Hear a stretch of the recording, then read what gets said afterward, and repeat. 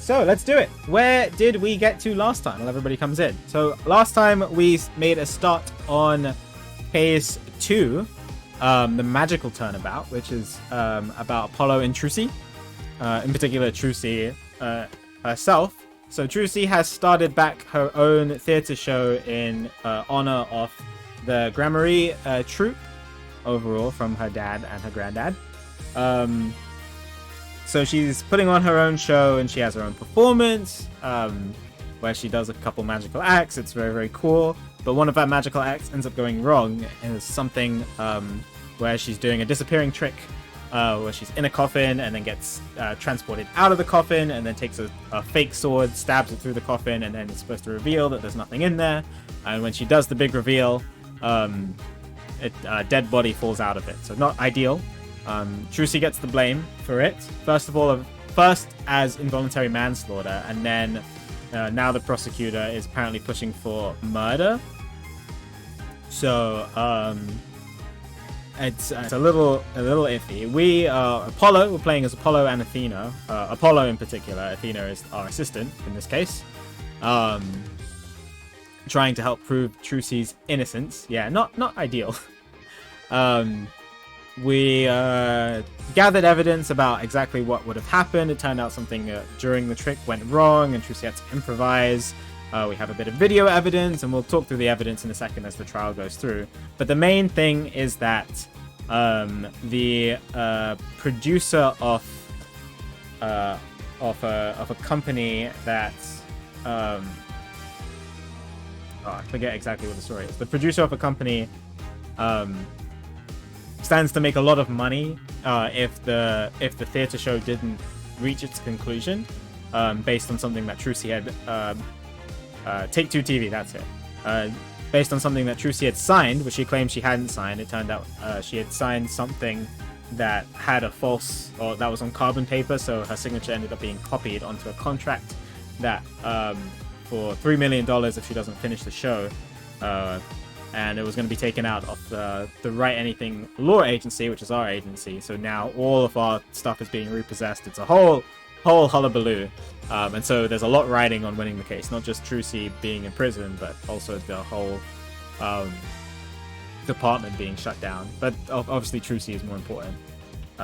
So it looks like it was a plan set by this guy, Ratings. He didn't do the actual murder. It looks like it's this other girl, Bonnie, who is supposed to be Trucy's assistant in the show, but it turns out she's putting on a fake face and she actually really hates Trucy. It seems like she's kind of using Ratings' excuse to get rid of Trucy for whatever reason. We don't know. Yeah, she was supposed to be this like cute ditzy bunny girl, but that's gone out the window. It's actually that. So I'm sure that's going to come out during the trial. We have a new prosecutor that we're going to be facing against. His name is Nayuta, or their name is Nayuta. But I don't know. They're from Korean. They're not from this country. They have an interesting way of prosecuting. That's about it. Without further ado, let's just jump straight into it. I think that's pretty much everything. Nayuta Sad Mahdi.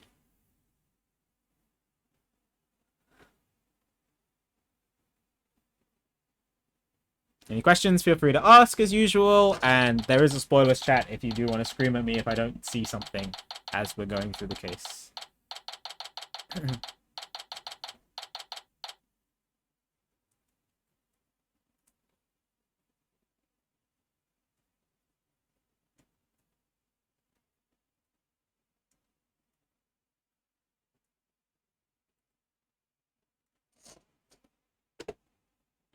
Okay, April 28th, next day, 9:15 in the morning. I'm fine. I'm Apollo Justice, and I'm fine. Oh, that's the other thing. Apollo apparently knows this prosecutor, Nayuta, but we don't know the details behind that. Is Apollo okay? He's been muttering to himself all morning. He's been like that since yesterday. Guess the pressures of today's trial is getting to him. Poor Polly. He's really tearing himself up over all this. Get it together, Apollo. Yikes. Athena, when did you get here? Try to relax a little bit, would you? You're getting yourself way too worked up. Yeah, But I'm alright. I'm fine. Welcome back, BP. You know, I did a little digging on this Nayuta Sadmadi guy. He's apparently not your run-of-the-mill prosecutor, as always. Oh yeah? What did you find out? Well, they say he wields an incredible power to accurately read a trial's karma and its ultimate fate. What is that supposed to mean? I don't have all the details, but apparently, he can foresee how the arguments will go, and even lead his opposition. So the defense basically ends up going in whatever direction he has in his head. Man, this isn't going to be a cakewalk if that's true. Emma did say she did talk to him, but here's hoping that went well. In any case, sounds like he's going to keep us on our toes. That's why I know you're ready. Why I know I can leave Trucy and the office duties, Phoenix's words. I believe in you, Apollo.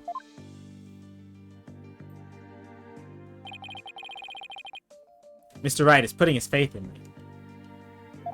Can't let him down now.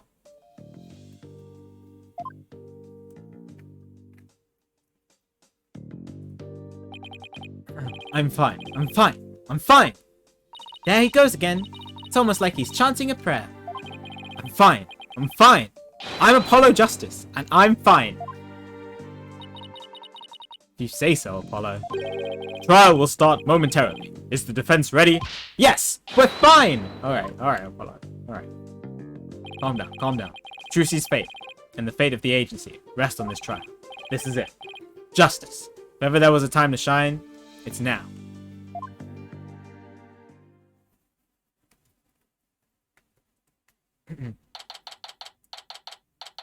Alright, 9:30.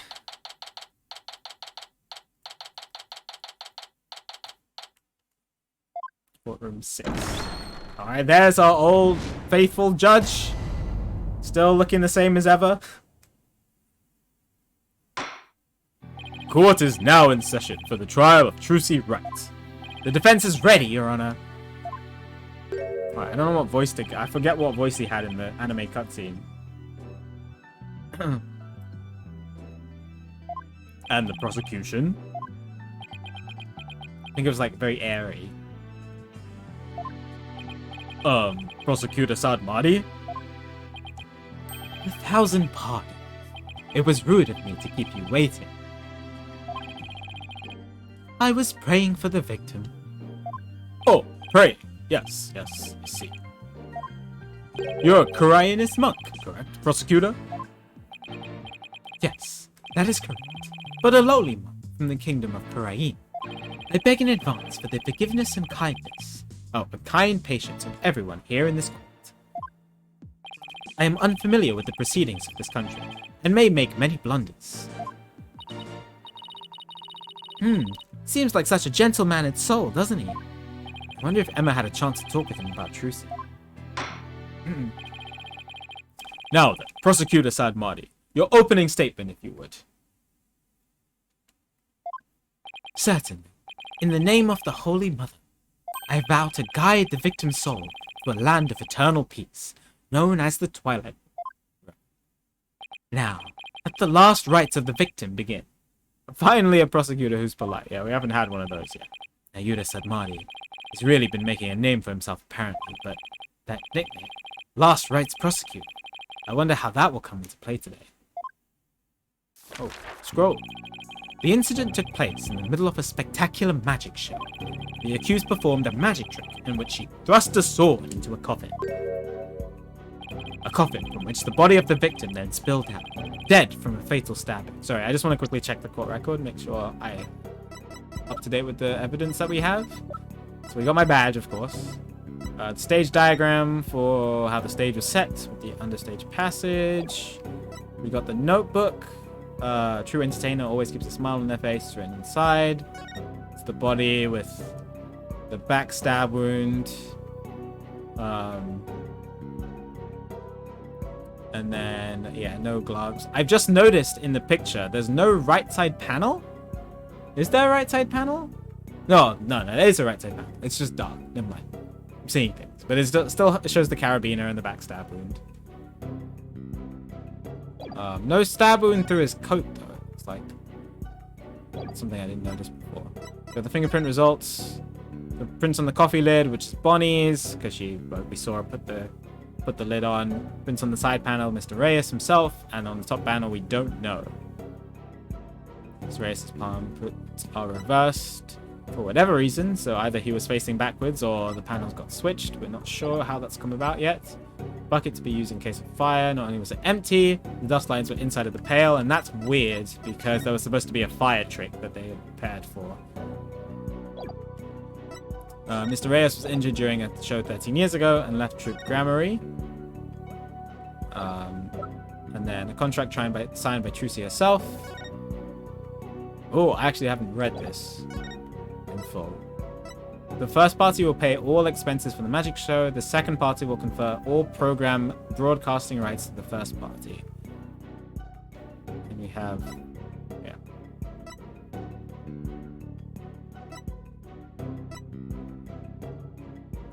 If through default of the second party, the show must be cancelled, in part or in full, the second party will pay $3 million as compensation to the first party. We have Trucy's signature there. Trucy's statement: Bonnie messed up Mr. Hat's position for the escape trick, placing him opposite the scripted location on the right side. As a result, Trucy had to quickly move the left under the stage. And she hasn't told anybody that, apart from us. We got stage lift 2. That was out of the way already. The sword stand at the bottom, which contains the rubber sword that was supposed to contain the real sword that she swapped. The show footage, which I mean, you can look at it if you want, but I'm sure it will come up in trial at some point. And then this is the carbon paper clipboard. Okay. Sorry. The victim's name was Man of Mystery, otherwise known as the Great Mr. Reyes. His blood was found on the sword that was used during the magic trick. There's the autopsy report, which let me just quickly glance at before they update it. Man of Mystery. Beautiful. 7, approximately.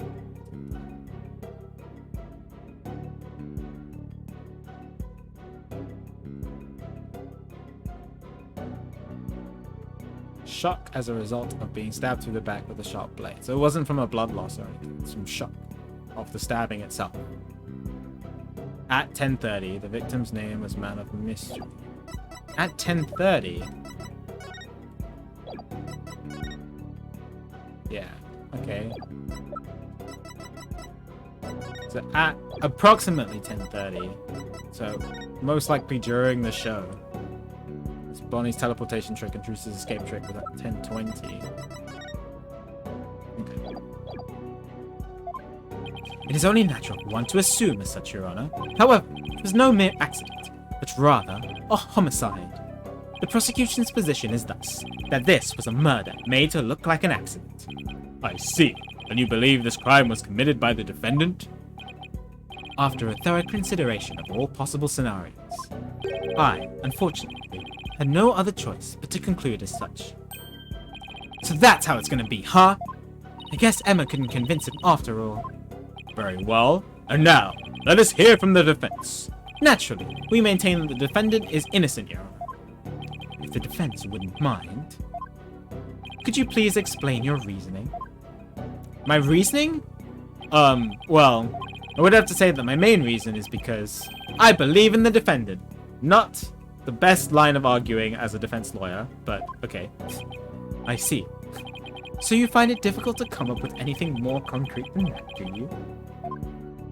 What a fine demonstration of the fact that you are indeed a lawyer of putrid mind. Excuse me. Putrid mind? Prosecutor said Marty. Excuse me? But I don't... Oh, what did he say? Oh my god, he did some ninja seals. I didn't know Ace Attorney had voice acting? If you don't mind my asking, prosecutor, what was that you were just chanting? A sutra of the Holy Mother that guides those of tainted soul towards enlightenment. It is a Koreanist incantation to awaken the foolish from their fruitless slumber. Fitting for a lawyer who indulges in such fancy as the innocence of the accused. I see. So basically, you're asking the defense to get real. Allow me these few words, defense. It is my duty as a monk to punish sinners and to guide victim souls to the Twilight Realm. Should you show repentance and admit to the accused guilt now, no harm will come to you. But should you interfere with my sacred last rites for the victim, then I shall cast you down into the pit of hell, along with Trucy Wright. Is he threatening to kill us if he wins?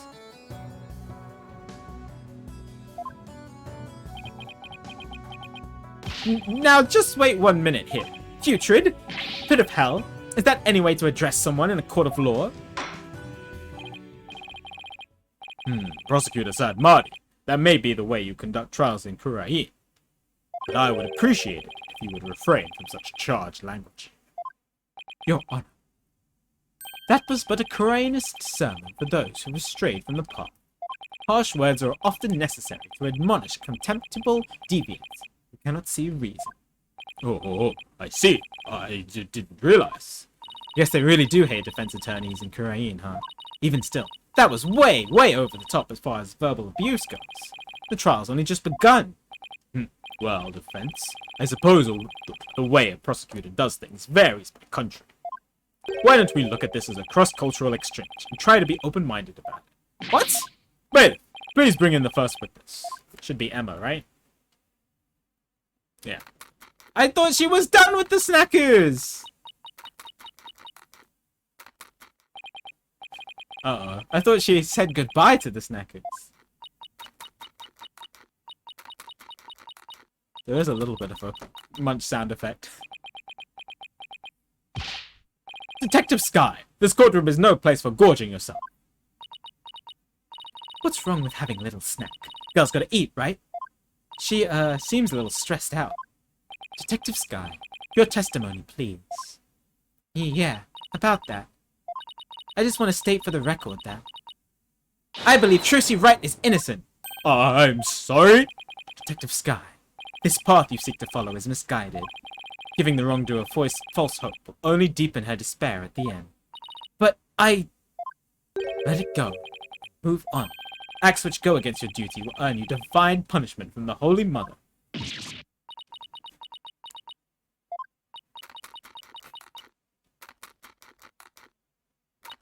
Oh, she's not munching anymore. She's just chewing. I don't know about the defined part, but I get the punishment a bit loud and clear. Guess Emma got assigned tons of paperwork or something for sticking up for Trucy. She and Prosecutor Sadmati don't seem to get along very well, do they?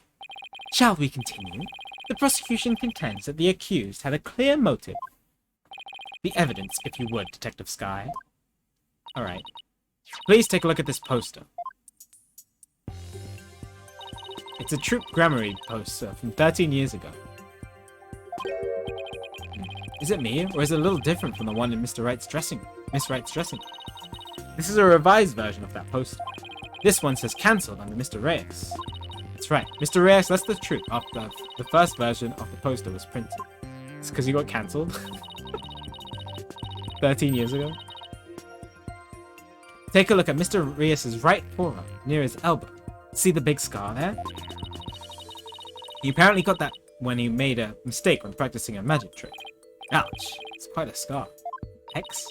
Because of that accident, Magnifi Grammary concluded Mr. Reyes was too unskilled. Oh! He has 2 X's here. Just before the show was to open, Magnifi announced Mr. Reyes wouldn't be appearing. But in defiance of Magnifi's decision, Mr. Reyes tried to go on stage anyway. This, in turn, caused Magnifi to oust Mr. Reyes from the troupe on the spot. He kicked Mr. Reyes out? That seems rather extreme. Did he really have to go that far? When it came to magic, Troop Grammary was so passionate, or should I say, extreme about it, that it caused problems from that from time to time. Yes, they even caused this court a mountain of trouble with their extreme antics. And now, the troop's successor had committed a murder. It seems the troop's rare talent was inherited by the right person after all. A putrid talent for criminality. Hey!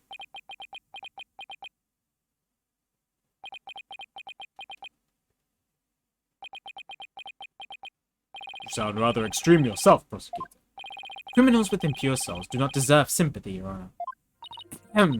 As I was saying, after his expulsion, Mr. Reyes apparently went on to hold a grudge against the troop. He would tell those close to him, I will get my revenge on Troop Gramarye someday.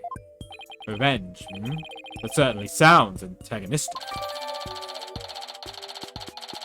Oh my god, the poster got updated. And then, his chance for revenge finally came. If you would be so kind, Detective Skye. I guess I don't have a choice, do I? Alright, first testimony. The victim planned to get his revenge on Troop Gramarye during Trucy's magic show. Mr. Reyes was going to first steal the Gramarye notebook from the defendant.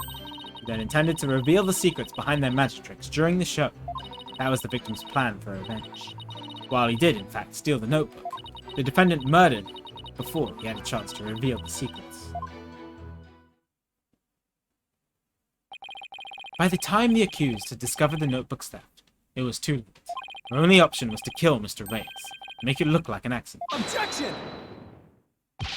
That's nothing but conjecture! Objection! He objected my objection. The victim's assistant, Bonnie DeFam, gave the police a statement. She testified that just before the start of the show, Mr. Reyes said, I'm going to reveal all of the Troop's Gramarye secrets on stage today. What? Well, that isn't exactly a great starting point for a rebuttal, is it? No telling me. Allow me to give you one piece of advice, defense. Oh, and what's that?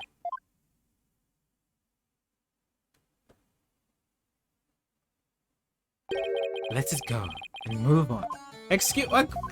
Bro, calm down. Trucy is innocent. I believe it with my full heart.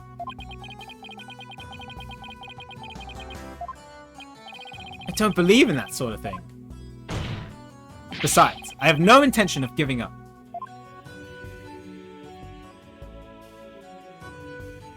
Oh, Holy Mother, grant me the strength to deal with this putrid lawyer.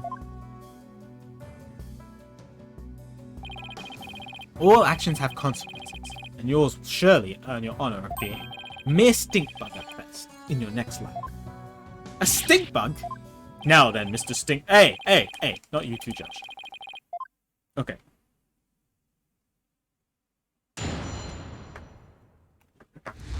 Alright, the defendant's motive.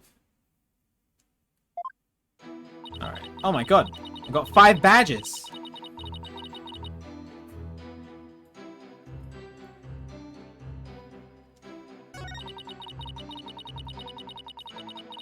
Okay, sorry, just trying to get my earphones in.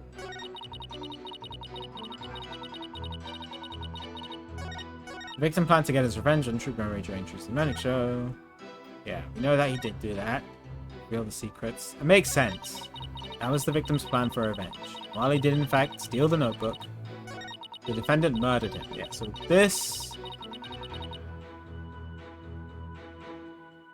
Hold it! I want more information. Why do you think that? I'm sorry, but what exactly is the basis for claiming it was murder? It's me. What do you mean? You'll have to ask Prosecutor Sadmadi over there, because he hasn't told me his reasoning either. Detective Skye, your feeding of information to the defense has not gone unnoticed by my eyes. The bad karma of acts which go against your duty will impede... Yeah, but it's your job to tell me the reasoning. It's your job to make the argument, you idiot. Dingus. Sorry, I shouldn't use the word idiot. Dingus. Call him a dingus. Well, Prosecutor Sadmadi, what are your grounds for claiming homicide?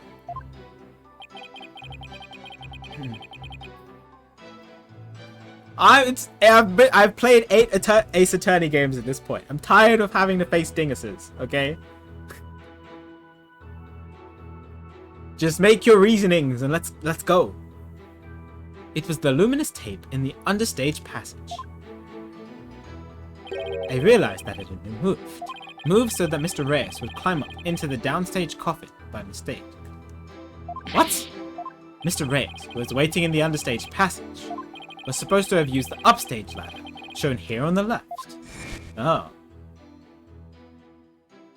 He was to climb up into the coffin that had been set up in the backstage area after being turned into a stuffed dragon during Act 1. Mr. Reyes was supposed to come back to life and emerge from that coffin. But the luminous tape had been moved to mark the downstage ladder.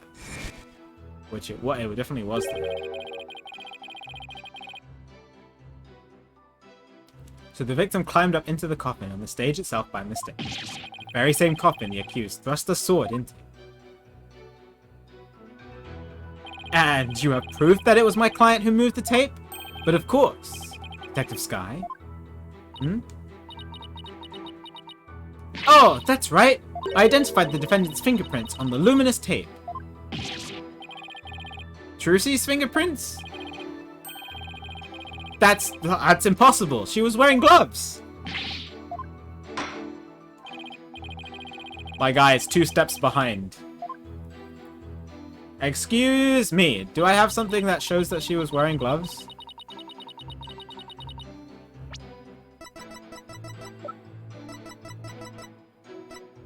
We'll have to press it maybe first.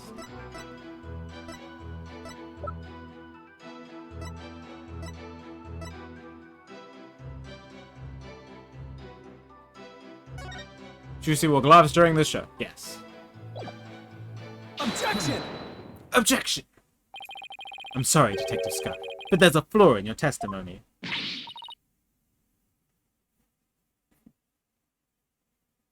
Oh, really? The prosecutor is claiming that Miss Wright moved the understage tape during the show in order to guide the victim into the coffin downstage. But it doesn't make sense that she would leave prints on the tape at that time. It doesn't?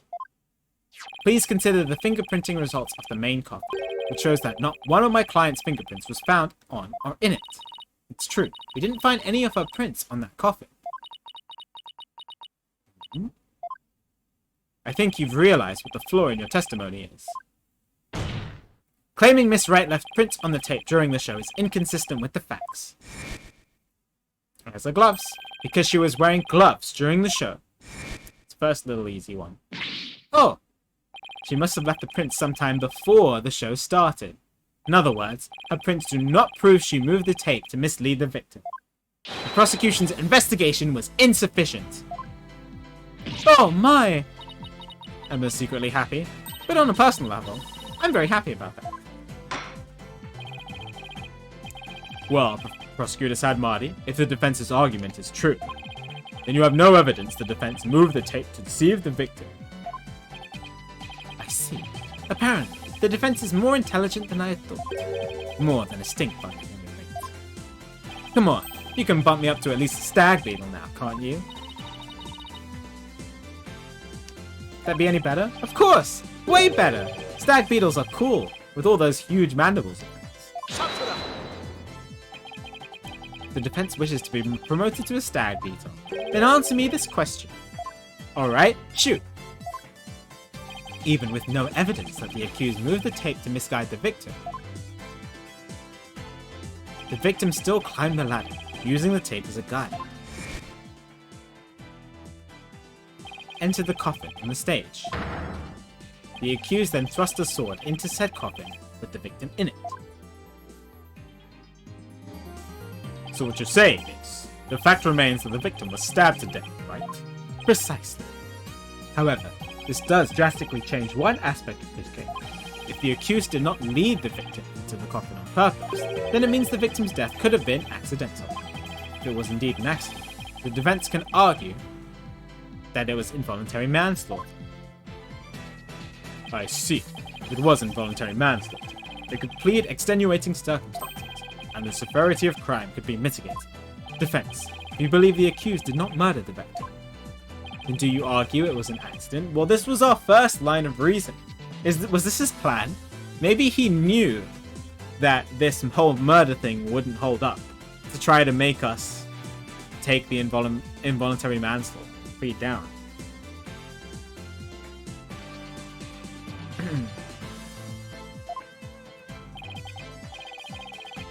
This is it. The all-important question.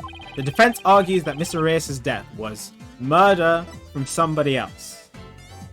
I think that Trucy has just been framed. Like, the evidence leads to the fact that Trucy has been framed. So, murder from somebody else. The defense maintains the defendant is entirely incorrect. We believe that it wasn't an accident, but murder. And what's more, we believe it was committed by a third party. A third party?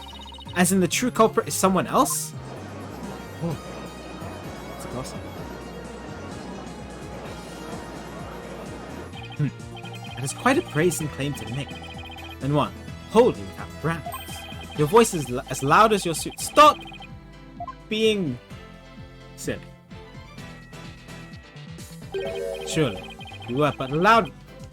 Bro, just call me a vegetable.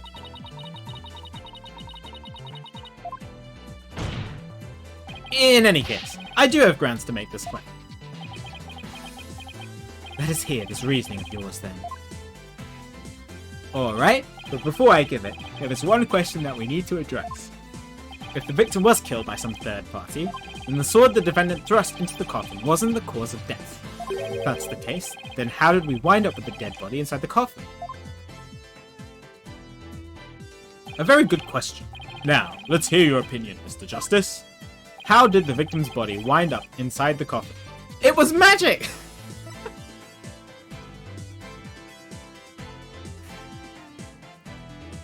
Can we prove that it was magic, though? No, I'm not losing one badge this early for stream value. Or am I? Maybe for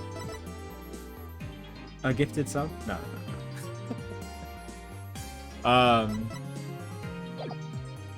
He was killed understage is most likely. Because if he couldn't have been killed in the coffin, right? I think he was killed understage and then put in the thing that lifts him up into the coffin. Or carried into the coffin. I mean, because if he was killed in the coffin, the only person who could have done it was Trucy. So he must have been killed on the stage and then carried somehow into the coffin. It's the second case. I was one life away in the first case for like half an hour.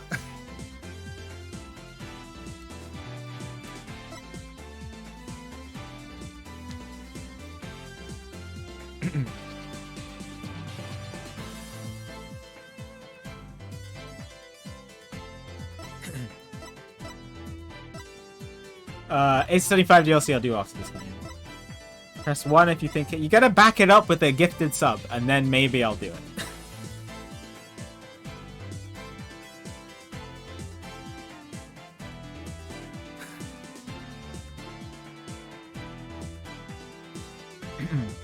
Also, hi Quando. When did you get it?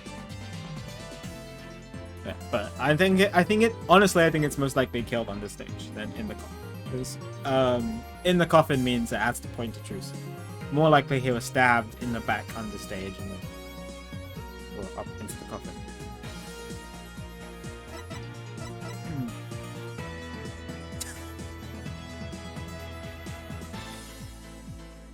Quando!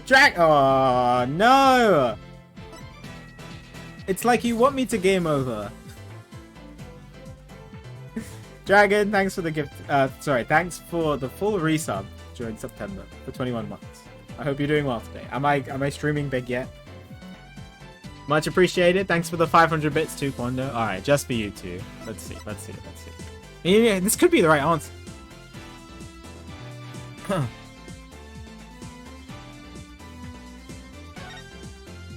The defense would like to contend that it was magic. I've seen that kind of trick before. Money appearing in an empty box, for example. I see. And how does a trick like that work? What's the secret to it? The appeal of magic is in the mystery. Wouldn't you agree, Your Honor? Sometimes it's better just to accept it for what it is. Enjoy it and move on. Oh yeah, sure. That will hold up in a court of law. The real mystery here is how you pass the bar exam, Mr. Justice. Alright, let's just move on then, shall we? Alright, we're already down in our second choice or third choice of the trial. We're already down to 4. judge was just absolutely savage. What if the victim was killed under the stage? This better be right, by the way. Otherwise, I'm going to be down to 3. Before being put into the coffin. In other words, what if the victim was already dead in the coffin from the get-go? Oh, I see. In that case, the defendant's sword wouldn't have been the cause of death. How do you respond, Prosecutor San Marty? That is the 3rd time. What do you mean? What is with... Why do people keep throwing things at us? All the time!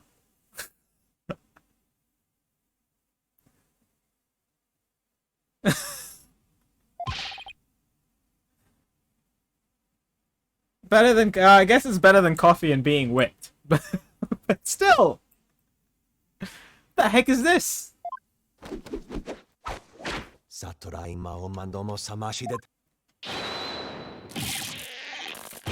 What are you doing? Are you trying to kill me?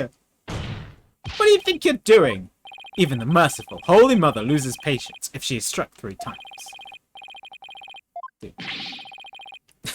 Yeah, tell him, Apollo.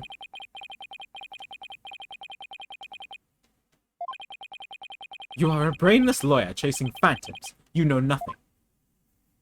Let this humble servant of the Holy Mother give you an edifying sermon. A sermon? Now? There's a passage in the sacred scriptures of Koreanism. A cornered frog will swallow even a snake. Huh? The cornered lawyer has unexpectedly struck back hard against the prosecution. I agree. Did I get it right? No, but I am not done with my sermon. And yet, the frog still dies, its belly bitten and torn from within. Oh, Jesus. And in this case, you are that frog, defense. Well, come on. Tell me why I'm wrong. Come on. Let us assume for a moment that the victim was killed under the stage. Who, then, had the opportunity to do so during the show? Let's see. The people in the show were... Bonnie DeFam, the victim Mr. Reyes, and Trucy Wright. Bonnie DeFam was on stage throughout the entire show, as easily confirmed by the footage from the show. Which leaves us with only one suspect, Trucy Wright. Now, do you see? The accused killed Mr. Reyes as he waited on standby in the understage passage. Oh, we made a mistake. And then placed his dead body in the coffin above, thus making the murder look like an accident.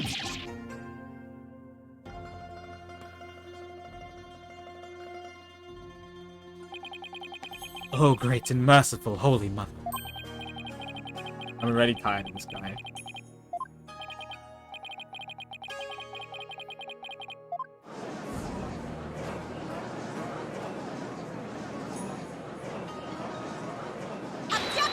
Yeah, Athena. Your turn. Sorry, but I have to raise an objection here. Athena, what are you... There's something I want to point out, Apollo. And who might you be? You strike me as a mere child in countenance. I may be young, but I have an attorney's badge just the same. And you would contribute to this discussion in that capacity? I most certainly would. Oh? Watch it time?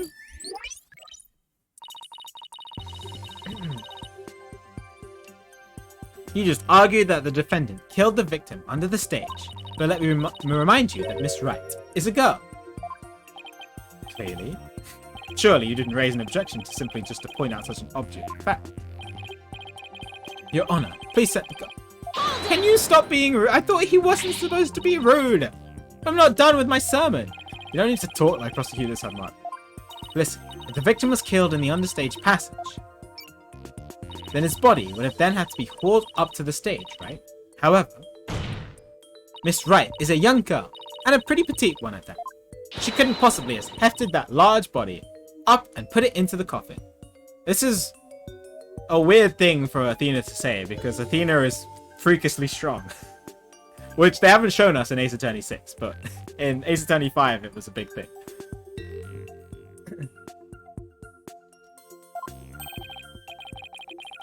That's true. It does seem like it would be a rather difficult task for the defendant. I don't think you and I could do it. What do you think of that, prosecutor? Who's the child now? In my religion, the priestesses of Kurain are revered as the pillars of our beliefs, so I naturally hold nothing but deep respect for women. I also think highly of the female perspective. Athena is 2 years older than Trucy. It's just the man who called this fair maiden a little child. Who's a fair maiden? I agree that your point is worth discussing. How indeed was the dead body raised up into the coffin? By the accused, Trucy right, that is. You're committed to pointing the finger at her no matter what, huh? Then you explain how that'd even be possible. But of course.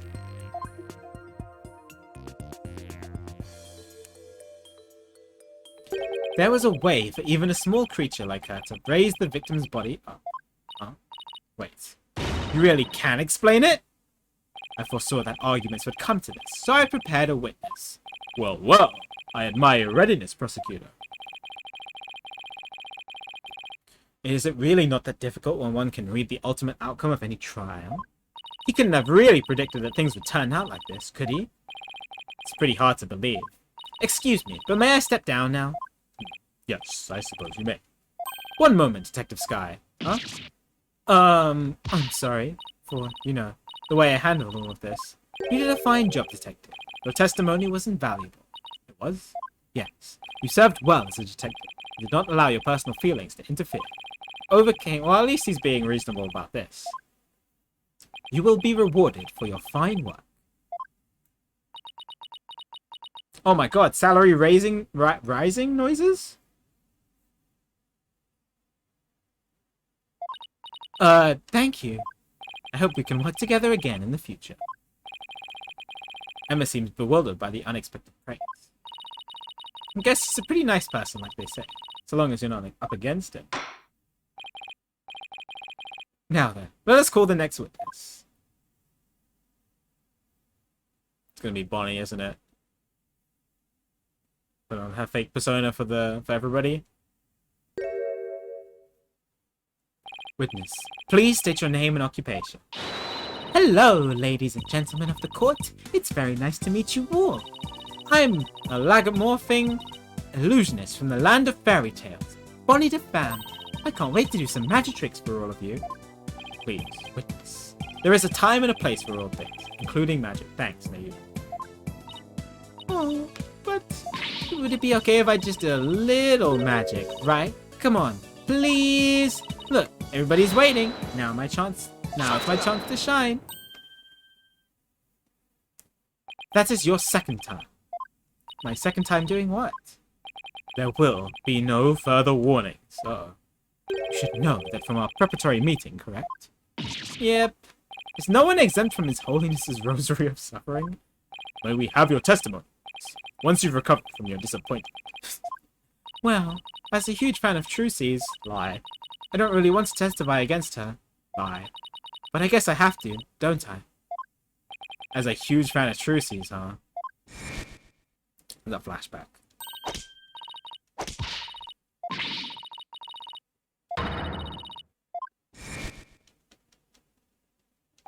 Sure, you're a real fan, alright. Destroying Trucy, you mean. I really can't believe that Trucy killed Mr. Reyes. I guess it's possible for a small girl to lift a dead body up if she used a stage lift. Is it possible? Could Trucy really have? Trucy did use a stage lift. I think she must have used stage lift too. I was on stage for the entire show, by the way. Oh yeah, I'm innocent, by the way. I'm innocent, by the way. Just wanted to point that out.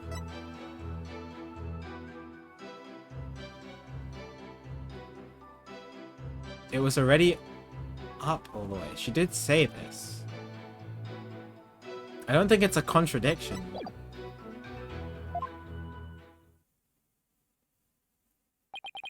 And the classic I'm Blue, by the way. Mafia play. You were on stage the whole time? You're sure about that? There is no question. The entire audience could testify to that fact. What's more, she is shown clearly in the TV show footage as well. They couldn't possibly have killed Mr. Reyes. Not little old me. Bro, what if she controlled Mr. Hat to stab Mr. Reyes? Can I just have a look at this video? Because Mr. Hat had the sword, right?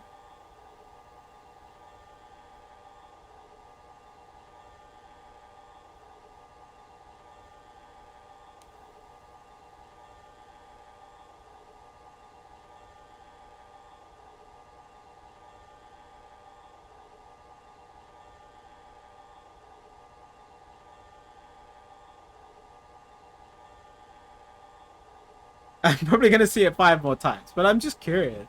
What if she controlled Mr. Hat to stab the victim here?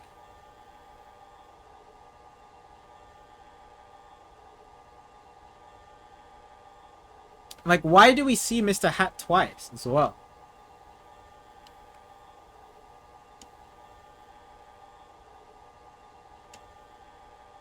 I mean, it makes sense as to why Mr. Hat was on the wrong side then, right?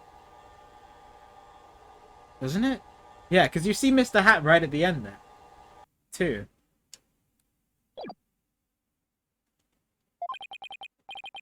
By using a stage lift, even a petite young lady could have raised the body up to the stage without difficulty. You've got to be kidding me. Very well. The defense may now cross-examine the witness. But yeah, I don't think... Because stage lift 2 was already raised, as Trucy said. So I don't think it's a contradiction to her statement. But I do want to press it.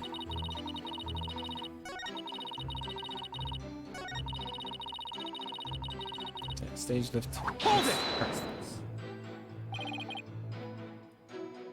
Stage lift 2?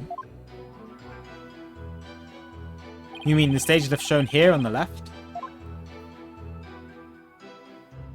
That's right. With a stage lift, I think even a small girl could easily lift a dead body up to the stage. So that makes her the murderer in your opinion? Of course not. I believe in Trucy. Like I said, I'm a huge fan of hers. When is she going to keep this act up? Defense. What position was stage lift 2 in after the show? Let's see. If I recall, it was in the fully raised position. Yeah, this is the problem, right? And the reason why it was fully raised is because the accused used it to lift the victim's body. Wouldn't you agree? Yeah. Feel free to slowly mull it over while you roast over the flames of hell. Evil red pepper. So now I'm also evil?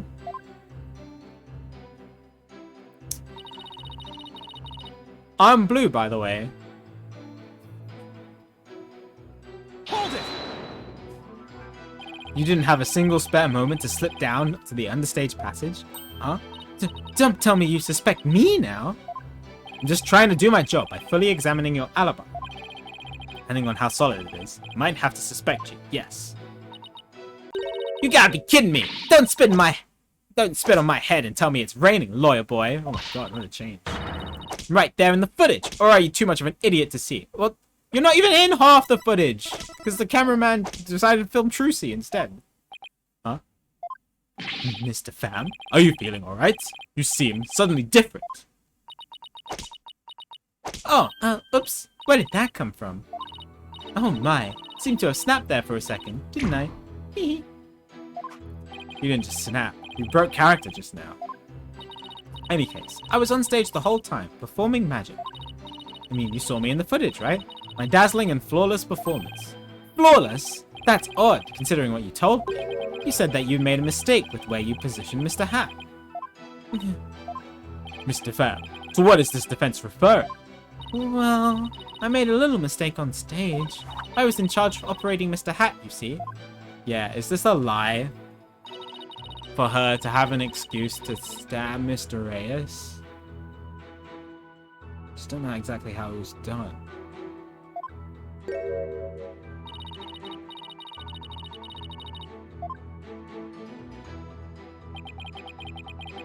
Because of that mistake, Trucy had to move the stage lifts around.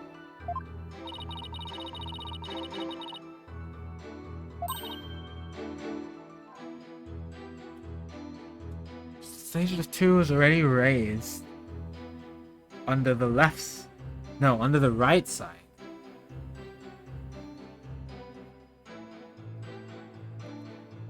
I'm trying to think. Stage lift 2 was already raised on the right side under where Mr. Hat was. Trucy had to move it out of the way.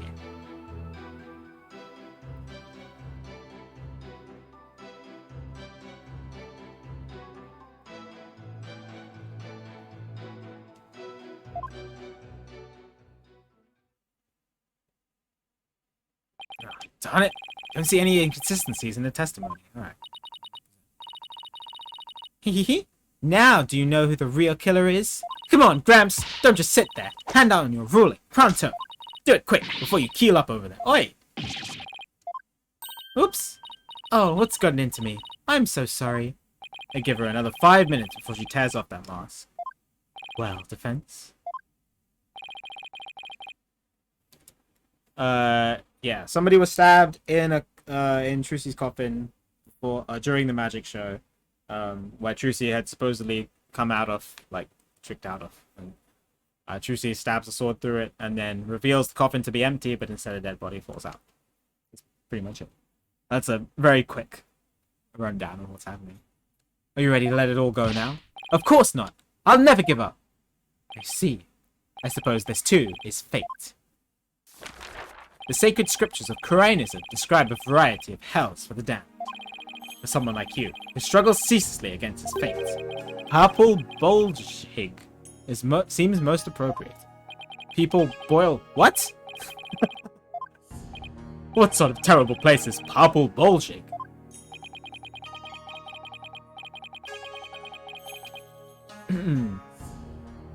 Yes, this is case 2. We're back in America with Apollo, Trucy, and Athena. Place where the more one struggles, the further one falls into the abyss. At the bottom of the abyss, a ferocious beast awaits. Think of it as someone akin to an antlion sandpit trap. Oh, there's one of those in my backyard. Alright, Judge, calm down. Now then, if it would appear that the witness's testimony supports the prosecution's claims that the defendant is the only one who could have killed the victim on the stage. Ugh, how are we supposed to get out of this jam? Hey, Apollo, if you can't find any contradictions, maybe it's time to use analytical psychology. Oh my god, is it Mood Matrix time? I heard some oh yeah, it's Discord time. Oh my god, I missed this. I think this was a really cool feature they added to Ace Attorney. I like the Mood Matrix stuff. There was definitely more they could have done with it, so I'm glad that they're bringing it back. I heard some discord in Bonnie's voice while she was testifying. See? Widget is picking up on the noise in her heart too. That's right. Athena can hear things others can't with her super sensitive hearing. She can hear the emotions people suppress as a kind of noise or discord in their voices. Alright, Athena, let's give it a try. You've got it! Hold it! Your Honor! I'm afraid that our witness, Mr. Pham, is suffering under terrible traumatic stress due to the horrible incident. She is. Yes, what with that terrible death on stage, and her beloved Trucy getting arrested, she's under awful strain and shock. In fact, I don't know how much more she can take before she's unfit to testify. What? Oh, I've heard that. What is it called? Postal stress disorder, right? It's where a person becomes uncontrollably angry, I think. I read about it somewhere. That's going postal, Your Honor. This is PTSD. Oh my. Well, at least the judge tried. That's why the witness acts so hostile at times. As if she were a different person. He tried. The judge tries sometimes. He doesn't always get it right, but at least he tried. Yes. And I think her condition is clouding her memory of the incident. Therefore, I suggest a short therapy session for the witness. Huh? Therapy? You don't know the first thing about a magician's mental strength. I've risked my life jumping through rings of fire and having my body sawn in half. Oopsie. Boy, I have to watch my temper, don't I?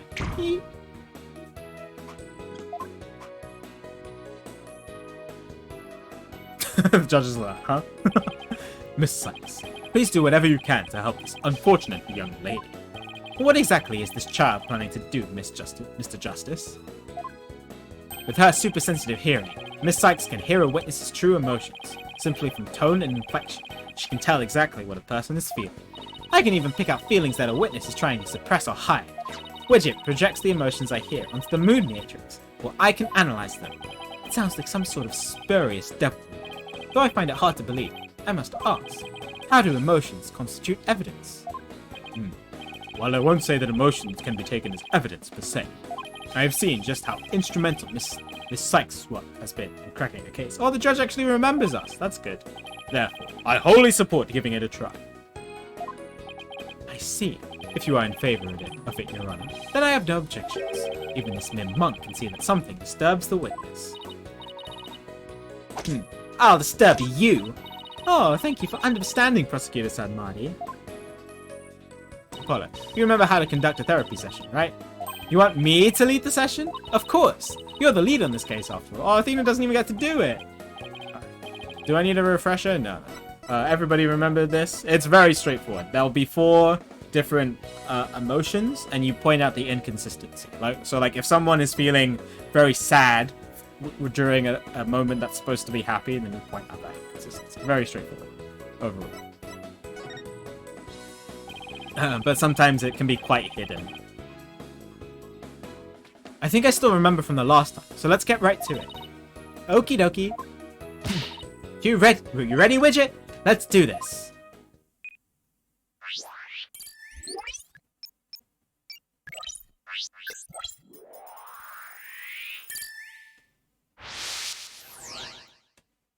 I guess Trucy is the one who killed Mr. Riggs. Okay, no inconsistency there. She's supposed to be feeling sadness.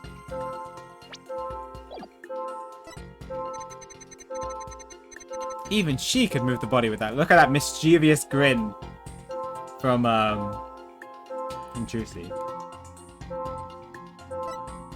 That is quite the intense stabbing image too, yeah.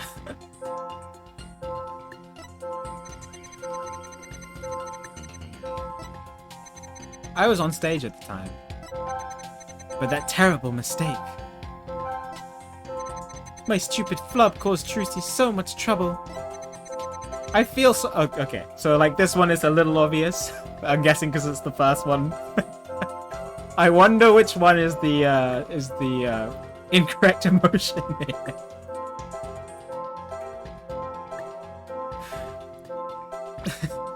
I feel so bad, Smile. Got it! I have to say, Mr. Fat, you certainly are a strange one.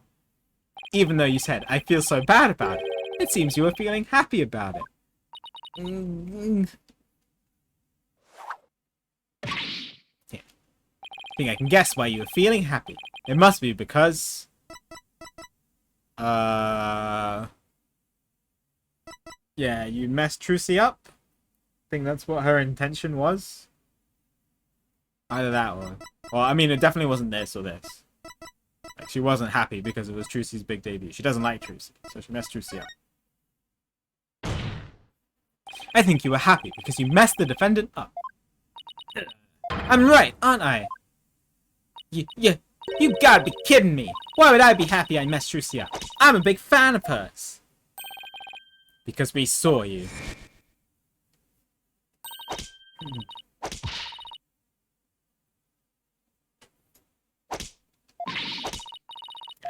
We know that she doesn't actually like Trucy.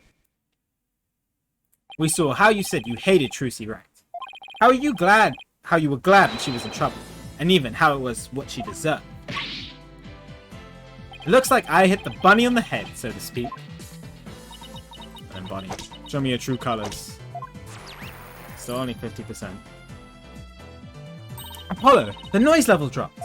Now, we can get it down to 0. Well, Mr. Fan, are you ready to confess how you really feel? What? What do you mean? I'm Bunny, the sweet, cute little bunny. I'm a rookie magician working hard to be just like my idol, Trucy. That's the character I'm supposed to be. Objection! Keep that up, Mr. Fan, and you're gonna have a mental breakdown. Just let yourself be who you really are. Who I really am? The two sides of you are fighting each other and doing you psychic harm. I can hear them. 2 distinct voices battling inside you. Shut your pie hole, you know nothing, know-it-all. I mean, you mustn't say things like that, or I might get flustered. Mr. Fan, how long do you insist on maintaining this wolf in sheep's clothing? We can't end this therapy session until you get real with us. Set the wild beast inside you free. That's a weird thing to say, but okay. Oh, intense close-up.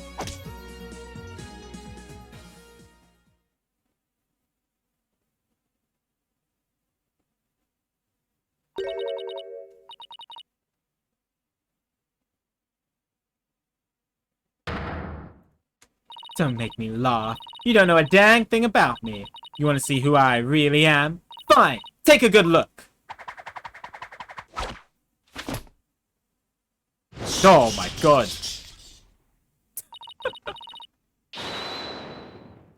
Bonnie the Bat? Jesus. What a transition. Sheep's clothing? You got it all wrong. It's a rabbit suit I've got on. I'm not a wolf. I'm a blood-sucking vampire. A bat with fangs and wings.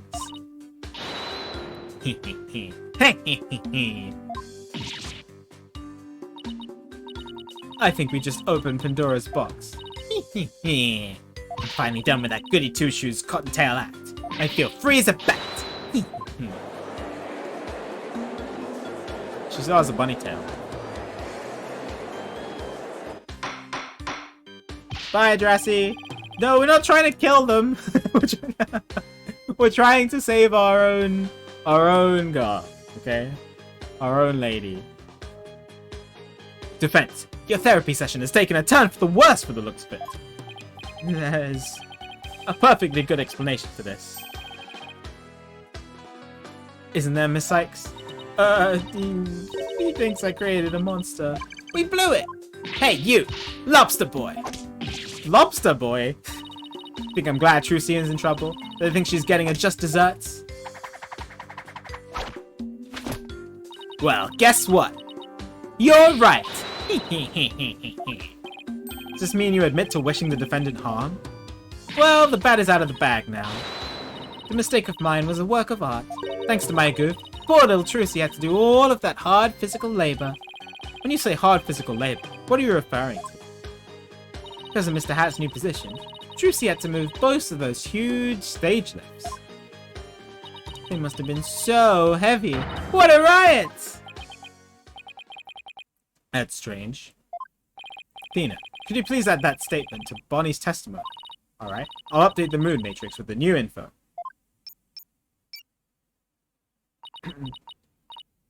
Hey, Apollo. Now there's a new inconsistency in the testimony. Yeah, she finally slipped up. So what do I need to do now? Well, from this point onwards, you just do what you do best. Find the contradiction in the testimony and present evidence to refute it. Alright? I've got you now, Bonnie the fam. What has Apollo noticed?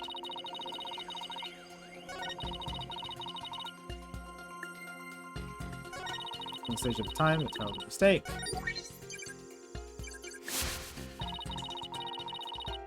Serves her right.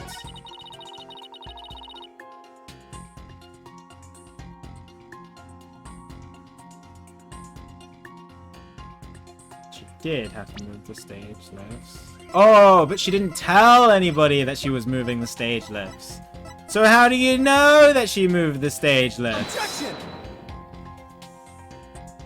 Mr. Fan, I believe your statement contradicts with this piece of evidence. Oh, wait.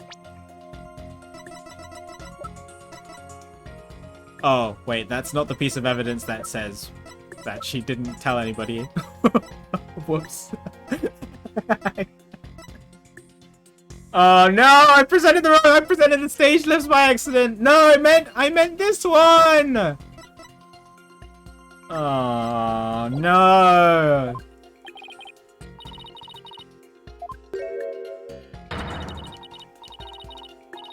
Is she gonna suck us? Is that what she said?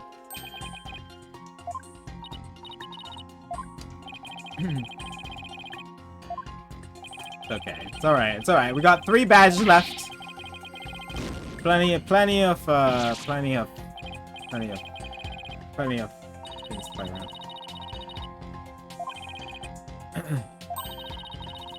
Yeah, I know. Oh yeah, sorry. That's not what I meant. No. I know what to. I thought it would start at the beginning again. Okay, come on. Betsy McBatty.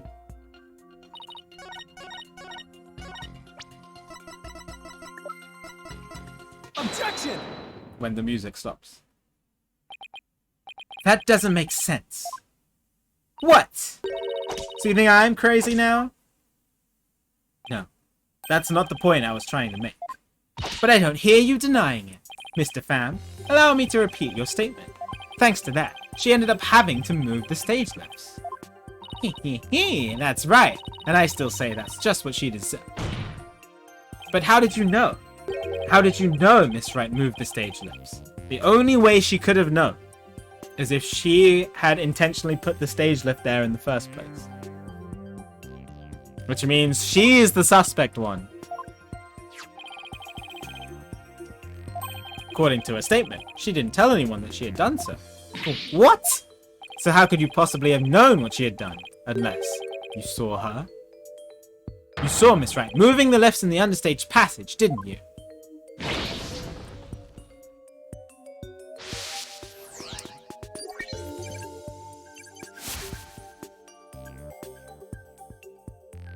But she was on stage.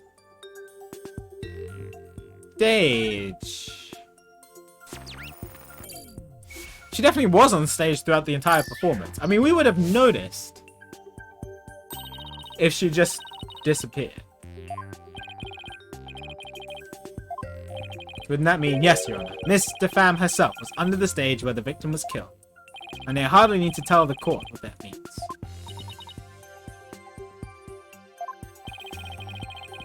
You're one artful liar, Mr. Pham. One spectacular suspect. It was magic. She cloned herself. I thought it would be more likely that...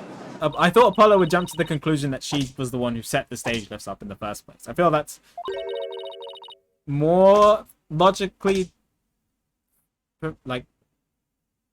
because she's just going to argue that she was on stage throughout the entire performance. Which I mean, we would have video evidence of if the video was recorded properly. But we were also there as a witness to see that she was on stage the entire time.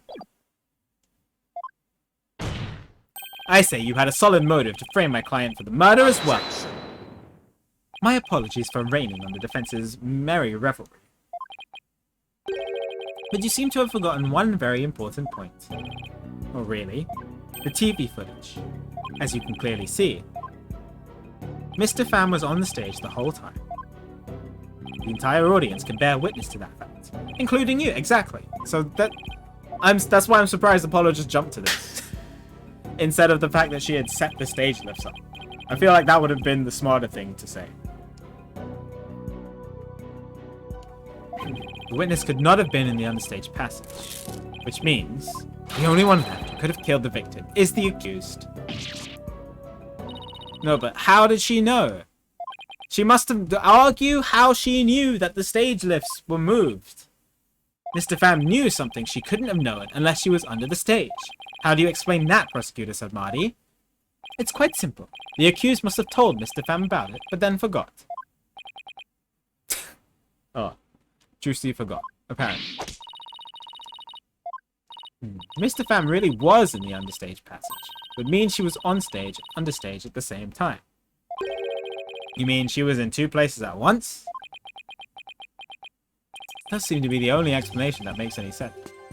I feel like the explanation that Bonnie was the one who set up the stage in the first place is the easier outcome to come to. But, all right, let's go with what they're arguing.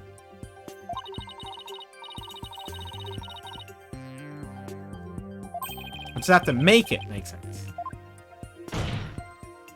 Your Honor, the witness was both on stage and understage at the same time. Okay. I don't follow this, Apollo, but we're along Apollo's wild ride at the moment. I've heard some illogical things come out of you before, but this is absurd. I'm sure you'll change your tune once you hear my reasoning, Your Honor. I'm waiting for it, Apollo. My gut tells me you're bluffing, but I'll bite. Very well, Mr. Justice.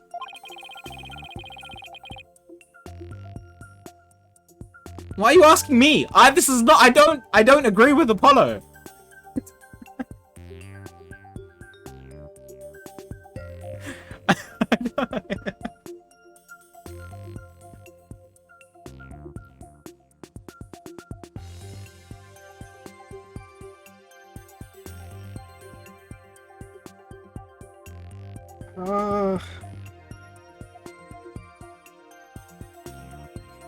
What if...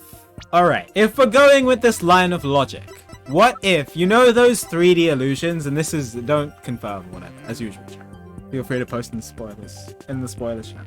What if the Bonnie on stage was one of those Penrose illusions? Like, the theater itself and that dragon that was at the back of the stage? But that's so ludicrous, that's the only thing I can think of. I have to go Galaxy Brain because Apollo's come up with some stupid assertion.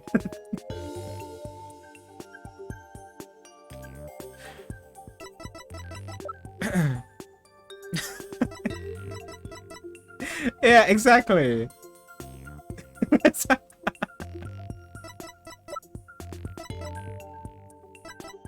Hang on. Oh, let's look at it. Let's look at the footage again.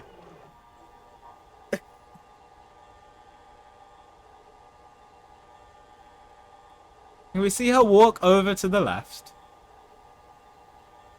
But the thing is that this is moving.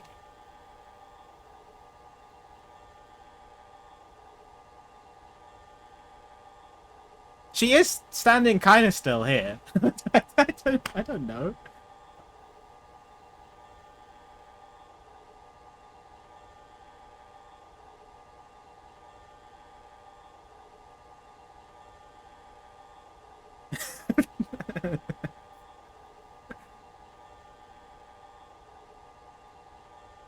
You know, it's one of those like holographic cards. You know those like ultra rare Pokemon ones where if you move them slightly, they like change position. I don't know. That's why I'm leaning towards this option.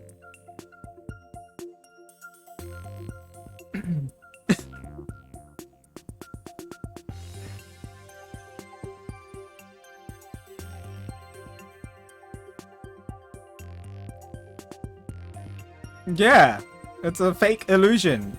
Why else would they tease those 3D illusions at me with the theater and the dragon and stuff? It's gotta be. I don't actually believe this, but I don't know what else. I don't have another option. I don't think it was two Bonnies because we haven't seen anybody else who can pretend to be Bonnie. And she didn't teleport. So she doesn't have a Chaos Emerald. She can't Chaos Control. So it must be this one. Is my guess.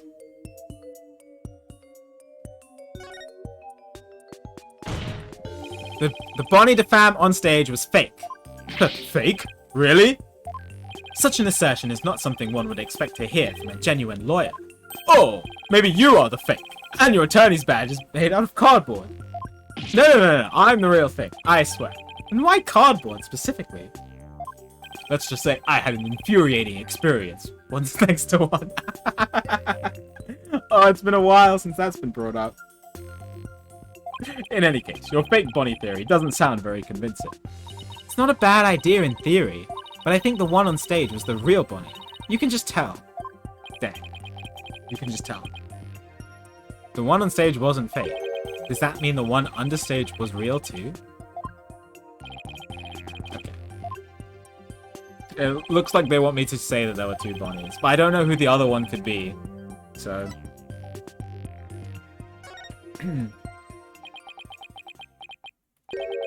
There were two Bonnies, Your Honor. If that were the case, it would all make sense, wouldn't it? There were... two of them? I suspected you had a few screws loose. But now I see some are missing altogether. Again, we're on Apollo's wild ride. I don't know where this is coming from. I suppose two. No, 3 screws to the head should right in his putrid brain. Very well. Bailiff, could you... Hold it! No, wait. Please listen to my argument. Very well. I suppose it wouldn't hurt to at least give it a listen. As was argued earlier, Mr. Pham is shown in the footage the whole time, but at the same time, she was also watching Miss Wright in the understage passage. The only possible explanation is that there are two Bonnies. The only possible explanation. That almost sounds like it makes sense. What do you think, Prosecutor Sir Marty? This humble servant of the Holy Mother is of the opinion that we should lose no time in replacing the defense's many lost screws. But Apollo, it goes against reality itself to say that one person is actually two. We don't have to be bound right by reality. I thought we proved that magic was fake. So if the Bonnie DeFam in the footage is the real Bonnie, then the Bonnie here on the witness stand is the one who must have been understage. This Bonnie DeFam is our second Bonnie. We don't have to be bound by reality. Is scary words. We're going slightly into Zero Escape morphogenetic field territory here. Say we call the one in front of us Bonnie number 2. I believe I have just a piece of evidence to prove that a Miss Bonnie number 2 exists. You do? We do?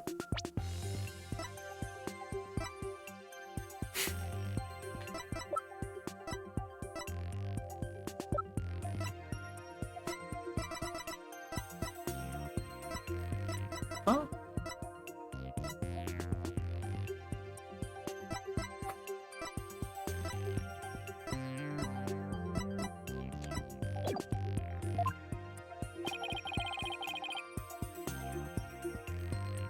What?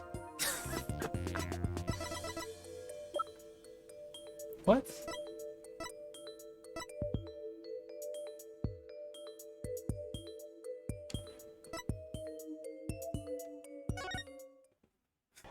Watch the video again.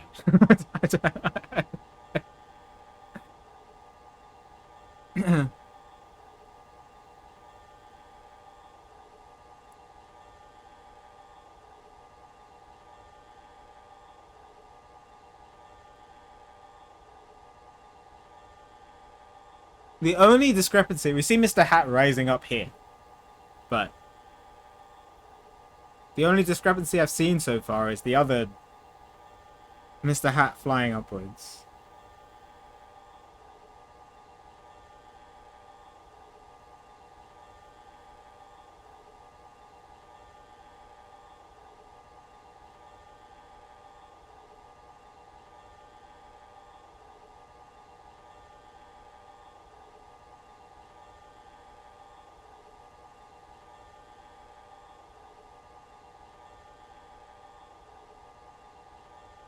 Mr. Hat rises up, but I don't like this. There's no evidence of a Bonnie number 2. Yeah.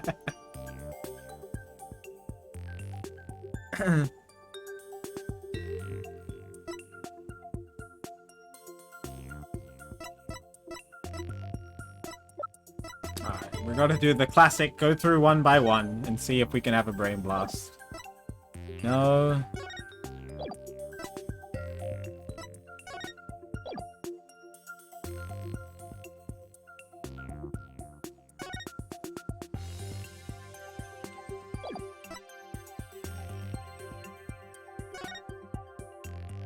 Oh, the unknown set of fingerprints?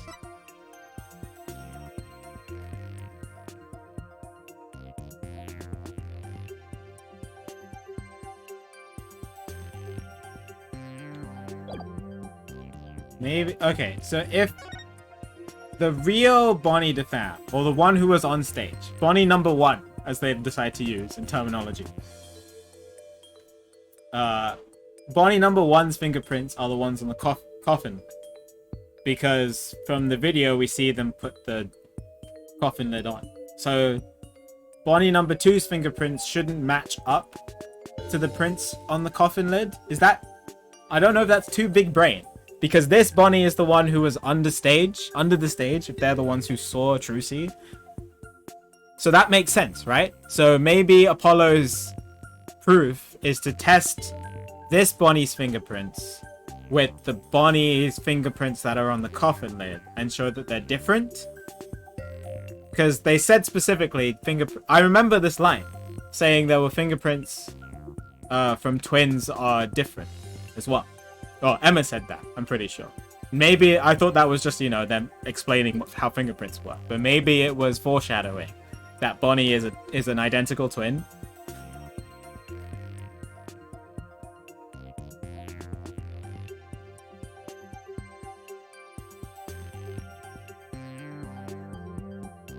Could be.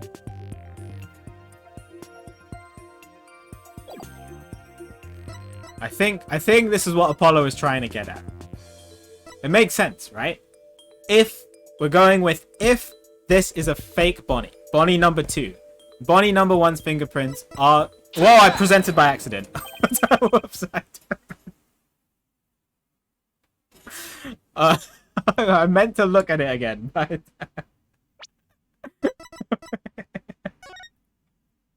That's fine. I think I was gonna present it anyway. I just wanted to talk through it myself. Bonnie number 1's fingerprints are the one on the coffin lid. So Bonnie number 2's fingerprints, the one who's currently here, shouldn't match up to Bonnie number 1. I think that's what Apollo wants to check with Emma or whatever. I was gonna present it anyway, but I wanted to just talk through it to myself. During our investigation, we found a set of unknown prints on the coffin on the stage. These prints were most likely left during the course of the show. And they didn't match the prints of any of the people involved in this case. An unknown third party's fingerprints? Oh, so Apollo's now arguing that the third party is the one who's Bonnie number 2. I would have just said it's enough to show that this Bonnie doesn't match with the Bonnie's fingerprints on the coffin lid. But I guess this could work too if it matches with the other ones. I was not told of this. Emma must have kept it from him. So the question is, who could these prints possibly belong to?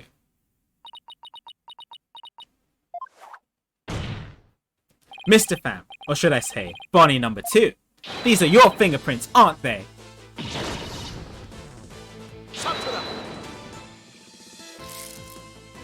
Oh, he's mad. Enough of this foolishness. One person could not possibly be 2. Those fingerprints could have been left, not only during the show, but at any time. It's not like you to lose your cool like that, Prosecutor Sad Marty. And I'm sure you know that. Exactly when the fingerprints were made is not the main issue. What do you mean by that, Mr. Justice? The issue is who do these unknown prints belong to? They're certainly not Bonnie DeFam's. But what if they belong to the person standing right in front of us? Oh, you mean Bonnie number 2 is the second Bonnie? Is that what you're implying? It's preposterous to suggest those prints belong to the witness, I must say. I'd say they belong to some other unknown individual. Prosecutor Marty, can you really look at her and still say that? What are you looking at? Take a picture. It'll last long. How could this be? If we check her prints, I'm sure they'll match the unknown set. It's a big gap. I'd say it's enough to show you that it just doesn't match to the other Bonnie. But it's fine. It's okay. We move. Witness. Is what the defense has said true? Fine. I admit it. The fingerprints are mine. Then does that mean you aren't Bonnie DeFam? What? Ridiculous. Now, so much for being able to predict how the court case was going. I can't speak. He was supposed to be able to predict the court case, but he didn't realize this.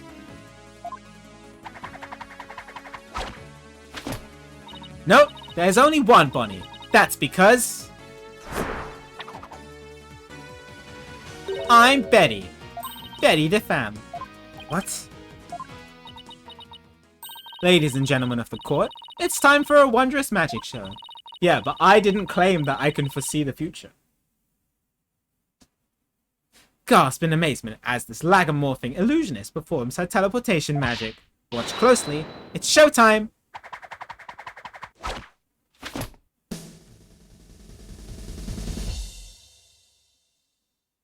Go.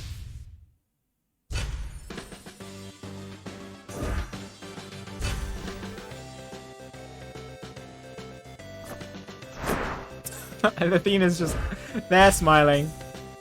Okay, so there's 2 of them. One who actually is a fan of Trucy and one who isn't. Hi, Wildstyle. Good to see you. Hope you're doing well today.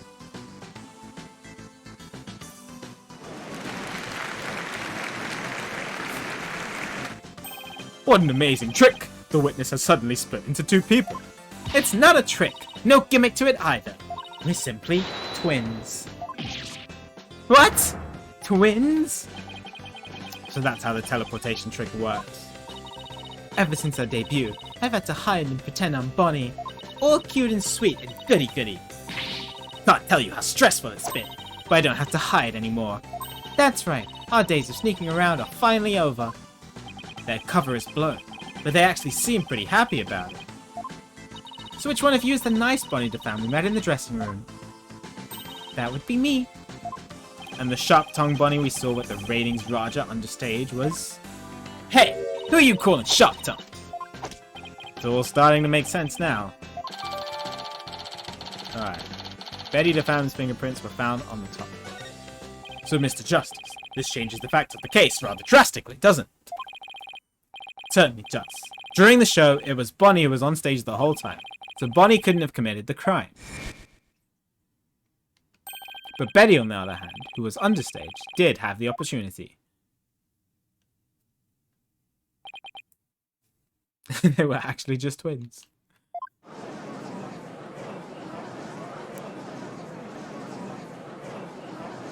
Definitely didn't see this coming, so... So now we have two suspects. Wait just a minute there, lobster boy. I didn't do it. That's right. Betty might have a foul mouth, but she'd never kill anybody. Hey, who's got a foul mouth in here? Oh, well, speak up, huh? Hold it! Duffy, thanks for the raid. I hope you had a good stream. What are you up to today? Please save your sibling squabbling for later.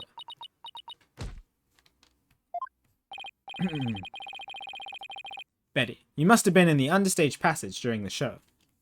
Otherwise, you wouldn't have known about the stage lifts being moved. So what exactly were you doing down there?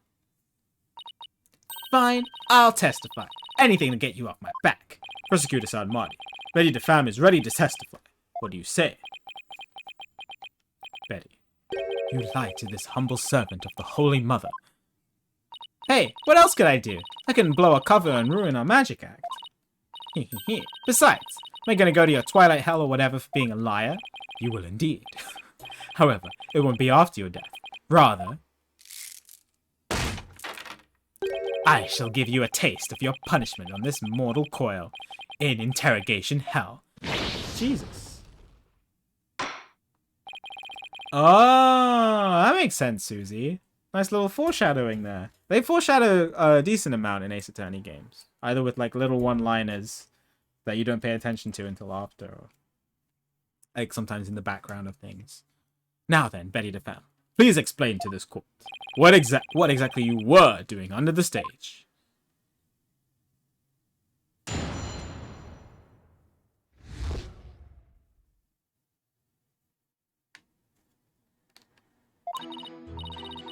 It's true. I had business in the understage passage because of the upcoming trick. It was the fire trick, right? The one Mr. Reyes was supposed to do. That's right. It's a very dangerous trick, so I had to make sure we were prepared for it. But were you prepared for it? Dust was inside? It was in the script, and I really wanted to see it, but I couldn't because of the accident. Shut up! You're gonna give it away! Anyway, I was real busy. Yeah, way too busy to have the chance to kill Mr. Reyes. Alright, this one looks like a nice little easy one. Well, that was certainly different. How's that for a flawless testimony and alibi?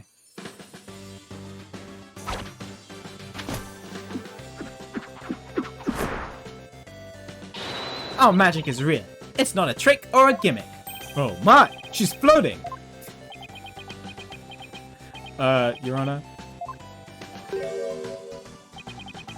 You can see she's being held up from below. You were supposed to pretend you didn't see that.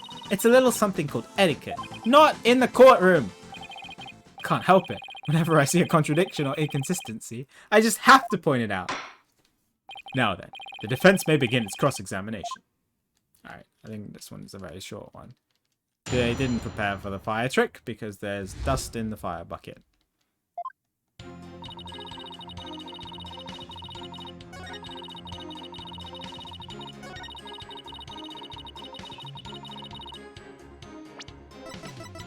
Objection! He's busy. I hate to break this to you, Betty, but there's a big flaw in your testimony. As big as the one that As big as the one in that floating trick you did earlier. Ooh, harsh words. Well, let me tell you something, forehead boy. No one has ever figured out how we do our teleportation trick. No one except me, you mean? Well, we have even better tricks up our sleeve. Huh? We do? I told you to keep it zipped. Now, don't fight, you two. Mr. Justice, what's this about a flaw in the testimony? The script has this to say about the fire trick. This will be dangerous. Make sure the fire bucket is ready. However, we found the fire bucket lying empty backstage, except for a layer of dust. Ow. You didn't even attempt to get ready for the next trick, did you, Betty? You got me! The good one is the one with the bunny. The other, Betty, is the one with the bats. She's the bat. Betty DeFan, you will explain yourself. There's nothing to explain. Come on, Betty. We can't hide it any longer. We might as well tell them. Shut up! You can barely take care of yourself. Don't try and tell me what to do. Well, neither of you will explain. I guess I'll have to. The reason Betty didn't prepare for the fire trick is because she knew the show wouldn't go on, right? Because she knew that the body was going to hit the floor.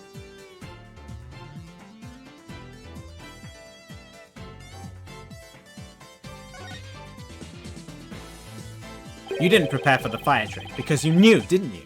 You knew that the body would be found and that the show would then be cancelled.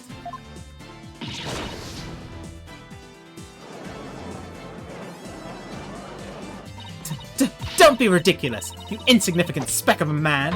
I'm gonna yank those lame bangs of yours off. Is that what you want, huh? Objection! Whatever, you can grow a Jesus, Apollo. Now stop stalling and just tell us the truth already. I can't reveal my secrets. I'm a magician. Objection! You have been chasing the shadow of an illusory culprit defense. Illusory. Having chanced upon a convenient target, you have let yourself get carried away. Exactly! Where's your proof, huh? And yet, I can see that the witness's taste for false words has also been proven. I advise you to confine your deceitful trickery to your magic act, witness. Deceitful trickery! Objection! As your court-appointed therapist, I'd like to add something here, Betty. You'll finally let yourself be who you really are. But if you continue to hide behind lies, you'll just be imprisoning your heart all over again. But all these questions mean you're trying to put me in prison for real, so I'll be behind bars either way. Does that mean you're admitting your guilt? Of course not! I can't believe you people. Every one of you thinks I did something I didn't do. You lobster boy, you poor geezer, head case brat, Cerberus monk. Oh Jesus, he's got insults for everyone.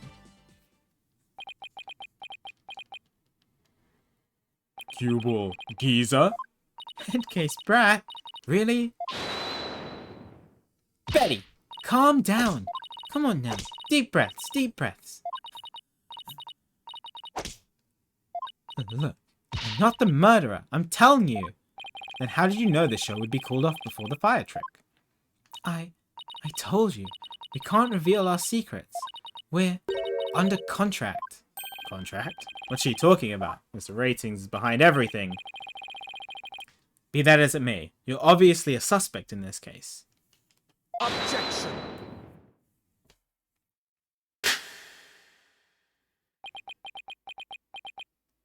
I'm beginning to see the karmic threads that make up the intricate tapestry that is this case.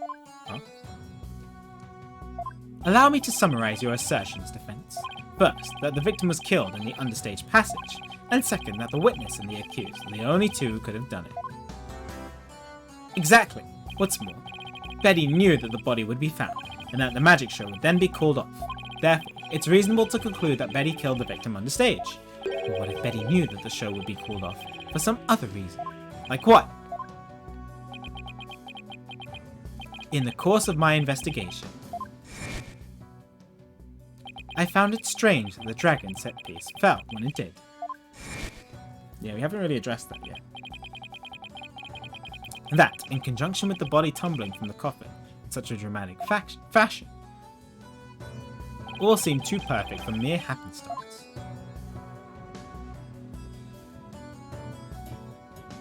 It was as though the entire chain of events had been planned out in advance.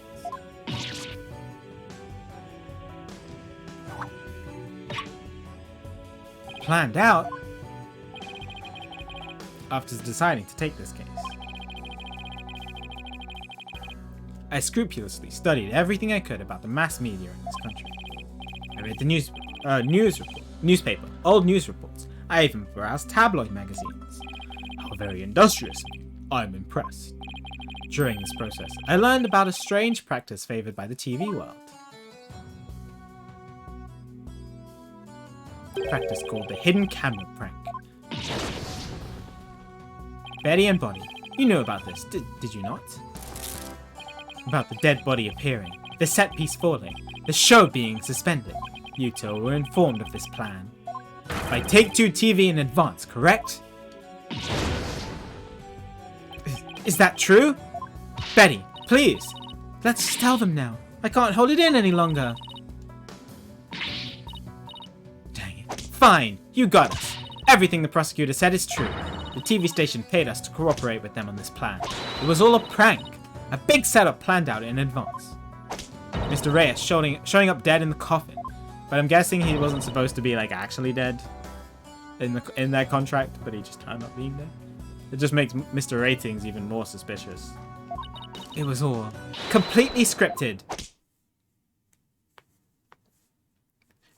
It was all a prank?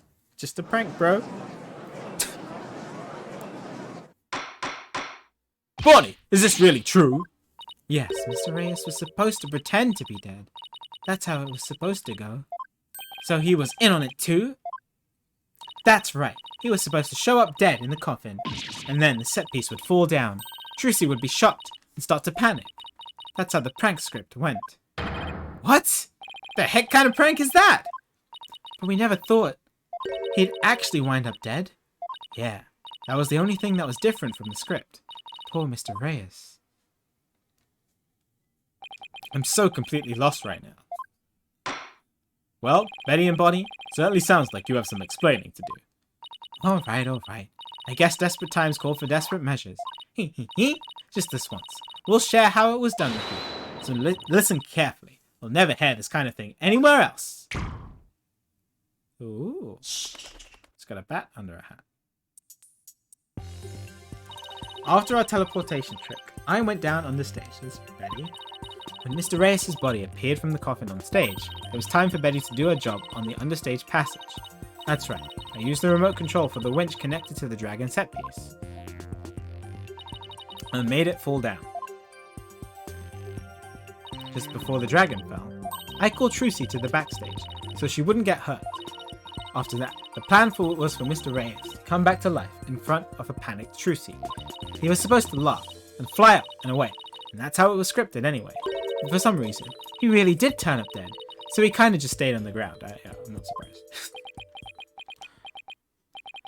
What kind of sick joke is that? It sounds like a terribly mean-spirited prank to me. The poor defendant was trying to do her magic show. I guess so. I'm sorry, Trucy. Whatever. It was all the ratings Roger's idea anyway. Yeah. Sounds like just the kind of thing a guy like him would come up with. This is the prank plan script we got from the ratings Roger. Ooh, okay. Dang it! You made us break our contract. Now we won't get paid. Well, this is more important. Mr. Reyes' body will appear in the supposedly empty coffin. Cause a big ruckus. Capturing a bit of Trucy's reaction on film, Mr. Reyes will come back to life, laughing and flying up into the air, causing another round of surprise.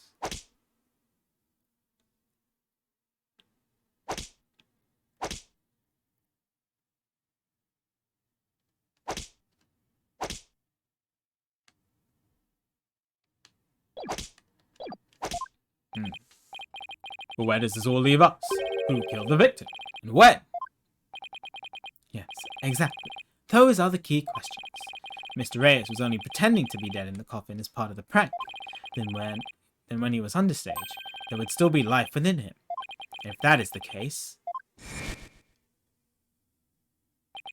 then Betty, who is also on the stage, may be excluded from our list of suspects. Ah. Witness. Was the victim alive up until he entered the coffin? Oh, well, now that we spilled the beans, might as well show you this video. Oh my god, updated video report?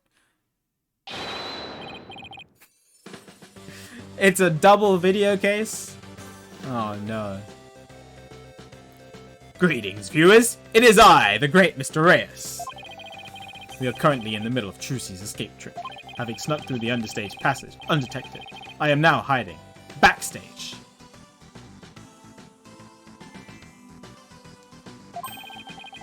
Preparing to play a little prank on Trucy. I'm about to hide in the coffin, which Trucy will stab with a rubber sword. And when the coffin opens, oh-ho! I will be in it, acting as though I'd met my maker. Can you imagine the look on Trucy's face then? Oh-ho! I can hardly wait. He's about to hide in the coffin?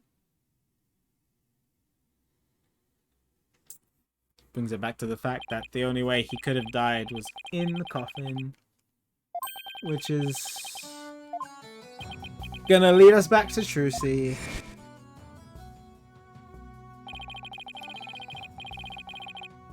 Victim passed through the stage where Betty the Femme was, came up to the backstage area. We know this because Mr. Reyes appeared to be backstage when he shot the video we saw. Appears that way, yes. And defense. You proposed the following, did you not? What if the victim was killed under the stage before being put into the coffin? But then, what about this video? Footage was taken just before Mr. Reyes entered the coffin. Ugh. Oh! So does that mean... Yes, it is horrible, but true. The tragedy did indeed play out right there on the stage. Went into the coffin where Mr. Reyes was hiding. Trucy right, thrust her blade.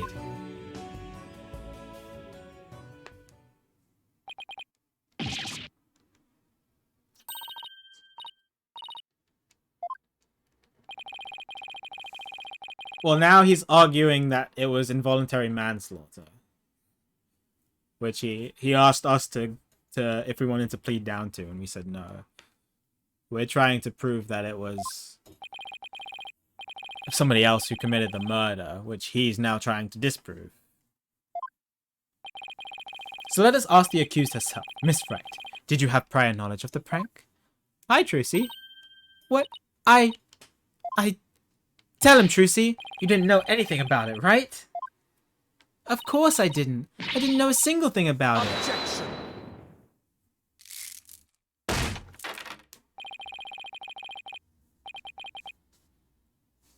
I still think you can play innocent, do you? In that case, you leave me little choice but to present this piece of evidence.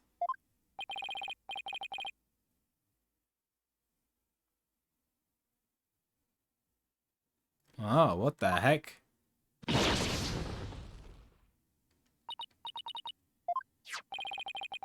I found this note in the dressing room after the incident. At the time, I did not understand what it meant, but all is clear to me now.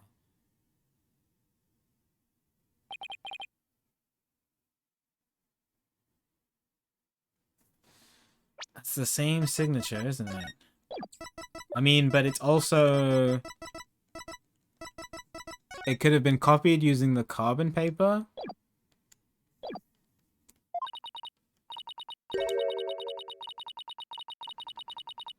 It is a note signed by the accused, instructing Bonnie to collect Mr. Reyes' video camera from him, it seems.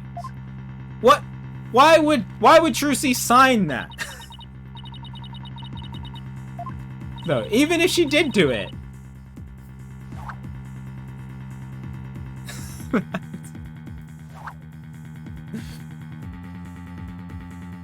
I found it in the dressing room before the show. When I saw it, I realized that Trucy knew about the prank.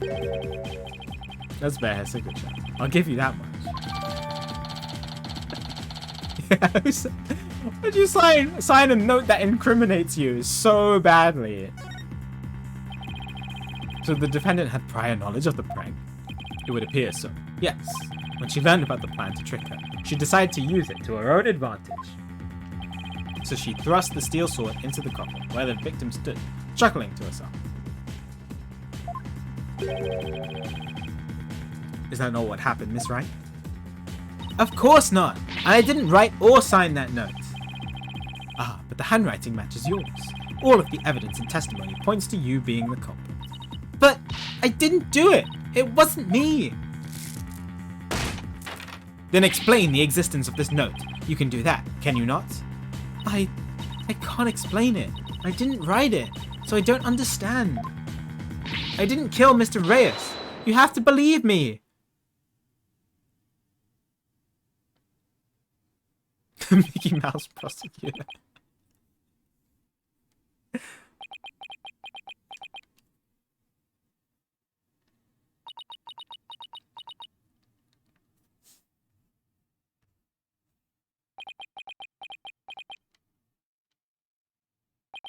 Alright, come on. Silence is deafening. Continue struggling against the threads of your own karma if you wish, accused. Even as you are inescapably caught in the web of fate you spun for yourself.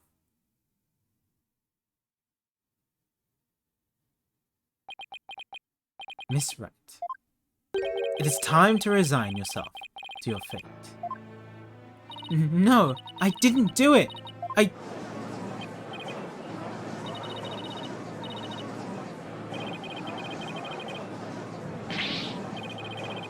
What? Why is the gallery so mean all of a sudden? What? No! Oi! Don't you... Oi! Who said that? They need a slap. This is bad. Judge, can you do something about order in the courtroom, please? This is your job. Give your official ruling, and let us offer the victim's soul the last rites it deserves. Very well. I suppose I have no other choice. No! Objection!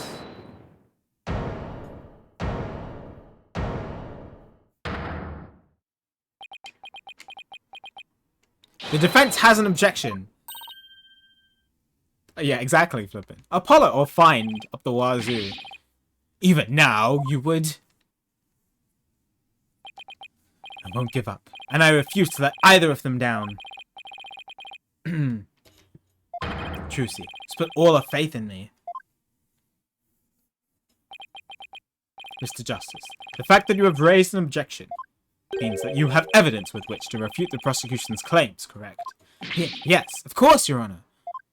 Do we really have anything, Apollo? Actually, we do. There's one piece of evidence we can present here. Oh, there is? I don't know what he's going to say. You may proceed.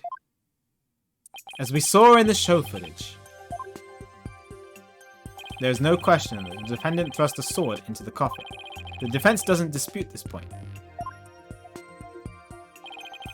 I'm glad, Zero. Ace Attorney is always a pleasure. There's very few cases that I've actually, like, not had a good time with. A couple, like, slower points during cases, but every case I've, like, enjoyed as I've been doing it. But let us not forget that this was a magic show filled with tricks and illusions. We can't take everything we see at face value. You're saying some sleight of hand was somehow involved? Yes. The defense contends that the sword the defendant used was not the cause of death. Yes. She told me that she swapped it.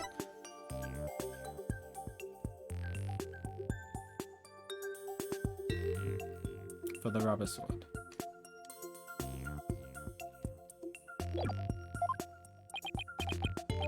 Very well. Let us see your evidence then, Mr. Justice. But remember, you interrupted my verdict to make this claim.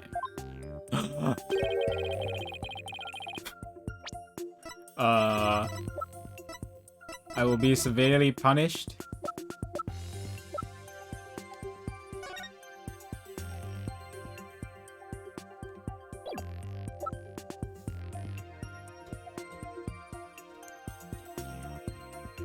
It's like full game over.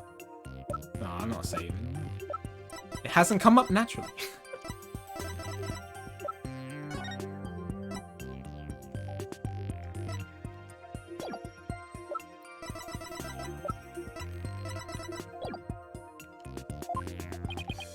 That's fine, Your Honor.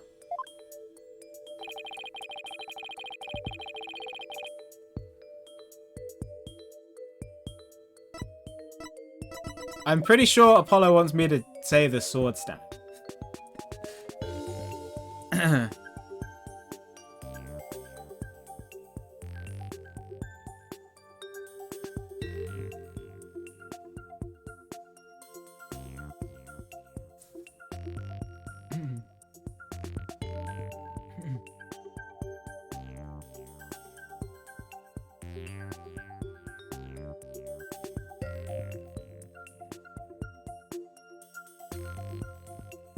Yeah, and I think Apollo just wants to argue that the swords were swapped afterwards.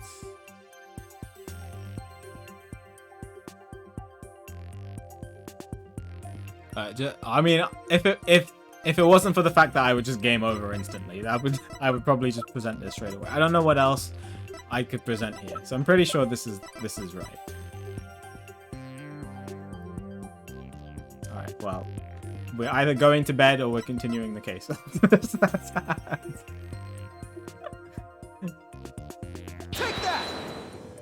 What's this? A sword from the show? That's right, Your Honor. This rubber sword was in the sword stand, understage.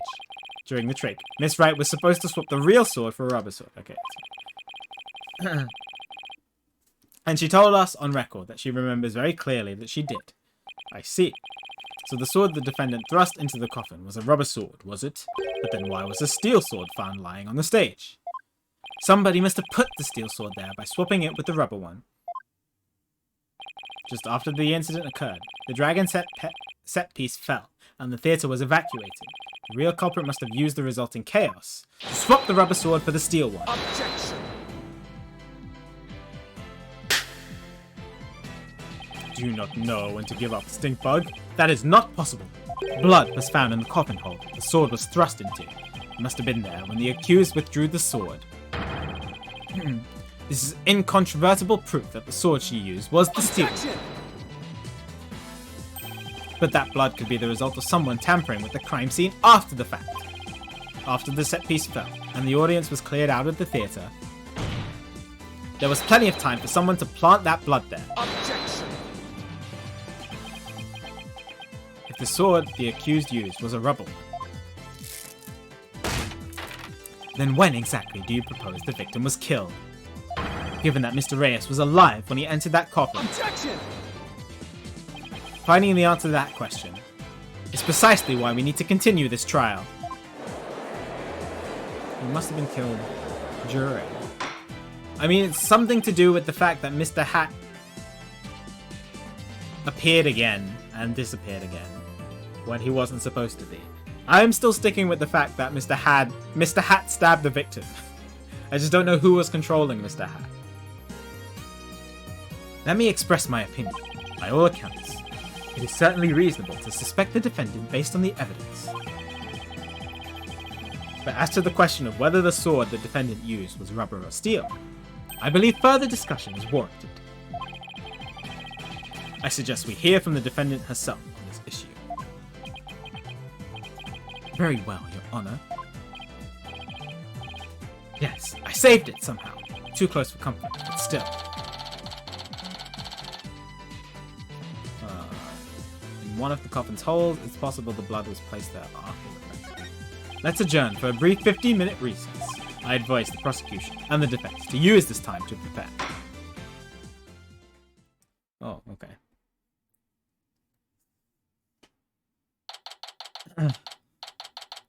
Little recess break.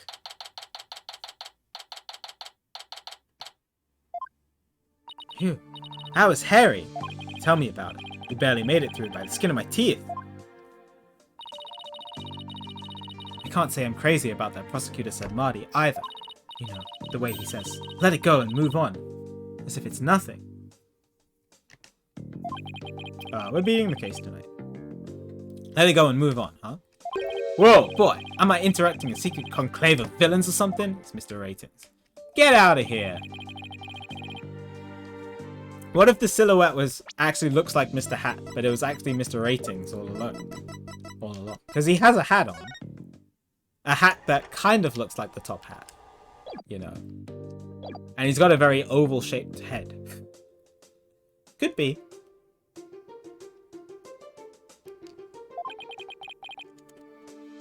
What do you want? Keep making that face, champ, and everybody's gonna change the channel. Look this way, Trucy. Oh, get out of here, creep.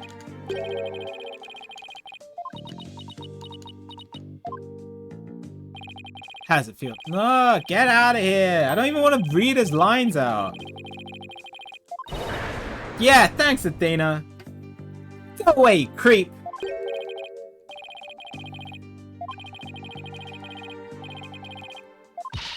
Filming is prohibited inside the courthouse. Do you want me to get that bailiff? Huh? Filming? What are you talking about? I don't even have a camera on me. Oh, get out of here. Jesus. Just disappeared right before our very eyes. I'll be enjoying the rest of the Trucy show from the ground up. I put out a call for Trucy's fans to come and support her earlier, by the way. Bet I'll get some great footage out of it. It's gonna be good. Hang loose, baby. He is. Calling some of Trucy's fans? But for what purpose? Apollo. That thing Mr. Ratings just did. That was some high-level sleight of hand. Is he secretly a magician?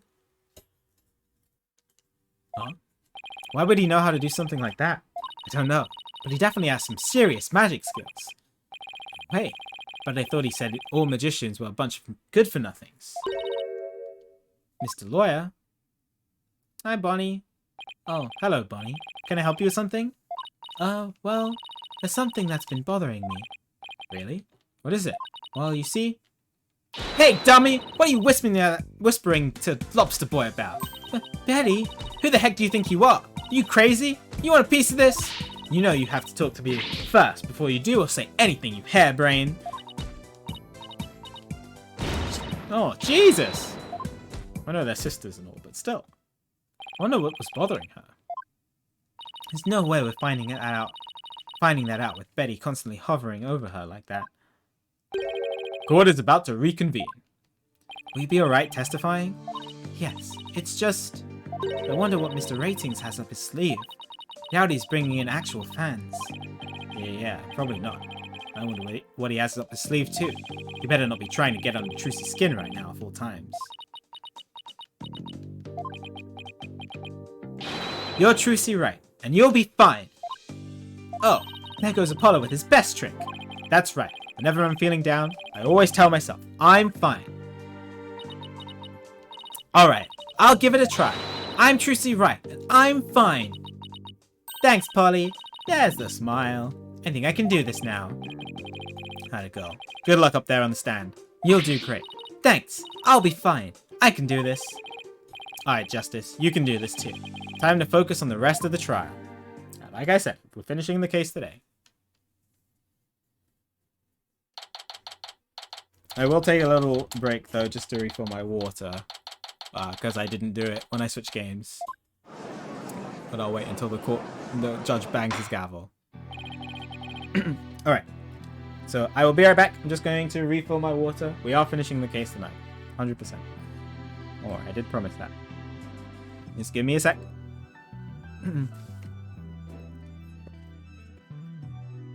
Alright, good night, Tsunami. Have a good sleep. Catch you later. Okay, be right back, chat. Just refilling my water. I'll play some ads just while I'm gone, and then we'll go back into the case. Be right back.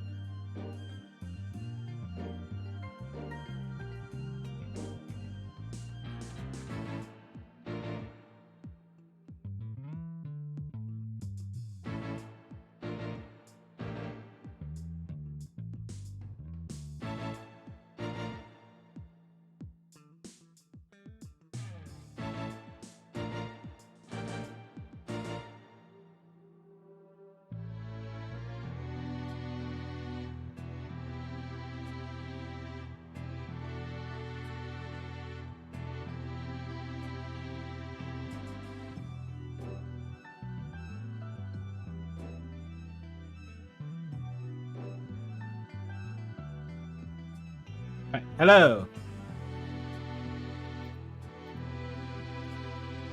Thanks for being patient, chat. Let's do it.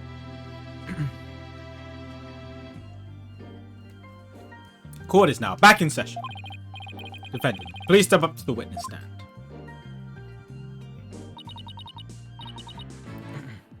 Trucy Wright, magician. Oh my god. Get out of here, gallery. Order. The gallery will be quiet, or I will have you all thrown out on the spot. Thanks, Judge. So many hecklers, yeah. Oh, yeah. Now then, Miss Wright. Court would like to know if you switched from the steel sword to the rubber one on stage. So please testify about this issue. She's just gonna try and trick us again with her magic. Hurry up and convict her already. Give her the death penalty. Oh.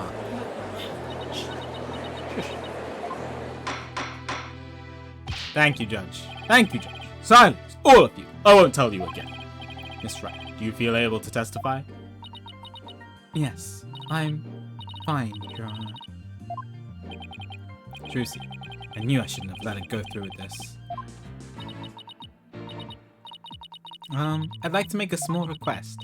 How about instead of testifying with words, I show you exactly what happened? Would this be alright, Your Honor? What if she accidentally stabs someone with a real sword? Is that what she... Uh-oh. This is definitely the rubber sword. You can witness my stupendous sword magic, switching magic, and judge for yourselves. In spite of everything, she's still smiling.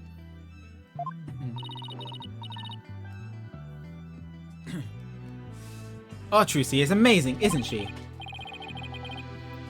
Blood dies every magic show, actually. She sure is. She's doing fine up there. A true entertainer always keeps a smile on their face. She's faithfully following the true Grammary Creed even now. She really is something else. It's showtime for magical girl Trucy Wright. Watch carefully now, everyone. Alright, Trucy. The stupendous sword switch.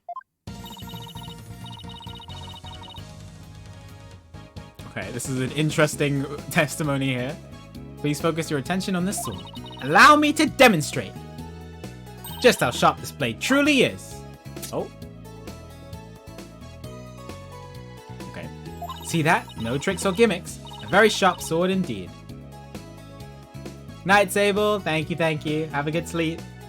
Yeah, I know I'm going quite late. Solely because the rando went on for so long, but we will finish the case today. Now then, ladies and gentlemen, watch as I take this sword and... Presto Swordo! There, I've switched it. Huh? What? Can you do it again? I missed it. And now...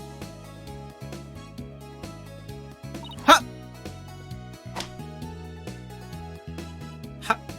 How did she switch it? I didn't... Whoa! She really is magic! How did she do that? Bravo, Miss Wright. Yeah, clap. Oh, now the gallery's on her side.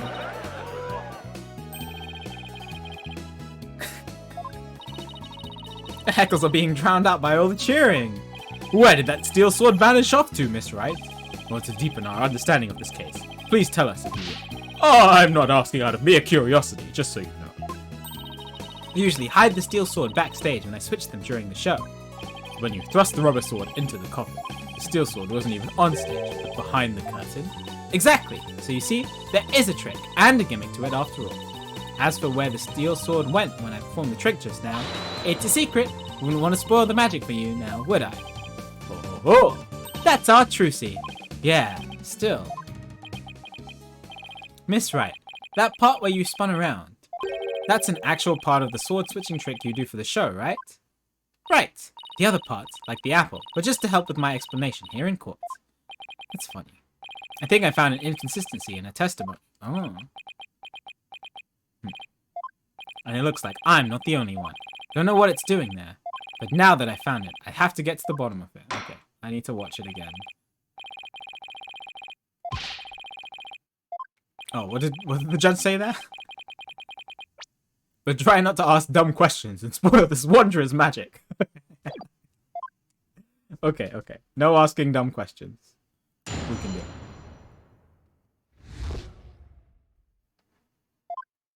The bit where she spun around, that's the part I want to see as well anyway.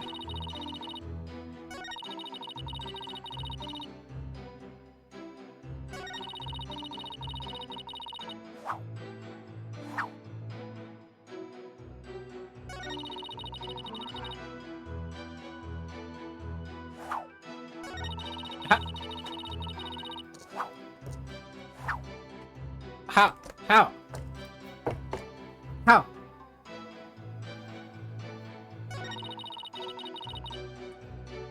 Is it when she spins around?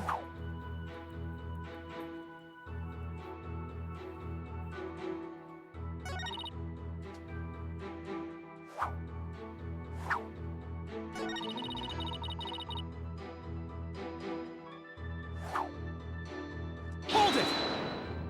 So you switched swords when you spun around just now. That's right. It's the same way I do the trick in the actual magic show too. But I'm doing a lot of extra things that I don't do during the show right now. Key point is the sword switching. If only we can prove she did it during the actual show too. Right, prove that she switched them during the show. What's the matter, Apollo? You look troubled. Oh, it's nothing. Uh-oh. This is quite the pickle. How should I go about handling this? What's...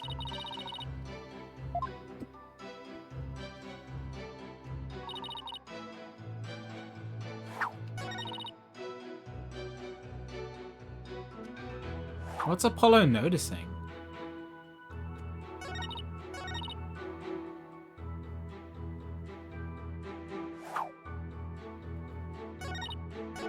Watching Trucy turn around over and over again.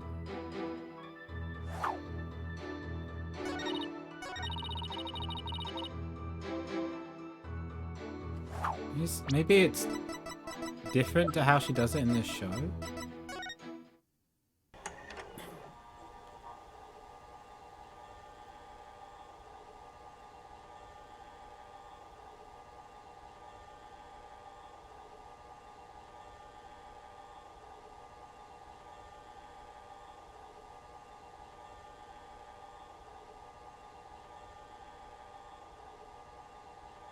So that vanishes.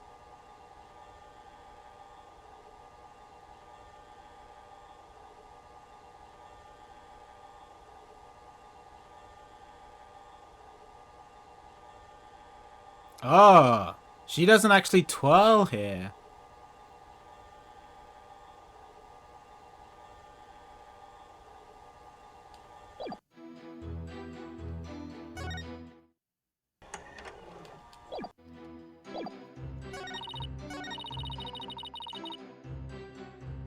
She's claiming that she switches it when she twirls. But she's not actually twirling in this footage. I'm watching it again.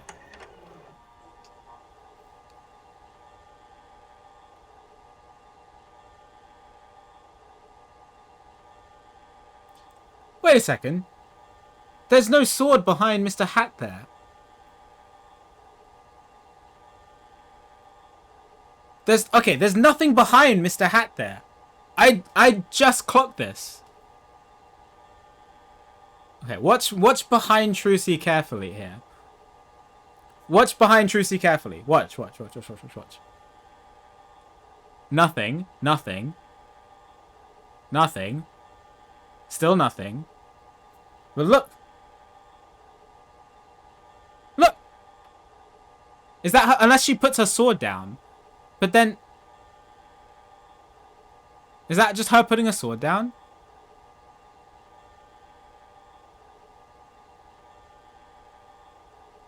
You can't... but then it disappears again. So, wait, hang on. It's really annoying that, unlike the Blue Badger video, I can't just go backwards and forwards. Okay.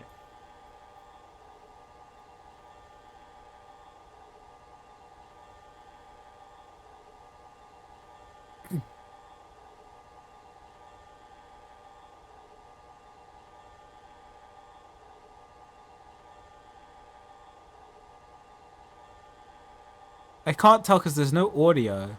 If she's just putting her sword down there.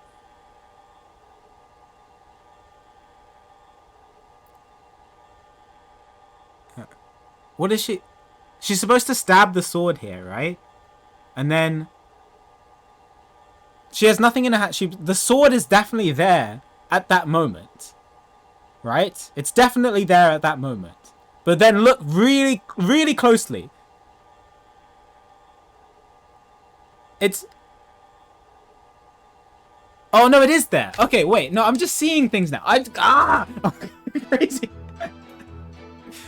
Okay.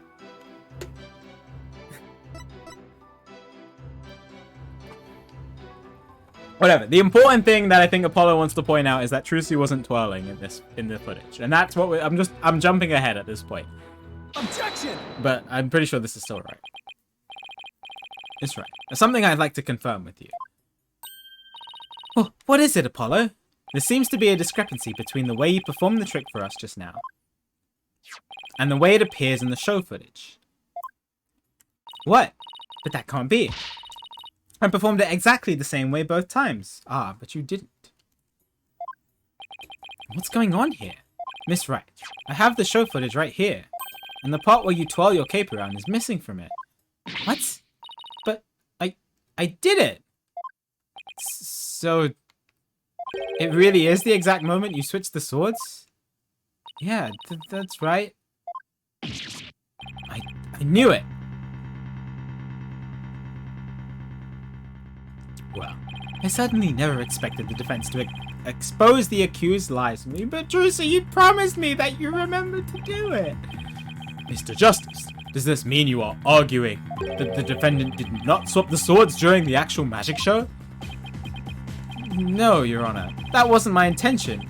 I mean, I did swap them. I know I did. I'm absolutely sure of it. Human memory is unreliable at best, but in this case, I am afraid that it is the witness herself who cannot be trusted. We can see the footage for ourselves. The claims of this witness are false. But now that it has been proven that the accused did not swap the swords, it means that the use of the steel sword to pierce the coffin was wholly intentional. And by the way, was it not you, Mr. Justice, who argued that Miss Reyes' death was not an accident, but murder? I assume you have no objections to that still. It was, after all, your own assertion. The defense, hi Athena. The defense has an objection. To you, Mr. Apollo Justice! I demand you withdraw the discrepancy you pointed out now. Now! But there is a discrepancy, and it must mean something. I'm sure of it. Would the defense team kindly save their spat until after the court is adjourned? Now, after all this debate, it seems we've come back around to the original argument. The defendant knew about the prank plan that would place the victim inside the coffin. What's more, the defendant did not perform the sword switching trick on stage. Through her actions, I'm afraid I have come to see the true intentions of the accused. Her murderous intentions. It's such a shame. But I did switch the swords. I swear. You're knee-deep in it now, Justice. What's going on here? Actually, Trucy swears that she switched the swords with her twirl technique, and the video shows that she didn't. What's happening? I actually don't know. Excuse me. Let's see. You are... Which one again? Benny? No, that's not right. Botty? It's Bonnie. You're mixing the two names together, Your Honor. No, I believe Trucy. I just don't understand what's going on in terms of what's happening. Like, how is the video lying to us then? It's a trick. It's a camera trick.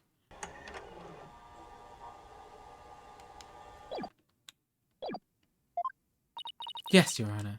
I'd like to testify. About what? The more I think about it, the less possible it seems. I don't believe Trucy killed Mr. Reyes. Bonnie? Hey, what's the big idea? Such an incredibly gifted and talented magician would never commit murder. I refuse to believe it. What are you talking about? You harebrained hare! You keep your trap shut! I got a bag of baby carrots for you, so chew on those and pipe down. No, I won't be quiet. What's the matter with you? Didn't you hear me? Nope. 1 second, chat.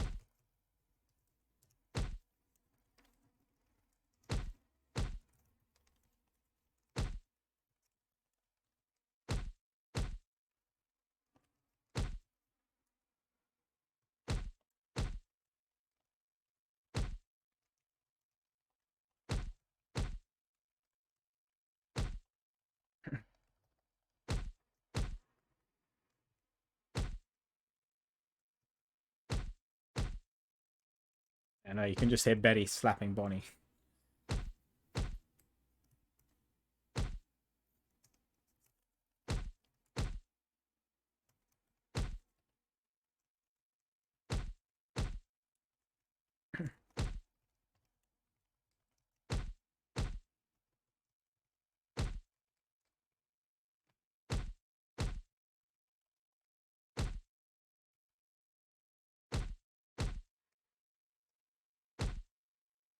Trucy said something to me once.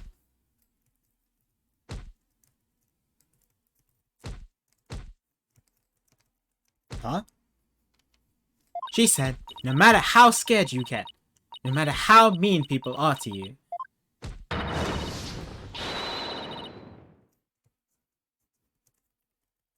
you can't give in or give up. That's what being a professional magician is all about. Isn't that right, Trucy? That's right, Bonnie.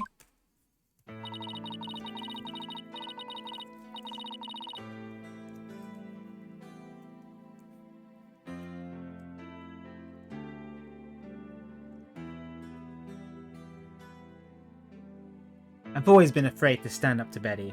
Afraid to defy her. So I did what she said. But when I saw Trucy today, she gave me strength.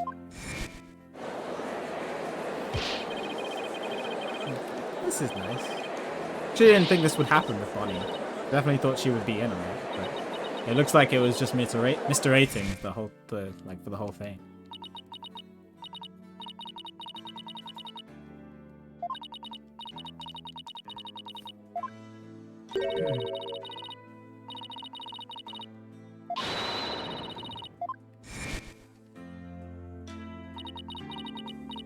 Seeing her courage, the way she kept smiling despite everything, she's just incredible. So I'm not going to run away. I'm scared. But for once, I'm gonna be brave.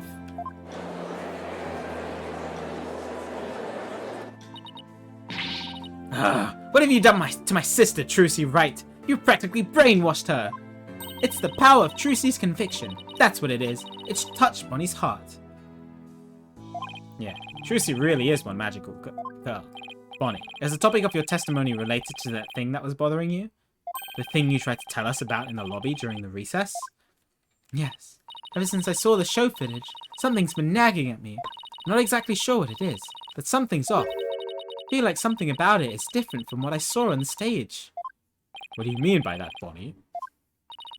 I wonder if what was shown on TV is really the same as what happened on stage. Oh my god, false camera work? Of course it is. The show has only been performed once, after all. It can't show anything other than what happened on that stage yesterday. Objection! But Bonnie's testimony deserves our attention. We have to examine the show footage. What can we check it against? Do you have some other footage of the show? Well, I have some How? How do you have footage? You were on the stage. One of the TV station's cameramen said he was a fan of mine. He kept his camera on me throughout the entire show. And then afterwards, he gave me the footage he shot as a present. He did? That's a little weird, but okay. Tell you the truth, I thought it was kind of creepy. Yeah, okay. I'm glad she thinks so too. So I was going to get rid of it. Hold it! But please submit that footage to the court. Alright, so we have 2 videos to compare against now. Let's take a look at this new footage. Alright, more videos. This is the 3rd video.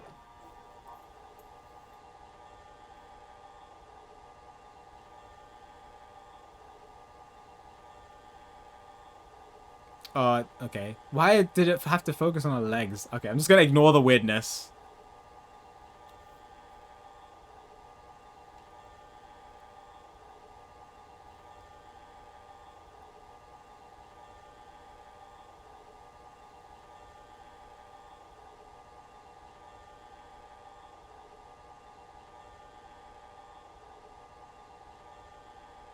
Where's cards from?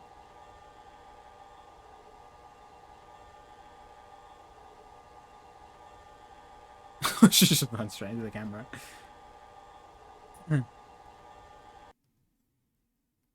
Wow. Okay, then. He really did keep his camera on body the whole time, didn't he? Just ran straight into him. That's pretty funny. I think this cameraman needs to keep his personal feelings out of his work. I mean, the same thing was true for the other one, who filmed Trucy's face the entire time. But what were those playing cards that just flew out? What were those about? Yeah, it is. How are we gonna go about this? Let's try comparing the 2. We just might find an inconsistency between them. Inconsistency, huh? Yes, the 2 pieces of footage are of the same scene, so they should match up. But Bonnie felt there was something off about the original footage. So if we could pick out what's different between the 2, we'll know what Bonnie found strange. Exactly. Plus, we may figure out why the original doesn't show the sword switching trick. Your Honor, the defense would like to compare these 2 pieces of show footage. Very well. I will allow it. What a waste of time. Holland, do you know how to compare the 2 pieces of footage? No, I've never done it before. I'll give you a little lesson then. Use the video player's button to go through the footage. When you want to speed through, use the fast forward button. And if you want to go back, use the rewind button. If you want to halt the playback, use the pause button. Oh, and by the way, if you fast forward or rewind when the playback is paused, you can do a slow frame by frame playback. Okay, and how do I switch between the 2 videos? Just use the switch camera button, L. Now, if you find a difference between the 2 pieces of footage, put the cursor over what's different, and present X to the court. Thanks, Athena. You really know your stuff. Not really. I just gave it some gusto, and then went with my gut on most of it. What? I'm sure hope she guessed right. Anyway, let's give it a try. I think I already know what it is. Which is... It's the playing cards here.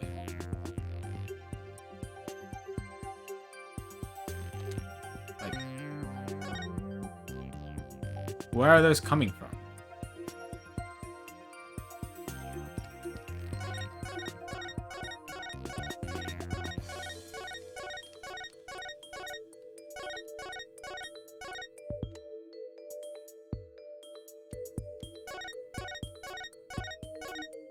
You can hold it, okay.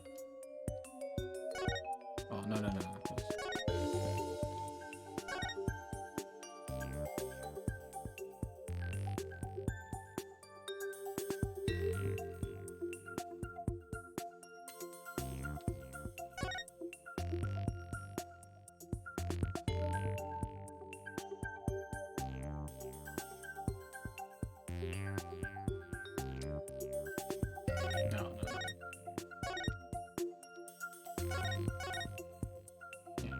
I don't know why these...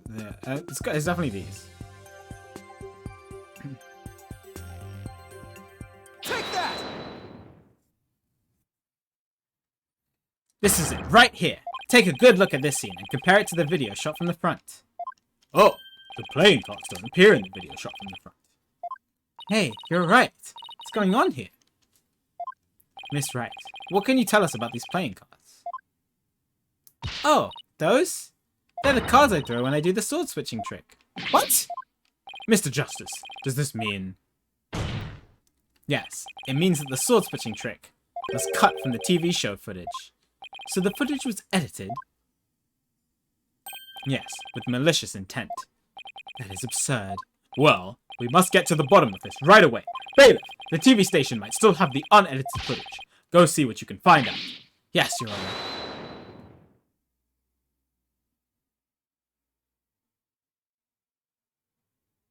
Is this ratings? Who gave you permission to be here?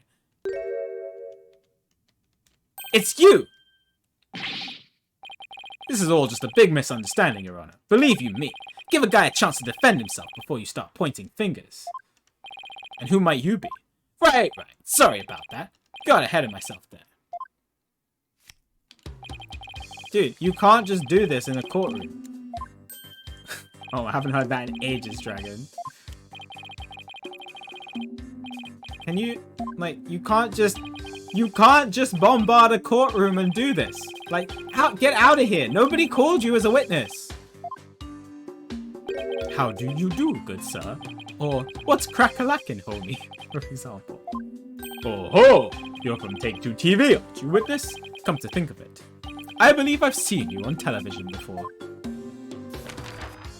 Yes, Roger Ratings, otherwise known as the Ratings Raja. He is a TV producer and appears on many of his own shows as of late. He is best known for his catchphrase, hang loose, baby. Oh my, so you're the Ratings Raja. I just don't want to read his lines, man. I haven't had a character that I have that's been like this, but he's just, ugh. He's the worst. Prosecutor said, Marty, how do you know so much about him? In preparation for the case, I watched all of his shows. You watched all of his shows. It inspired me to visit a restaurant straight away to learn more about the local cuisine.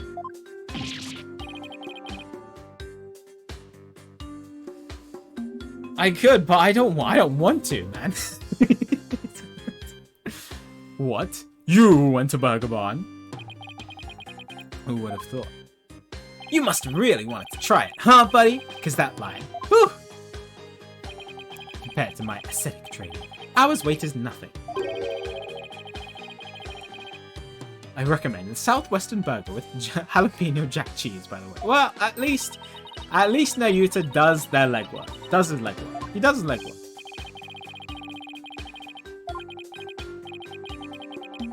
Mr. Ratings, what is this misunderstanding you mentioned? Well, for starters, it's true that the footage was edited. You get your hands on this anyway, so I might as well show you the unedited footage. It's a pretty long video, so I'll just show you the part with the playing cards. You can see the cards when Trucy spins around, so keep your eyes peeled.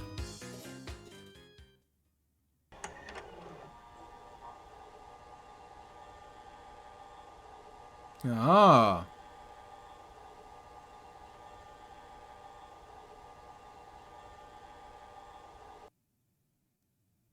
Did you see the part that was cut where Trucy switched the... Yes! It's so obvious! She spins around and the playing cards go flying everywhere like it's supposed to.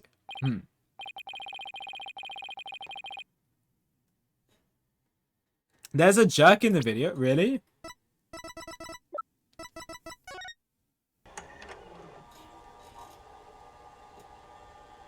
I didn't notice that. I guess I was so busy looking out for things.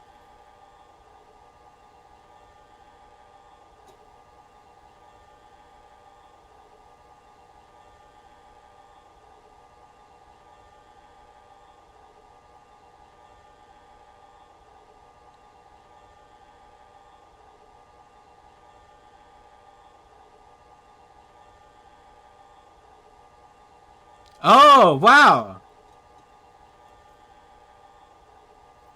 Yeah, that's pretty cool. Yeah, no, I didn't notice that. Yeah.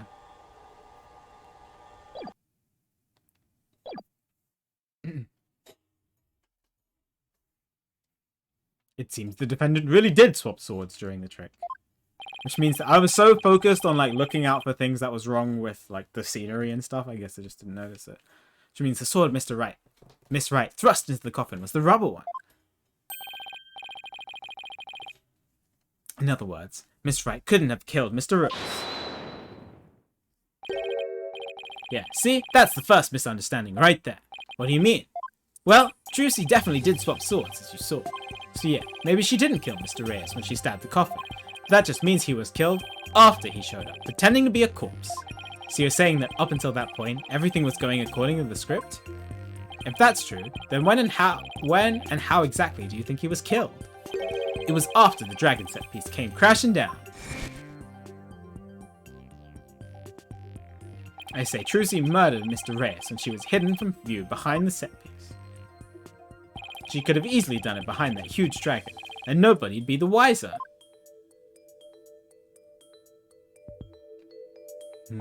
I see. Indeed. There is a ring of truth to your assertion. You bet. Plus, there's a suspicious looking shadow in the footage too. It's towards the end of the footage, just before the dragon hits the stage. Yeah, this part I did notice.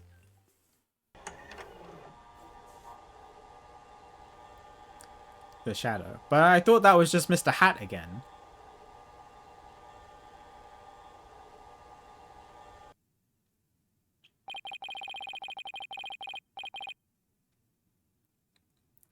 It's only for a split second, so it's hard to catch. But look here. They paused the frame. Suspicious shadow must be Trucy. She's using the steel sword she hid behind the curtain during the trick to kill the victim. Now that you mention it, I suppose it does look that way. Objection! Witness is just trying to ram his theory down our throats, Your Honor. And that's not all. Aren't we forgetting that the witness willfully edited the sword switch out of the footage? You see? There's your second misunderstanding, right there. Your Honor, would you mind if I testified about it? I've seen people testify on TV, and I've always wanted to give it a shot. That would be fine with me, prosecutor said Marty.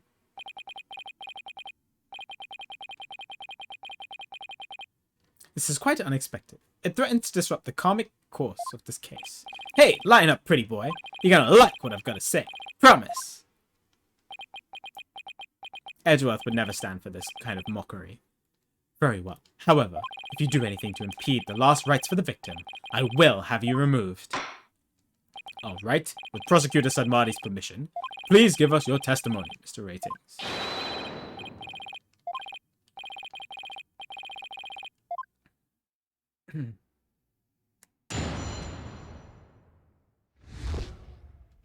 It wasn't deliberate, I tell you. Footage is meant to be edited, I tell you. Scenes are spliced together, and long and boring scenes are cut out. All the stations edit footage this way. It wasn't like it was done maliciously or something. It was just a coincidence that particular scene was cut. It wasn't intentional. Or what? You got some proof that I had an ulterior motive for editing that footage? I see. So you're saying it was a coincidence that the sword swapping scene was cut? Objection! Coincidence? That's just a little too convenient if you ask me. Ooh, an objection. How cool. Sure packs a lot more punch than when you hear it live. Do that again. I want to get another shot from a different angle. My objection is not for your entertainment. And cut. There. I got some good stuff there. Mr. Ratings, filming is prohibited inside the courthouse. Oops. My bad, Judge. And if the defense has an issue, it can point it out during its cross-examination.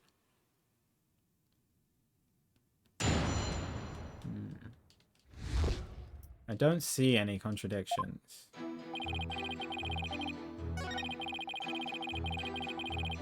All the stations edit footage this way. It wasn't like it was done maliciously or something. It was just a coincidence that particular scene was cut. It wasn't intentional. I mean, here is where I would have to present something that it was intentional. But I don't have that.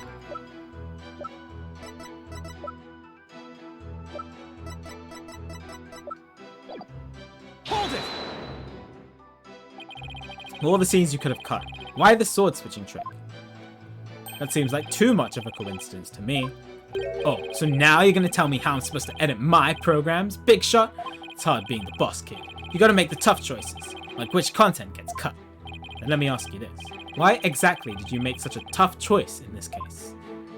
You wouldn't understand, champ. It's all about artistic vision. I tell you. People tell you how to do your job when they don't know the first thing about it. I may not know TV, but I know evidence law. Boy, do I have some for you, champ. I might not be able to show you that your selective editing was intentional. Oh my god, hello? I know you bear the defendant ill will, and this is the evidence that proves it. Okay, this is not what I was expecting to happen.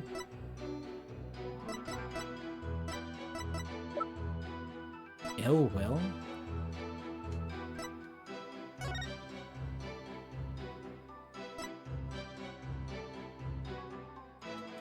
The contract? Maybe?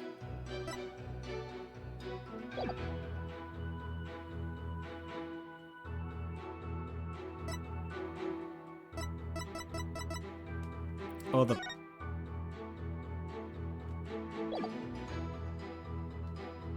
prank, maybe? Oh, maybe it's the prank. I think it's this. It's more likely this.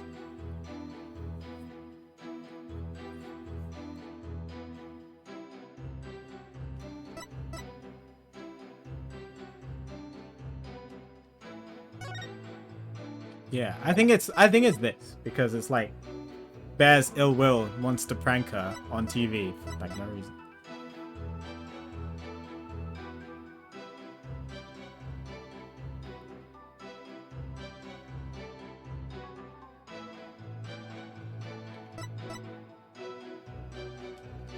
Take that! It's wrong, isn't it? Oh. No music stopped.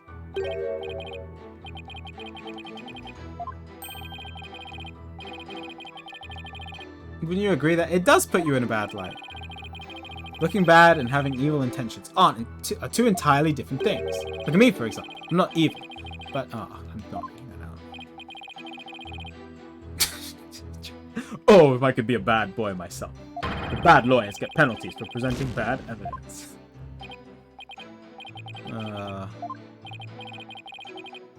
It's just a coincidence. I edited out that scene.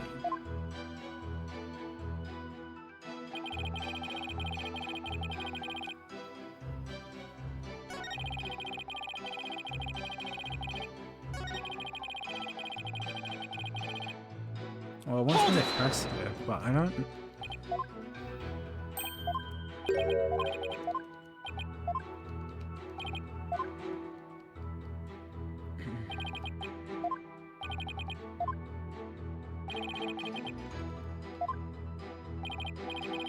Defendant ill will, and this is the evidence that proves it. Well, I mean, this just seems like pulling a prank on someone. Then there's also the contract, but the contract itself doesn't really show ill will. It's just a contract. But we know that he forged it, but we have to prove that. We can prove it with the clipboard, right? But is that... Can we show that as proof, though?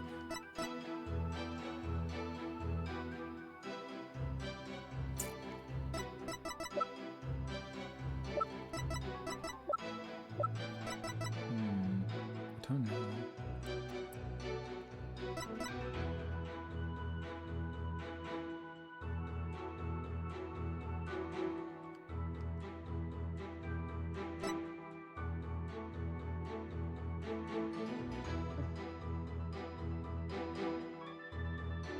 Oh yeah, just assume everything I say is rhetorical. Of course, I'm just kind of voicing out my own thoughts. I feel like this is the most logical one, but it's not right. You think I should watch the video again? I think you're right. No. I don't know what else it could be. It's because there's so much crap that this guy does that it could be so many different things. That's the problem. I'm gonna go with the clipboard, I think. But if not, then I think the contract. I think it's got to be one of these two.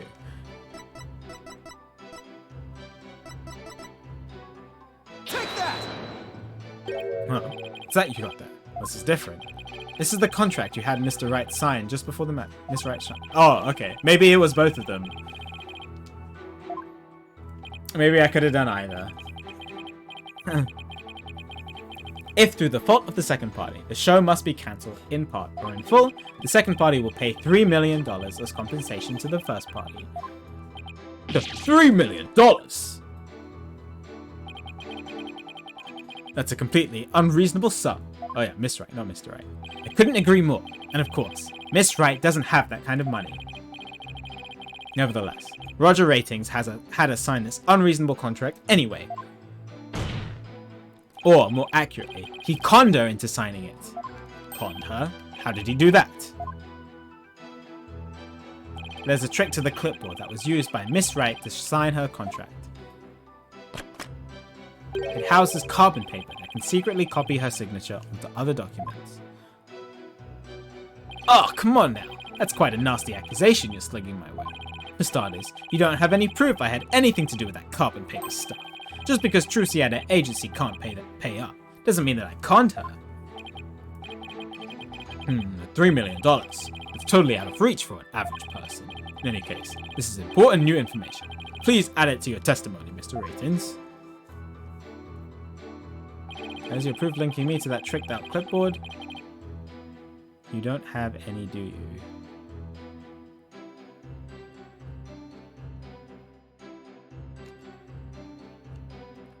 Hold it! Clipboard is yours though, isn't it, Mr. Ratings?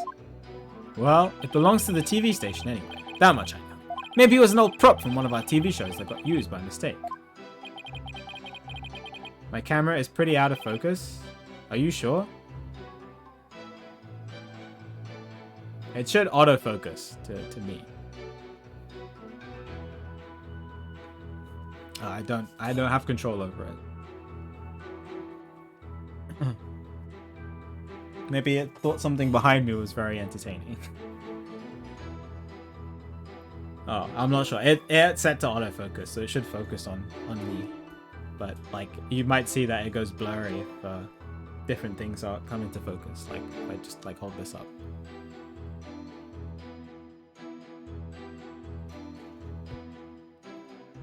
Maybe you used it on purpose to con Miss Wright. Objection! Mr. Ratings has already stated that he did not. Mr. Justice, please do not use this chart to try and get out of paying your agency's debt. It's not what I'm doing! Proof Mr. Ratings is connected to the carbon paper, huh?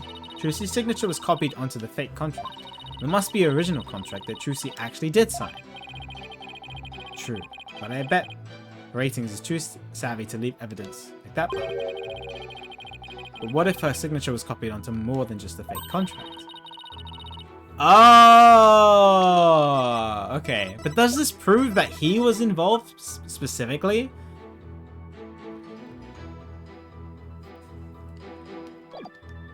Yeah, we have, but I don't. Okay, I will let Apollo handle the connecting the dots, and I will just present the evidence.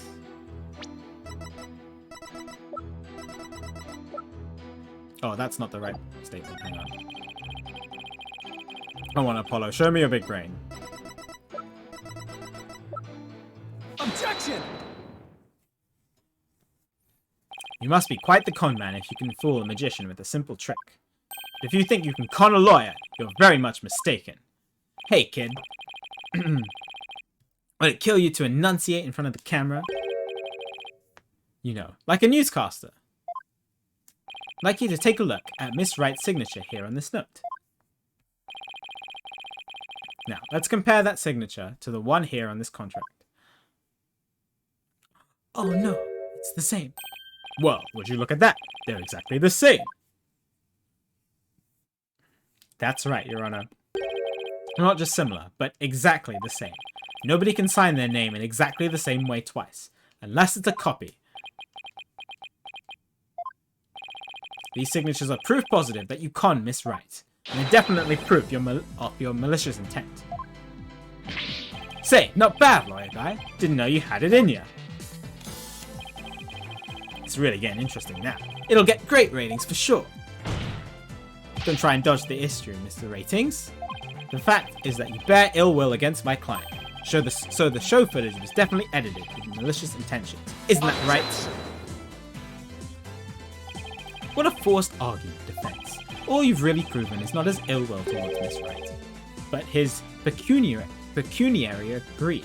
Can't speak at the moment. That's right. I just wanted money, baby. Fat stacks of cheddar. That's all. After all, I never even crossed paths with Trucy before this magic show. So I have absolutely no reason to bear her any ill will, right? I didn't bear her any ill will. Fat chance. This guy definitely has some major hate for Trucy. Dig up the dirt and expose the dark heart behind that. Sweet smile. Who does? Yeah. Doesn't like the Grammarys. I mean, if he's a magician himself, there might be a reason why he doesn't like the Grammarys. Yeah. Must be something between the two of them that gave birth to this grudge. Some sort of connection that not even Trucy is aware of. Your Honor, I'd like to argue that Roger Ratings and Trucy Wright must have crossed paths before. Must be some hidden connection between them. Hidden? Connection? What is it now? Just what are you getting at, Mr. Justice? It is futile to even ask, Your Honor.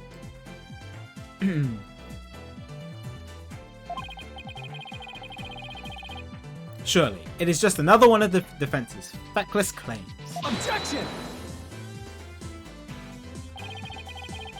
Doesn't seem to have you don't seem to have a very high opinion of me. But once you hear my argument, you'd wish you'd taken me a whole lot more seriously. Well, I really? Very well then. Do proceed. Did you figure something out, Apollo? Nope, not a thing. What? That was just some good old-fashioned bluffing, courtesy of Mr. Wright's fine training. I hope you know what you're doing. You're going to make such a bold claim, Mr. Justice. I hope you're ready to elaborate. What is this hidden connection between the defendant and Roger Ratings?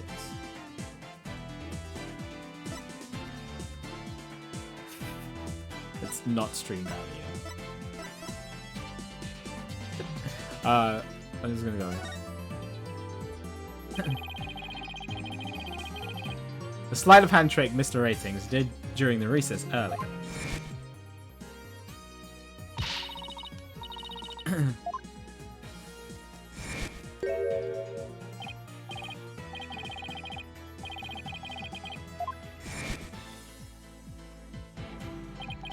What if? Mr. Ratings is a magician too.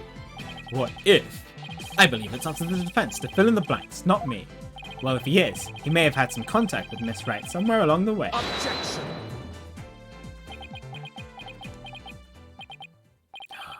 Your argument is hardly worth responding to, but by all means, please do continue. As a passage in the sacred scriptures of Kurainism states, he who gives a sermon to a monkey is himself a monkey. Yeah, it doesn't matter what you say to a dimwit. He isn't going to get it anyway. But we saw Mr. Ratings perform a magic trick. He made his video camera disappear in the blink of an eye. While I think it would be pretty funny if I were a magician, you must have been seeing things. Want me to introduce you to a good eye doctor? If a connection as tenuous as that is all it takes, then every magician in the country could potentially bear ill will toward the accused. I guess you're right. You're not the sharpest knife in the drawer, are you, short stuff? You would do well to cleanse that putrid mind of yours in the holy waters of Pony? 3 days at... Okay. Come on. Listen, skull has thick skin. Yada yada. I get what they're driving at. Even if he is a magician, it's not exactly a reason to bear a grudge against Trucy, is it? Hold on. I can think of one person, one magician who has a reason to bear a grudge against Trucy. Rather, one magician who has a reason to bear a grudge against Troop Grammary. I mean, there's no way he's actually just Mr. Reyes.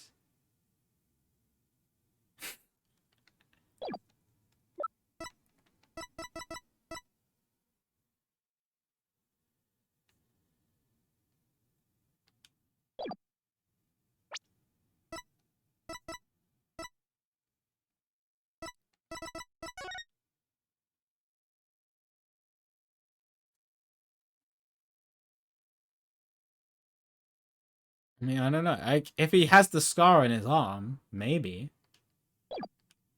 But then who died?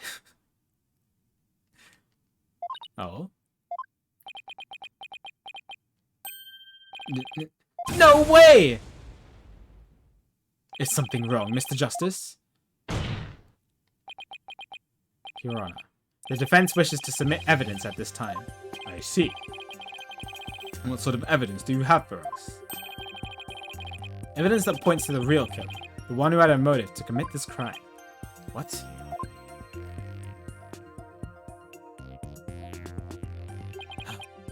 And what have you come up with this time, Defense? Trucy Wright is the sole heir to Trip Grammary and its name.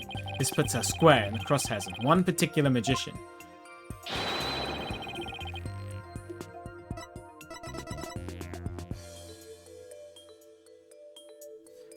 I'm pretty sure it wants me to do the poster here. But then like I'm trying to think ahead, and I'm like, who died then? If it's not if Mr. Reyes didn't die, who died?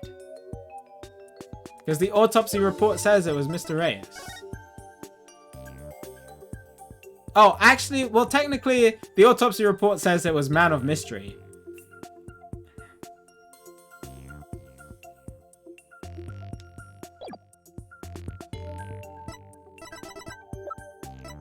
Oh.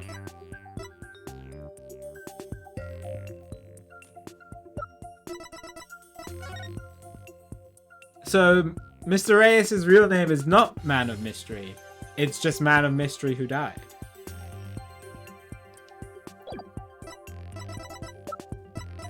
I think I'm seeing it. I think I get it. It's just interesting. Take that! And who exactly are you naming, Mr. Justice? 13 years ago, the great Mr. Reyes belonged to the Troop Grammary.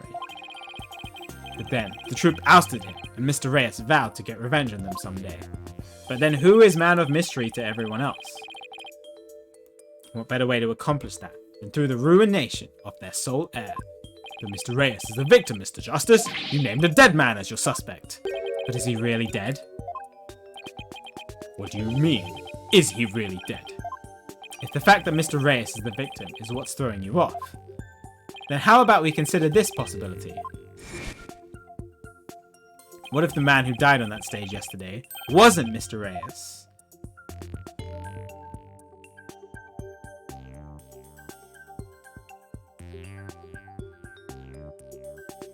What?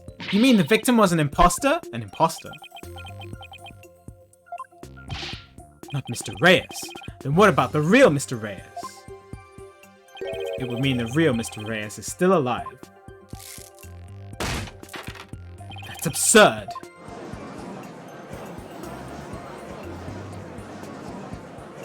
Sorry, I know it's supposed to be Mr. Reyes. I keep saying Mr. Reyes. Because it's supposed to be mysterious. But it's alright. I'll try to correct myself. Who is the real Mr. Reyes? If not the victim of this case. It's all coming together now. Oh my god. It was like Makoto. I finally see the gimmick. The trick to this entire case.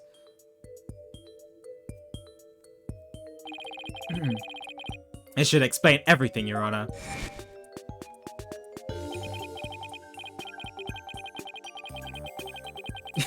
No problem, RJ, if that's how you want to feel. Good night, Joey. Have a good sleep. The magician lurking in the shadows, who set up a fake Mr. Reyes in his stead.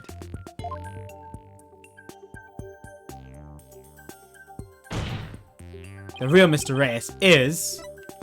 me. I'm not even here. Phoenix.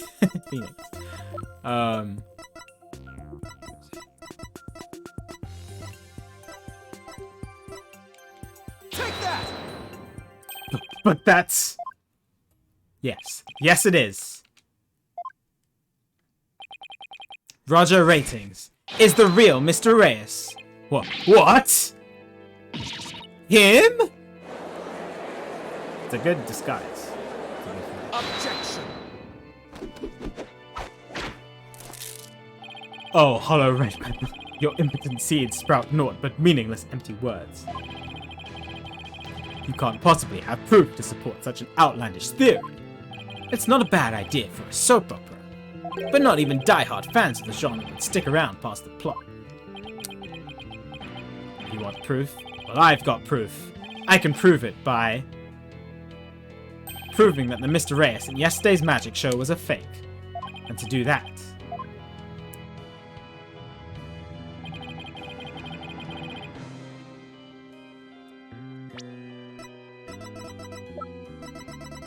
oh, was his elbow in the...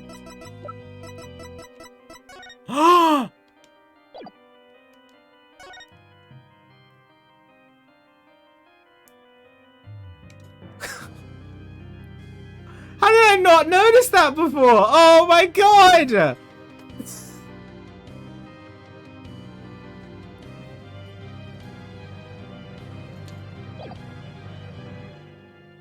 Puppy's right. Wait, hang on. I'm getting confused. His right.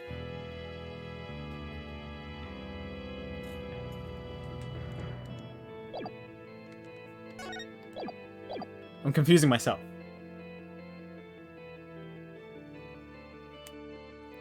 I don't know if it's evident in the picture because I think this is his right arm and that's his left arm. But I just like I don't have the video footage of that I just saw. But I'm pretty sure that it wasn't in the video footage either. Yeah, his scar. That's sorry. That's what sorry, I didn't specifically say it out loud, but so it's fine. Don't worry. I was just because I'm referencing it. No, you're fine, Priya. I should have said it out loud so that Yoshi didn't have to delete it. I didn't actually specifically say it out loud. Yeah, his scar is not there in the video. But that's his left hand, right? Or left arm. And so that's his right arm. So it wouldn't be there anyway. But yeah, I'm pretty sure I didn't notice it on the video too. I guess it's not something to look out for, so. This is the injury Mr. Reyes sustained while practicing a magic trick 13 years ago. However, yeah, it's not on the video. That's the important part. Oh my, you're absolutely right! Now, Mr. Ratings, what do you suppose we'd find if we took a look at your right forearm? Is there by chance a nasty 13-year-old scar under that sleeve of yours?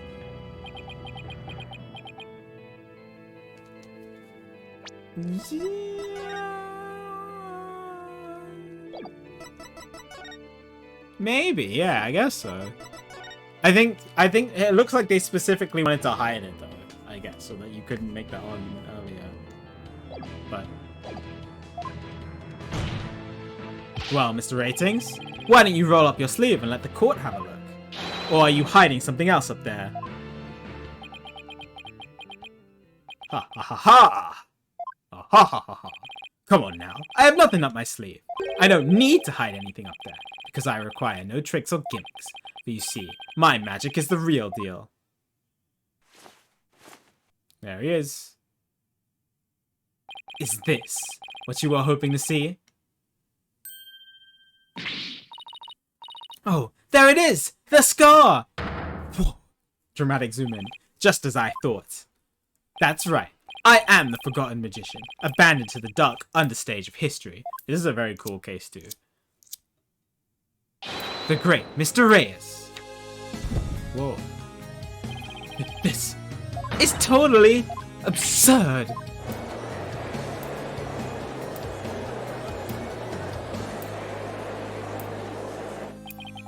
Oh, how ironic, wouldn't you say, that this odious mark, carved into me by Troop Grammary, would bring me back into the limelight once more. Good song. Strange are the karmic threads before me. The witness is the real Mr. Reyes. And who is the victim who perished in the magic show? It's just a man of mystery. He was but a fan. I met him on one of my programs several years ago. He said he had become a magician out of admiration for the great Mr. Reyes. In confidence, I told him my true identity, and let him take on my mantle. And when did this man take over for you? About 2 years ago. I taught him my tricks, and even acted as his producer. And so, a mere amateur became a popular magician overnight, courtesy of my magic, on the stage we call television. Hope you enjoyed the show.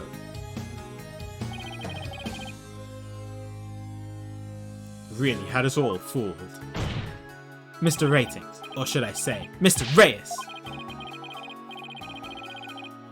Is your hatred of Troop Grammary? In your hatred of Troop Grammary, you killed the victim, Mr. Mystery. And then set up Miss Right to take the fall, didn't you? You did it all just to tarnish the Grammary name! Oh, I have no idea what you're talking about, lad. I set up the prank, that much is true. But it was simply a harmless joke on Trucy, I assure you. Yet, she learned of the plan, and made use of it to commit murder. That is how strongly the criminal element runs in the blood of these Grammarians. Objection!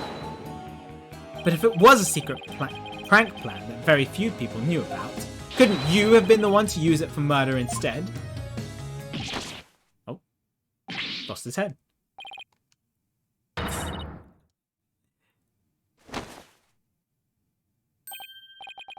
Just kidding. What the heck was that? Heed my words, loyal lad, though I fear your grasp of reality is slipping. I do believe I told you that my magic is real. It employs neither tricks nor gimmicks. Getting beheaded is quite a jump scare. Enough with the ambiguity. Why don't you make your point already? My alibi is as pristine as ever. Wouldn't you agree, Prosecutor Sadmani? Yeah, it is. Witness does have a solid alibi there. He was at the TV station. Recall defense that at the time of the magic show, Mr. Ratings was at Take-Two TV. A fact that many people can easily attest to. That's right. Forgot all about that. Oh, so what do you think, Your Honor? Would you like me to testify on that matter? Yes, I think you better. Please tell the court more about your alibi.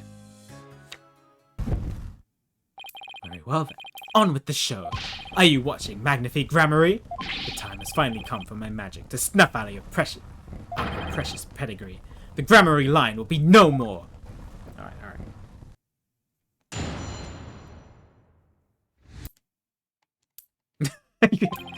To be fair, Flippin, yes. Knowing that it was just a persona to hide his true identity, because he did a good job. I had no idea until the trial. I didn't suspect it really. Like the character that he plays is so annoying that I didn't even want to read his lines. So yeah, it was good. I like it.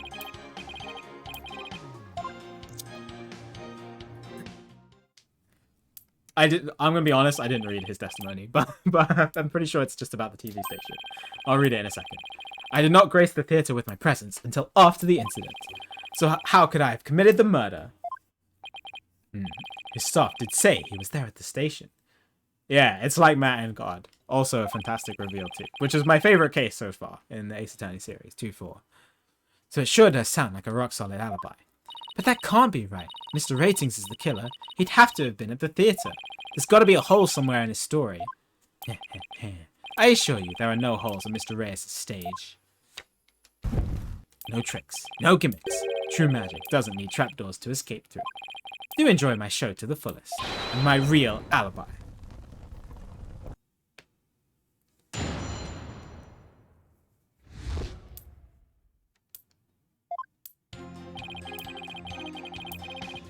TV station. Busy working on another TV program. I can spare no time for the magic show. You asked my staff. We did ask his staff. How do we know those staff members aren't in cahoots with you? Cahoots. I make it my business to perform solo. My magic has neither need nor want of assistance. After all, one of them can reveal the secret behind my magic, could they not? So he doesn't trust anybody, huh? It's the complete opposite of Trucy. There were many people there in the studio audience who saw the witness as well. Even if he had been able to persuade his own staff to cover for him, he could not have convinced so many complete strangers to do the same. He really has made a rock-solid alibi for himself. Yeah, it's almost too good, you know? Eerie how perfect it is.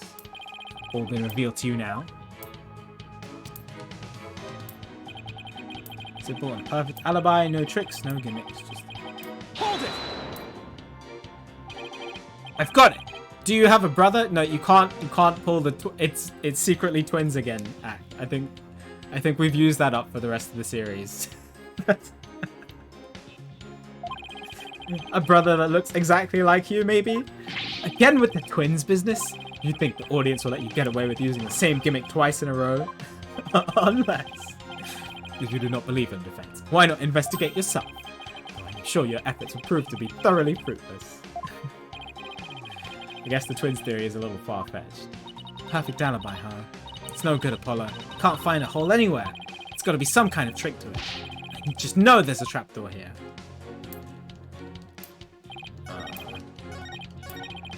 I don't have anything to present. I'm just gonna press. You did come to the theater eventually, isn't that right? Indeed. Anxious to see how the show was progressing, I made my way to the theater. Let's see. My journey took about 10 minutes by car. Could he actually have been at the theater during those 10 minutes, killing the victim? Oh, allow me to allow me a stab at reading your mind. Aha! Could I have been at the theatre during those 10 minutes, killing the victim? How in the... Wait, no. I took a taxi. The driver can attest to that. Feel free to call the taxi company. My word does not satisfy you. Give the driver his card. Very clever of him. How did he do this? It's definitely something to do with Mr. Hat and the mysterious second shadow. Oh, that's it. His alibi really is airtight. Didn't even press the second statement. I believe we've heard enough. While I believe the witness does indeed harbor some ill will against the defendant, there is no reason to doubt that he was at the TV station at the time of the incident. Yes. The facts proves it was impossible for the witness to have been involved with this crime. Ugh. These last rites for the victim have dragged on long enough. Wait a second! Wait a second. I just had a brain blast. Where are the fingerprints? The prints on the side of the panels are Mr. Reyes's.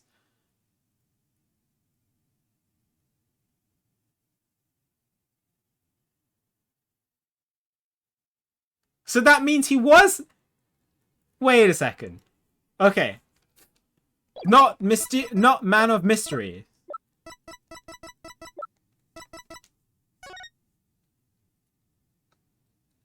So this proves that he was there.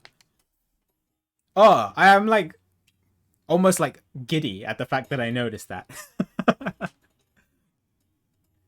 I was just thinking about all, like, because I was thinking in my head about all the evidence that we haven't used yet, and like the sideways panels having the wrong way handprints and everything, and then I just remembered this. Anyway, let's keep going. The soul of the victim himself is so bored that it is resting on top of your Honor's head. It is. It's very clever. It's something that isn't that important until you realize that the switch is there. The time has come. Let us punish the sinner and guide the victim's soul to the Twilight Realm. Apollo, Trucy will be thrown in prison. He'll be out of a job. But if you can catch tasty fishies, will you sell them to me at a good price? I told you, I have absolutely zero intention of going off on a tuna boat. Think justice. You have to figure this out. I've got it. I've got it. I've got it.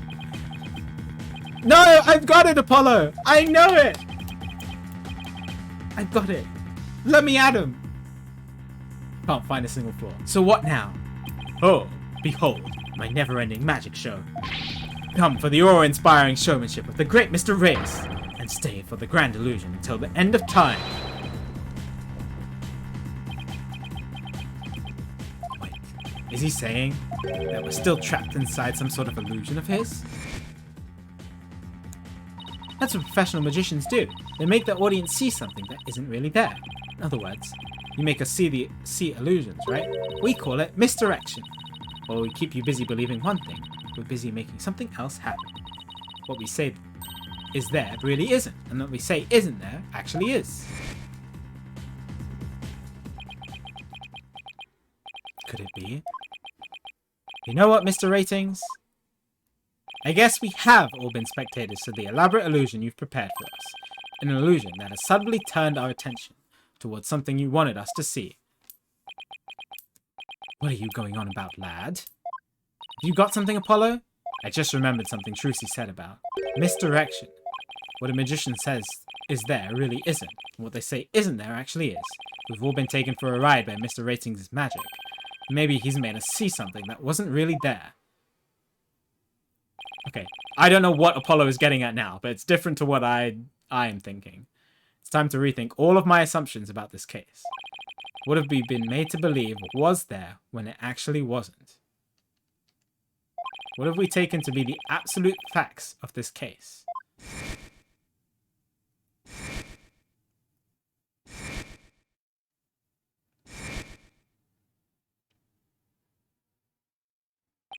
If I reevaluate the validity of all these things, then just maybe... Athena, there's something uncanny about this case. Okay, what is it? Ratings' alibi. It's too perfect. That's true. It's like it's impossible to break, no matter how hard we try.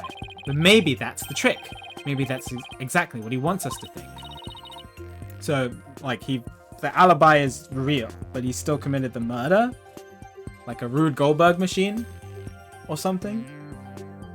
He possessed Mr. Hat? Astral projection? Not following. We're not making any headway here, because we've been so focused on breaking his alibi. Oh, I think I get it. You're saying he's using misdirection on us, right? It's definitely a possibility.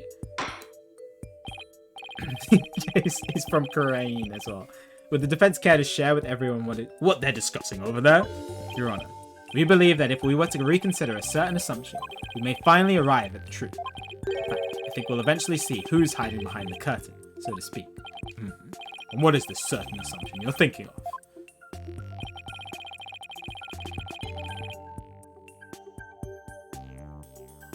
The culprit was on scene. Yeah. Which is usually the case, but doesn't have to be the case. We've seen in various other games and cases and series that the culprit doesn't have to be there.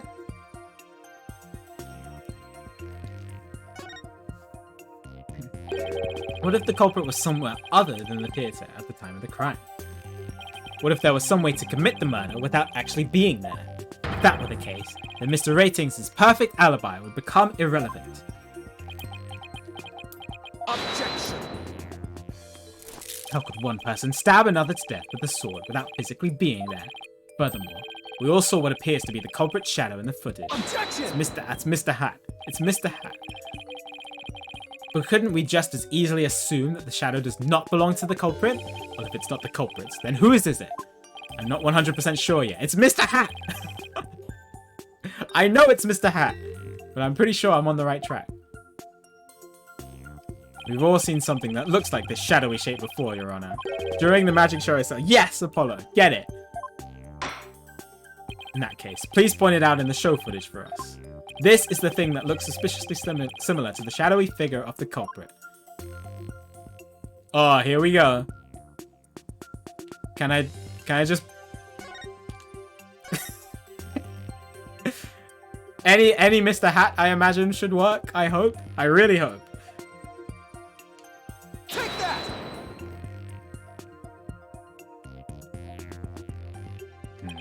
Mr. Justice. How does that even remotely resemble this shadowy figure? I thought it looked pretty similar. Do you not think so? Wait, that's wrong? It's not Mr. Hat?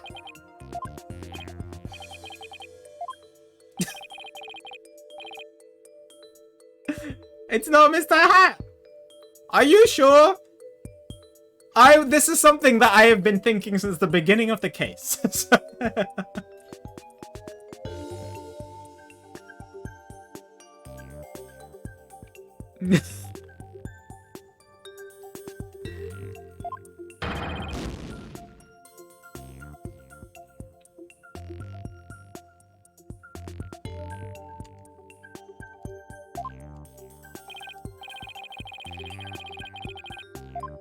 It is Mr. Hat, unless it wants me to point to the first shadow when Mr. Hat vanishes. It's the same point I'm trying to make.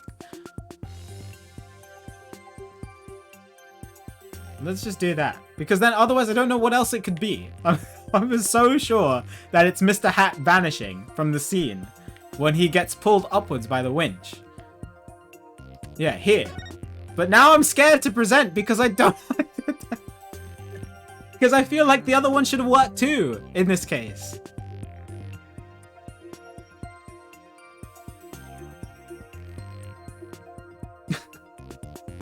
And I only have one life left.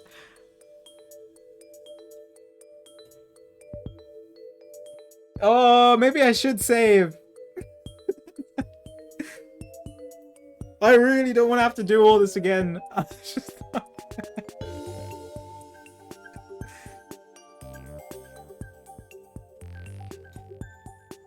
wonder how far back I go. I haven't saved this entire game, so, so this entire day. But I don't usually save until it pops up, normally. to everybody's horror.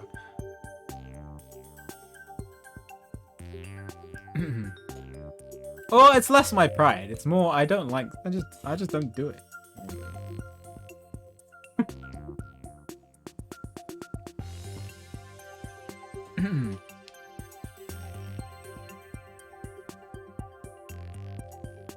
I'm happy to start all over again. It just won't be tonight. It's the only thing. I'm surprised chat doesn't want me to spend 3 more hours. 3 hours of extra stream content.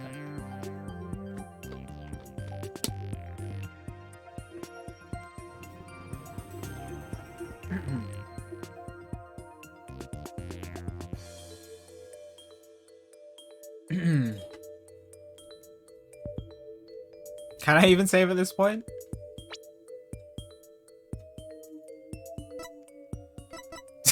That's probably not. That's don't even try. Okay, we're going for it then. It's definitely Mr. Hat, okay? I don't know why the first one didn't work. I guess because they want me to do this shadow specifically. It's fine. I don't know how to save either. So go on. We're either going to bed sad or we're continuing. Okay, I think it's right. It's right. It's fine. It's fine. We just have to be right for the rest of the case. It's okay. Doesn't the shadow resemble the suspicious shadowy figure? Did you mention it? It does, doesn't it? Miss Wright, could you identify the shadow for us, for the court? Let's see. I believe that's Mr. That's what That's what I meant! I literally showed you Mr. Hat. It's fine. It's fine. It's fine. That is what I meant. Okay. Yes. That's again something I've been thinking. Yeah. Okay. All right. I know. Gotta do it step by step. That's usually what happens to me. I go too far ahead, and then I end up getting things wrong because of that. Step by step. Step by step. No, it's not possible. After Mr. Hat was pulled up to the catwalk, he stayed up there. In other words, his second shadow is from some other figure being pulled up. Some other figure? I'm afraid you'll need to be more specific than that, Mr. Justice. He's right. We've come this far. Just have to figure it out from the clues I have on hand.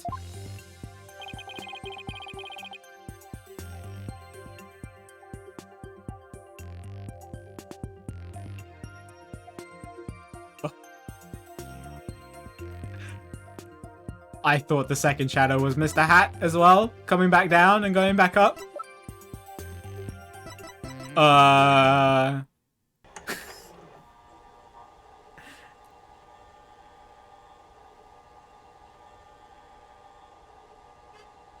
no.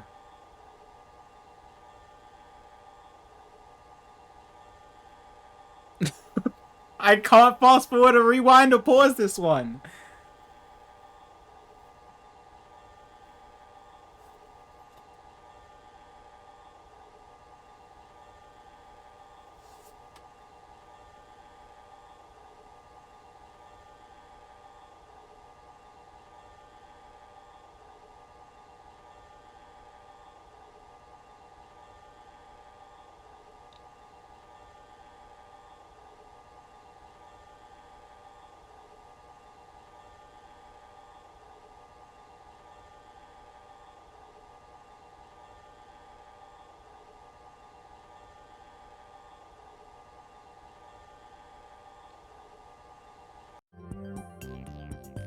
Can somebody clip it for me? Is that being too meta? Otherwise I'm gonna have to keep rewatching the entire thing the entire time. The second shot, it happens really quickly, right before the dragon comes down.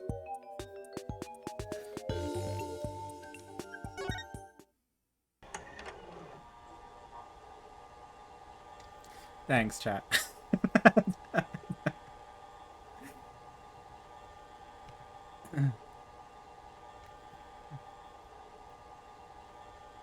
I was so sure that this was Mr. Hat coming down. In my mind, it was like the killer was controlling Mr. Hat. Made Mr. Hat stab Mr. Reyes through the box. Which I know that there was something wrong with that. Because, you know, he was stabbed in the back and it was on the side and everything. But...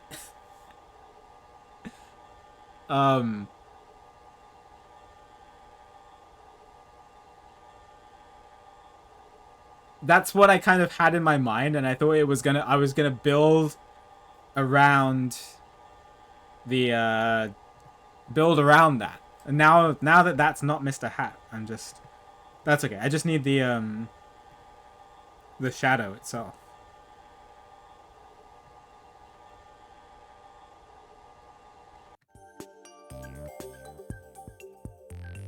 It's got the torn cape and everything, though. I'm, like, looking at the picture.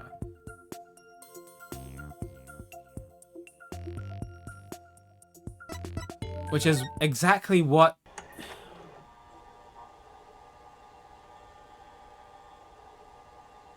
Mr. Hat's cape looks like. Okay, alright. So if it's not Mr. Hat, because I can't even present Mr. Hat here, then what could it be? Okay, it can't be my badge. No. Grammary notebook. No.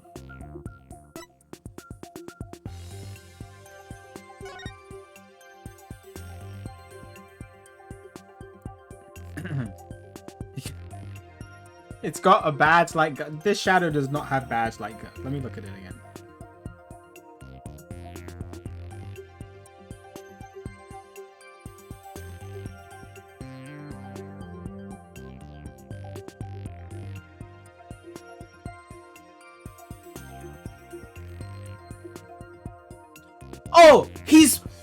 He's wearing the harness because the prank. The prank was for him to go up. I completely forgot about that. Oh, so it's just him. That means he's alive. He was alive. So he didn't die in the coffin.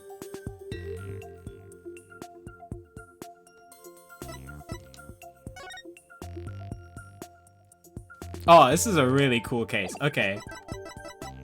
I guess I present this? Because I can't present people.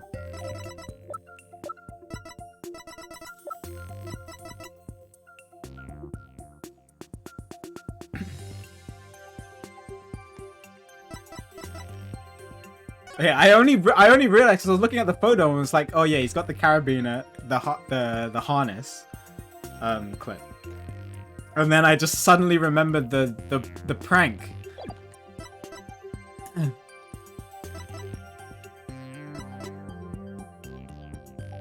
Okay, I can't present people, so I'm going to present this and hope that it's right. Take that! Weaver was considering what was happening on the stage at the time. There is only one answer.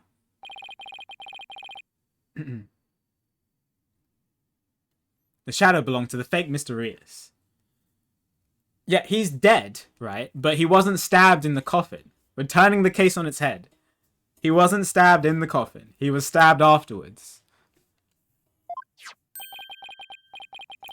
In other words, Mr. Man of Mystery. I wonder as well, Ark. Yeah. The victim. Please take a look at the prank. Well, I mean, he's showing the script here. Mr. Mystery was to pretend to be dead and then fly up into the air after that. This is a very, very cool case. I like that. I like it a lot. Indeed. And what of it? I contend that that's exactly what happened. The victim was wearing a stunt harness around his waist. It's most likely attached to a stunt wire so that he could be pulled up into the air. So you're suggesting that, after pretending to be dead in the coffin, the victim flew up into the air, just as the prank script says? Exactly. But we couldn't see him go flying up because the dragon was blocking our view. And that last trick, ladies and gentlemen, is the true pièce de résistance of the culprit's murderous magic show. Oh, he's sweating. Tell me, you've got it all figured out. Yes, I think so. If we can just look beyond Mr. Rating's last bit of misdirection, we should finally be able to see the real truth. The victim must have been pulled up to the couch, just like Mr. Hat, and hit the cushioning up there with considerable force. Just have to figure out what else happened there, up there at the time.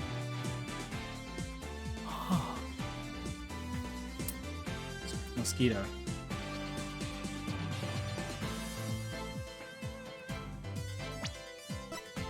If the sword... Oh, that's a brutal way to die, though. If the sword was poking out from the ceiling, and he just slammed into it. Oh.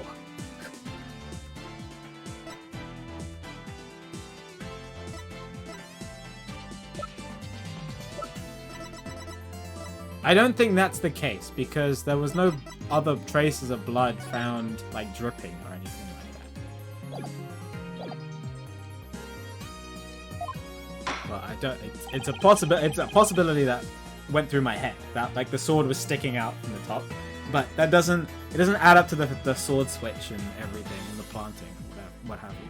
Are you ready to elaborate, Mr. Justice? Yes, Your Honor. I'm ready. In that case, please answer me this.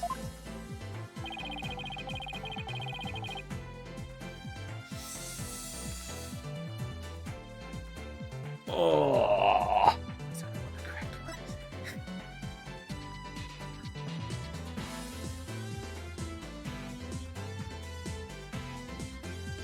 I mean, it's kind of all three.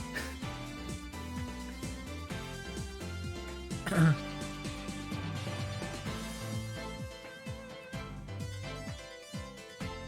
don't know.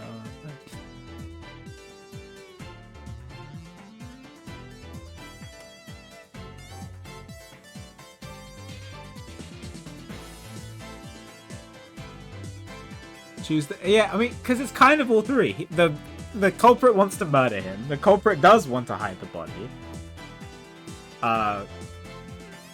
And to falsify an alibi. But, like, the main thing is... Pick what I feel it is. Well, the main one would be to murder him. Because he's alive before... When he comes out of the coffin and he flies upwards. But he ended up dead.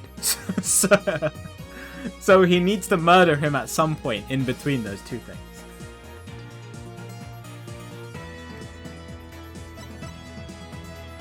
Yeah, say to murder him. But, I mean, Apollo could easily just argue the others as well. But I think in this specific case, it's like... I'm trying to tell the court that he was alive at the time of the Trucy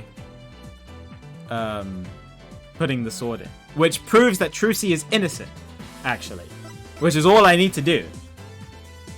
If I prove that he was alive when he was yanked upwards, then it absolves Trucy of... Oh, well, not really, I guess, because if it happened after and Trucy was hidden, then I guess you could have done it. But it proves that Trucy didn't do it at that specific time on stage.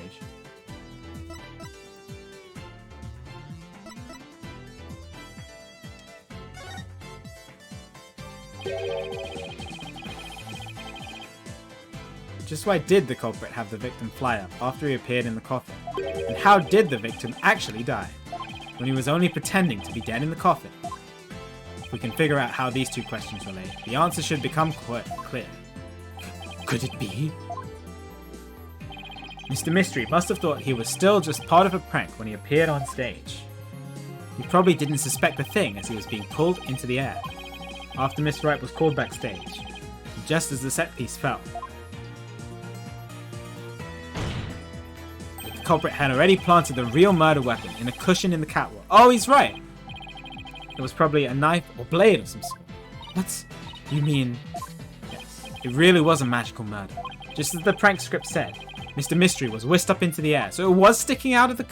Oh, that's what I, thought. But then... I thought this couldn't be the case because there was no blood on, blood dripping on the floor. That's a terrible way to die, man.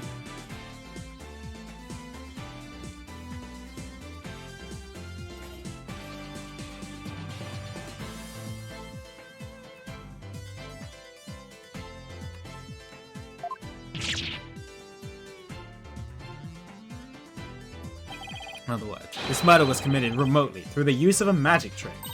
What? Remotely? Using this method, it wouldn't matter where Mr. Ratings was at the time of the death. Alright.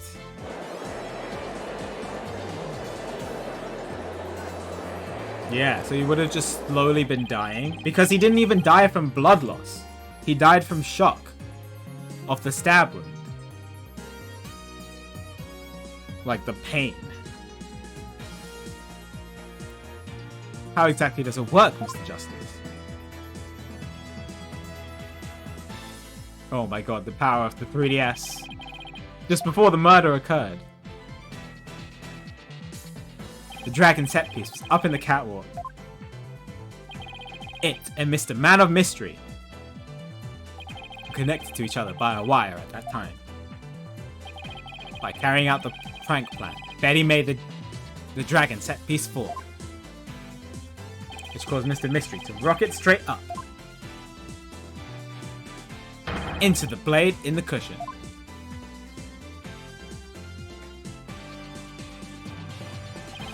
Yeah, I remember popping off in Case 4-2 when they first showed the 3D models for the bullet trajectory. Was a good time. The cushion was high up enough to be hidden from the audience's view. That's why nobody saw the blade. And plus, everybody was, directed at the dragon falling down. Ah, then that big hash in Mr. Hat's cape. The blade must have been set up overhead sometime before the magic show. Mr. Hat must have been slashed by it too when he was pulled up to the cushion. That makes sense. I can't believe it. I had no idea. I was told that Trucy would freak out if I made the set piece fall. It's the only reason I did it. Does that make her like involuntary manslaughter because she's the one who actually lifted him up?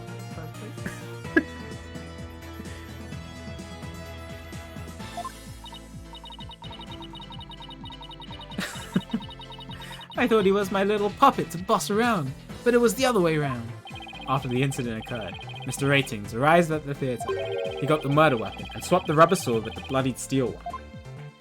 It's also when he lowered the victim's body down to the stage. But how did he have time to do all that? When the set piece fell, the audience was evacuated from the building. He was able to do all those things after the fact because there was no one around to see.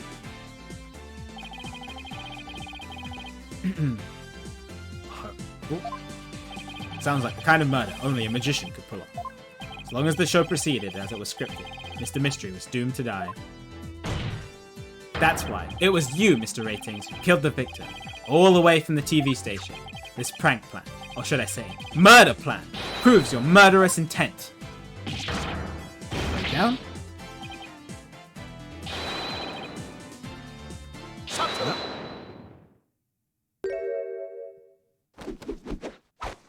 사토라이 마음만 너무 사마시대 다시 늦게 달아갔어요, 소로가! You dim-witted, ignorant, imbecile, putrid red pepper! You can't possibly have a counter-argument to make. Talking about not knowing when to let it go and move on. Yeah, at least Edgeworth knew when it was a done deal. You have a rebuttal or something, Prosecutor said Marty. No blade of any kind was found in the catwalk, which means you have no evidence to support your theory. But Mr. Ratings retrieved it after the fact. Which still leaves you with no way to prove your wildly fantastic remote murder theory. But without proof, does it not make more sense to believe that the murder was committed there on the stage? That's where the bloodstained sword was found, after all. That is a very good point. It's the only person who could have committed the crime there on that stage. Trucy Wright remains the prime suspect.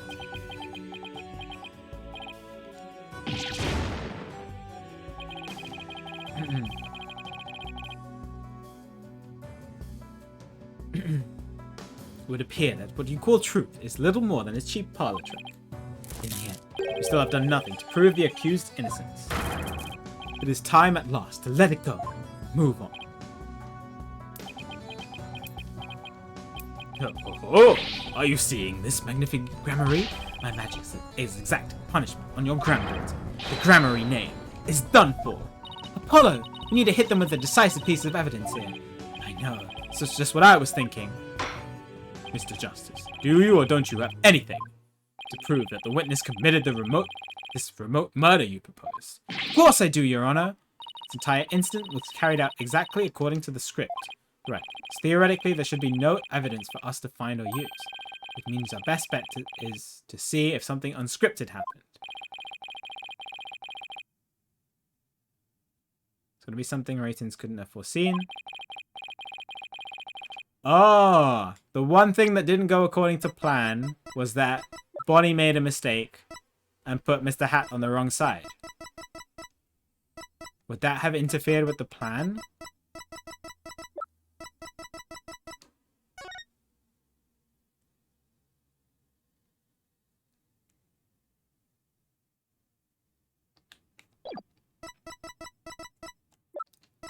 How would that have interfered with the plan?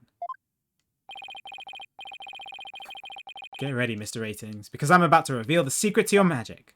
Something to do with Mr. Hat being slashed because of it? He was brought up on the right side instead of the left side? There are no tricks or gimmicks here. Just some good old-fashioned logic.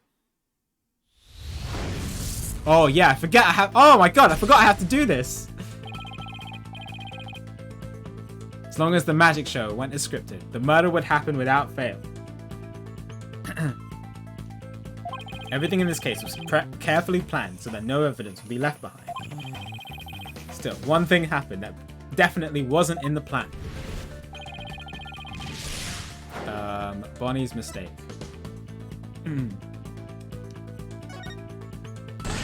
Good old brain blast. Oh my lord. Bonnie made a mistake. Bonnie made a mistake during Trucy's escape trick. What mistake did Bonnie make during the magic trick? I've chosen it.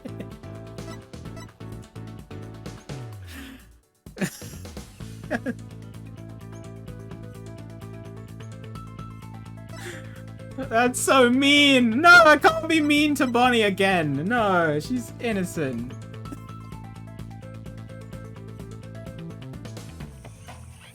I already did it yesterday! I can't do it again!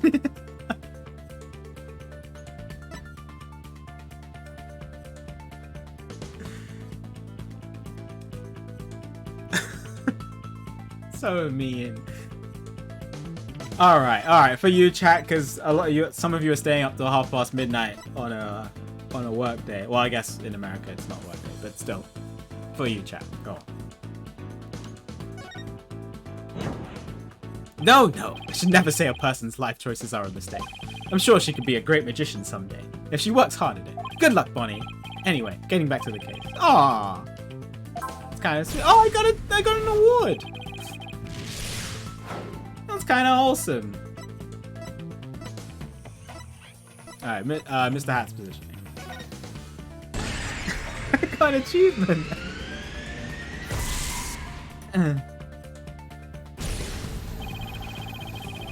Because Bonnie placed Mr. Hat to the right of the coffin instead of the left.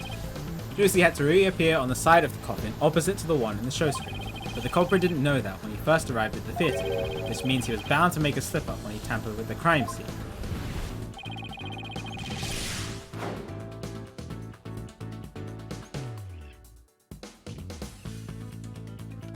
Oh, that's why the handprint is in the wrong spot.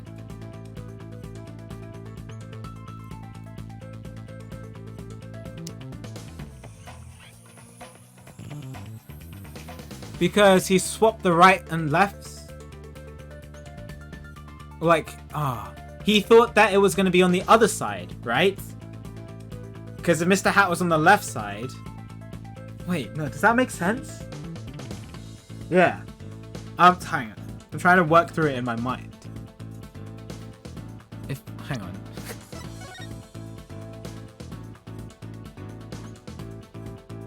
So the left handprint was on the wrong side. Like this. Which means, but Mr. Hat was raised on the other side.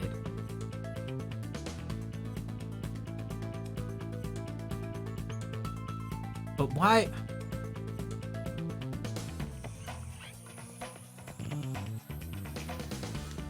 I mean, it definitely messes with the handprint. Must be why the handprint is wrong. But... And that's the whole prints on the side panels being Mr. Reyes's, right? But okay, so wait, but I'm getting my brain blast mixed up. I already had the brain blast that Mr. Reyes's handprints weren't Man of Mystery's handprints, and so it wasn't even the person who was inside the coffin.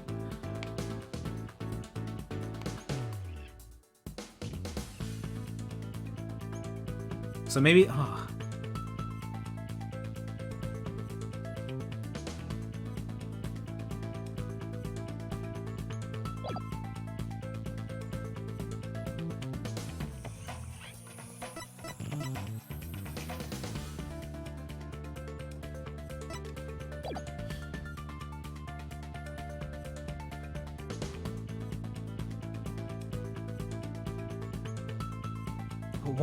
why are his fingerprints on the coffin in the first place?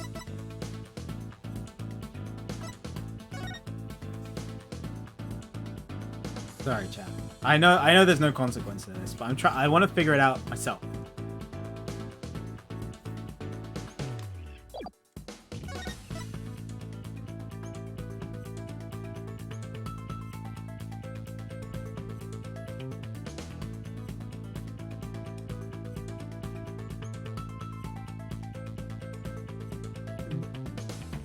Oh my god, strong control.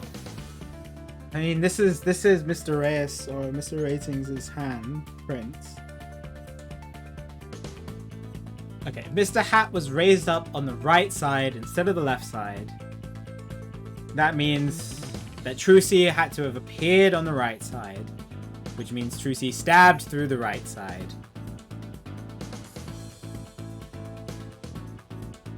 Instead of the left side. Because Trucy would have had to stab through the left side.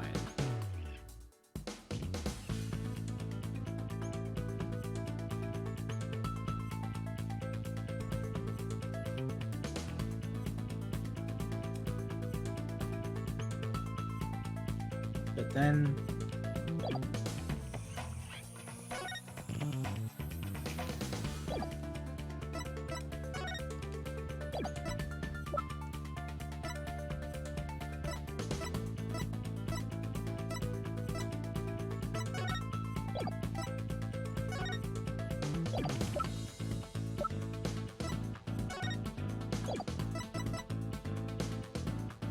Yeah, so it's Trucy stabbing on the other side.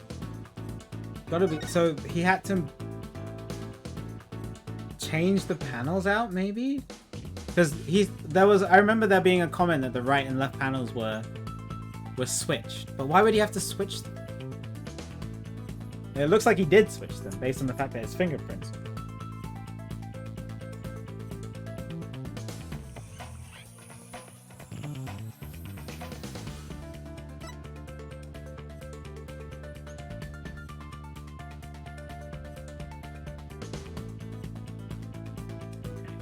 So he switched. Oh, because one of them had blood on it? Is that... I thought... Was there blood on the... I thought there wasn't blood on it.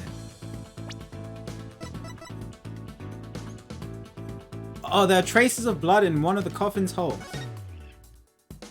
I don't remember seeing that. Was that always there?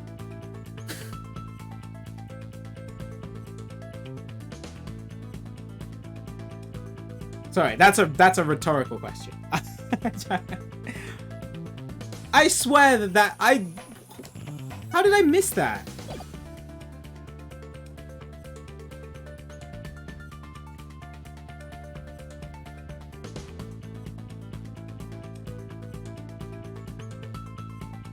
Oh, it's okay, Curly. Was it actually updated? Oh, I must have missed it.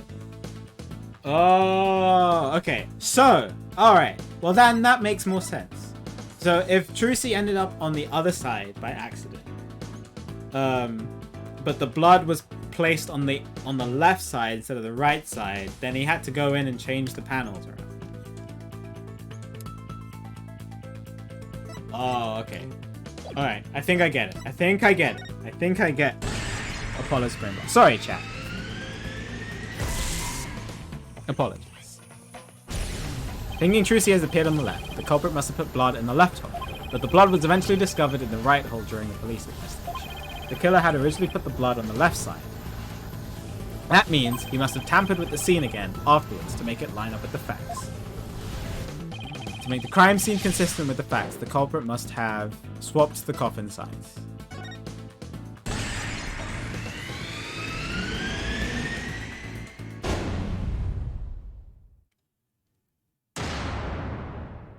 I did make a mental note of the fact that the coffins, I think it was Emma or Athena who noted that the left and the right sides were interchangeable. It was like a throwaway line, but I did make a note of it.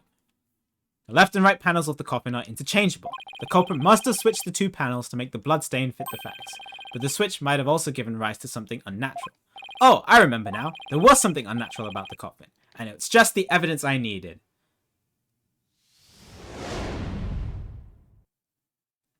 Sorry, Mr. Ratings, but I have some very conclusive proof of your guilt.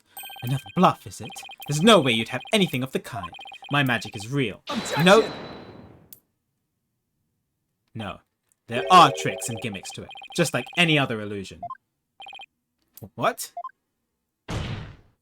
After the murder, you switched the left and right panels of the coffin, didn't you? And because you did, you left behind something very unnatural for us to find. Alright, I'm pretty sure it's the fingerprints. I'm pretty sure it's the finger. This would be absolutely tragic if I were to lose right here.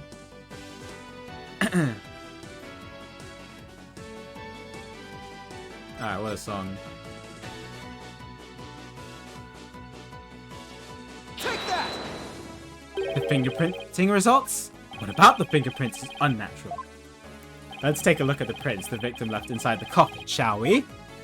It wasn't the victim though, was it? It's Mr. Reyes' fingerprints. It's very clever. Very cleverly written. I like it. The victim was facing forward in the coffin. His prints should have looked like this. However, what we found was they were facing the opposite direction. It's quite unnatural for the prints to be facing this way. Wouldn't you agree? It is strange, isn't it? But how did they get this way? They got this way because the culprit thought the magic show had gone according to script. The culprit thought Mr. Hat would be on the left side of the coffin. And that Miss Right would also pop up on the left side of the coffin, as per the show's script. He then assumed she had thrust the sword into the hole on the left side of the coffin. That's why he put the blood in the left hole when he was trying to cover up his crime. But sometime after leaving the bloodstain, the culprit must have realized his mistake. We found out that, due to Bonnie's mistake, Mr. Hat was to the right of the coffin. And that despite the script, Miss Right had thrust the sword into the hole on the right. In short, the hole with the blood on it was the side opposite to the one that Trucy used. To make the blood locations fit the fact, he had to tamper with the evidence yet again. So he tried to cover his tracks by switching the coffin's left and right panels. Oh! And that's how the fingerprints in the coffin ended up backwards. Because the culprit switched the two sides of the panel around, the prints ended up facing the opposite direction. But instead of going to all that trouble with the panels, why didn't the culprit just wipe the blood away and redo it on the other side? I'm afraid that wouldn't have worked, Your Honor, because of a little something called luminol testing. Emma's eyes just grew wide somewhere in the audience.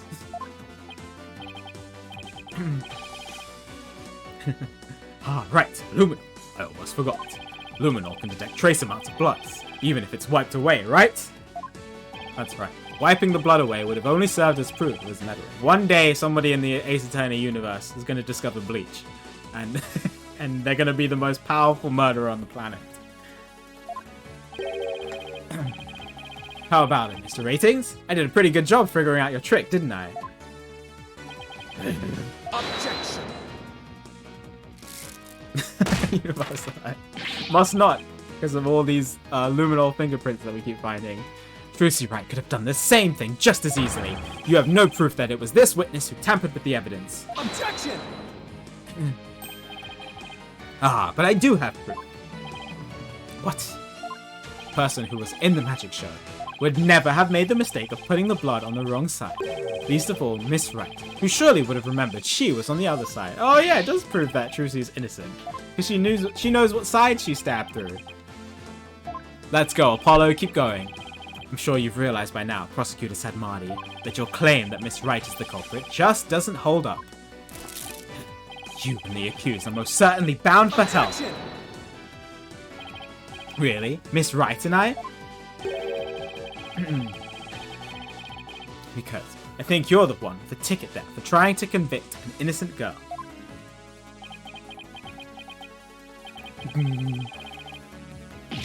Hi, Petri. I am indeed. Oh, let's go. He broke his beads. Oh, snap. I wasn't expecting the prosecutor to have a breakdown. Prosecutor Sadmati, are you alright? As for the true culprit, he is someone who knew how the show is supposed to go, but didn't actually see it, and someone who had the chance to tamper with the crime scene after the incident, and the only person who fits the bill. Why are you still looking so smug, dude? Is you, Roger Ratings. Memory! All the secrets of your tricks have been revealed. And with no tricks left, I'm afraid your show has been cancelled. Permanently! That's a good point. All of my secrets have been revealed, you say? Uh-oh, what's he about to do?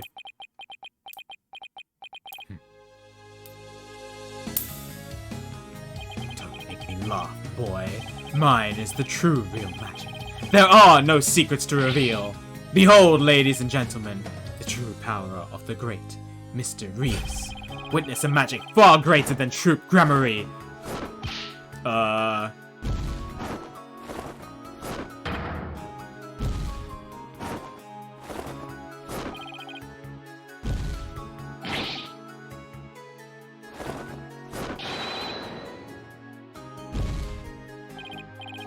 The final heir to the Gramarye name. Right here, right now, you two shall...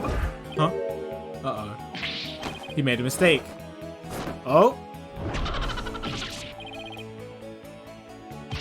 No, I didn't do anything wrong. No, it's not my fault. I'm not the one to blame. I'm the victim here. What's happening? Oh my god.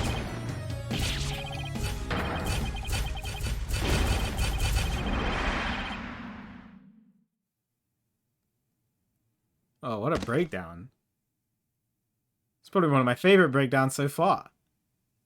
Like the panic in his eyes. Curse those Gramaryes. It's all because of them. Even now they wound me. Curse them all to the abyss. Do you really hate us that much? Does your hatred run that deep? Deep enough to kill an innocent man? You're damn right! You have no idea what humiliations I had to suffer. Your grandfather, Magnifi Gramarye, kicked me out after I got hurt practicing my magic. He said I was too unskilled, that I would mess up on stage. Yeah, it's a good one.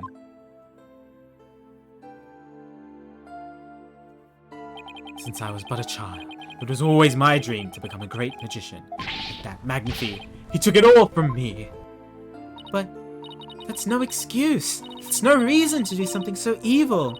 Magic is supposed to make people happy, not used as a means for murder. What's the big deal? I just used what I had available to me, that's all. I get it now. That attitude towards magic. That's why my grandfather kicked you out. You don't deserve to call yourself a magician. Oh, snap. Tell him, Trucy. Don't deserve? I don't know about that. After all, you were completely taken in by my magic, were you not? Not for that lawyer over there. You would be on your way to prison as we speak. You're right. I didn't see through your tricks. You see, so in the end, Troop Gramarye was defeated by the great Mr. Rias. You're the one going to prison, dude. Oh, you're not fit to lecture me. From on high, Trucy right. You don't even deserve to call yourself a magician, you naive greenhorn.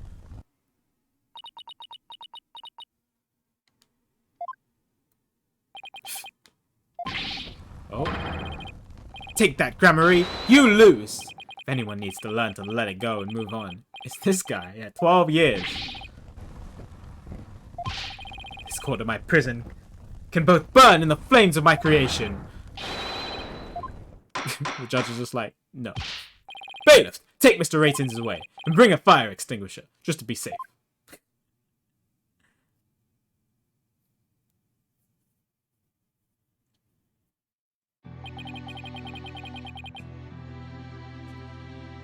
I know, right? Looks like we've reached an end. No one in this courtroom knows. I feel as though I've been watching a grand magic show. It was close, but we just barely made it through somehow.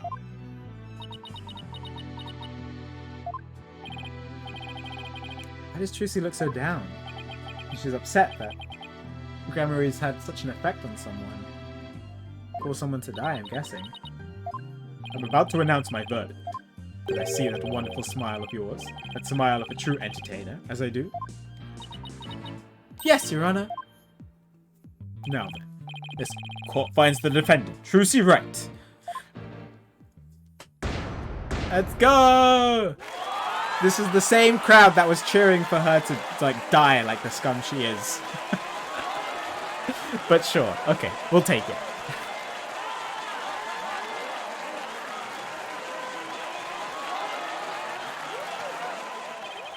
Court is adjourned.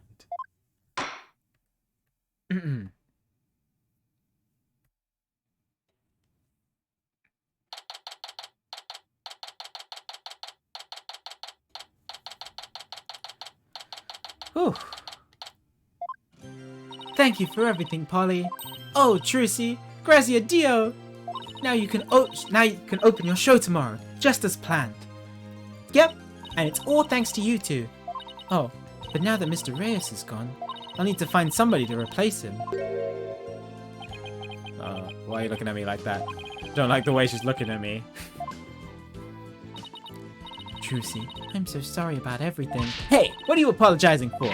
Roger Ratings used us. We're victims too. He even made me an accomplice to murder.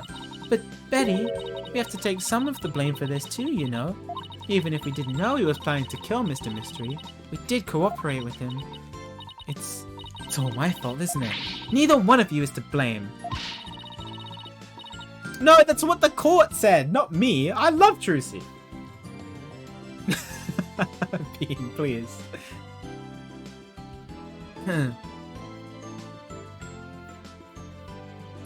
The only one in the wrong is the person who used magic to commit murder.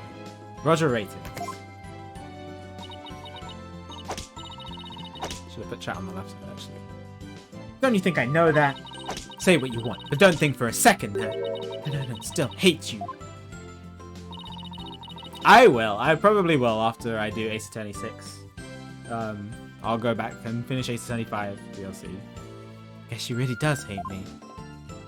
But Betty, why? You used to be a huge fan of Trucy's. Hey, shut up! I've always hated her. Really? But if we hadn't seen Trucy's magic show, we never would have tried to become professional magicians ourselves, right? Speak for yourself. But Betty, you still have an autograph from that day. Is she acting that way this whole time because she secretly loves Trucy? Oh my god. Wow, Trucy. I never knew that being the best could be so tough.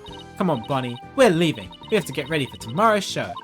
You're really excited with about performing with Trucy again, aren't you? Not true, so zip it, dummy.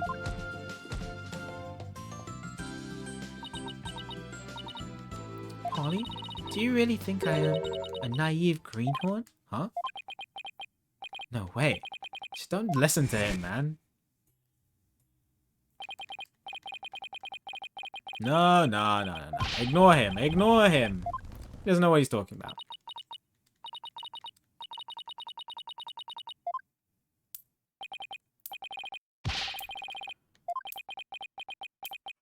I know, Ace Attorney does love to do flashbacks from 5 seconds ago.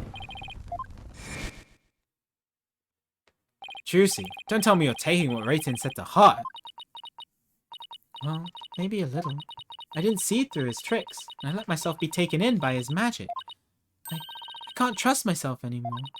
Maybe he was right to call me a greenhorn. You shouldn't take stock in his words. He doesn't even know the first thing about you. Huh? You're a wonderful grammary magician. You should be proud of yourself. Thank you, Apollo. She called me Apollo. What makes you say that? I know you're a wonderful grammary magician because of this. I'm guessing the notebook. True entertainer always keeps a smile on their face. Take that!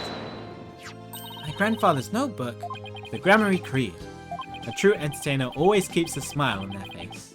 When you performed your magic trick in court today, you showed the world your dedication to your troop's creed.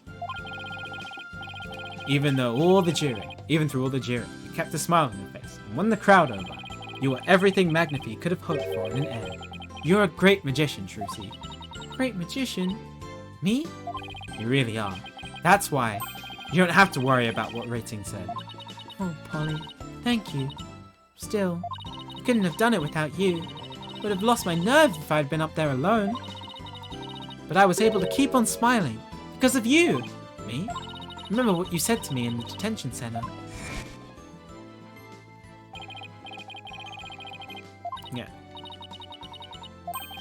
Yeah, Apollo believed in her. It was so cute. I believe in you, Trucy, and I believe in your skill as a professional magician. But I'm going to prove your innocence. Don't worry, you're going to be fine. Your words are what kept me going. Apollo, thank you from the bottom of my heart. Now I can be everything I was meant to be. Trucy's real smile is the best. I'm so glad I can make that happen. Hi, Emma. Emma? I'm really sorry, Trucy, for everything.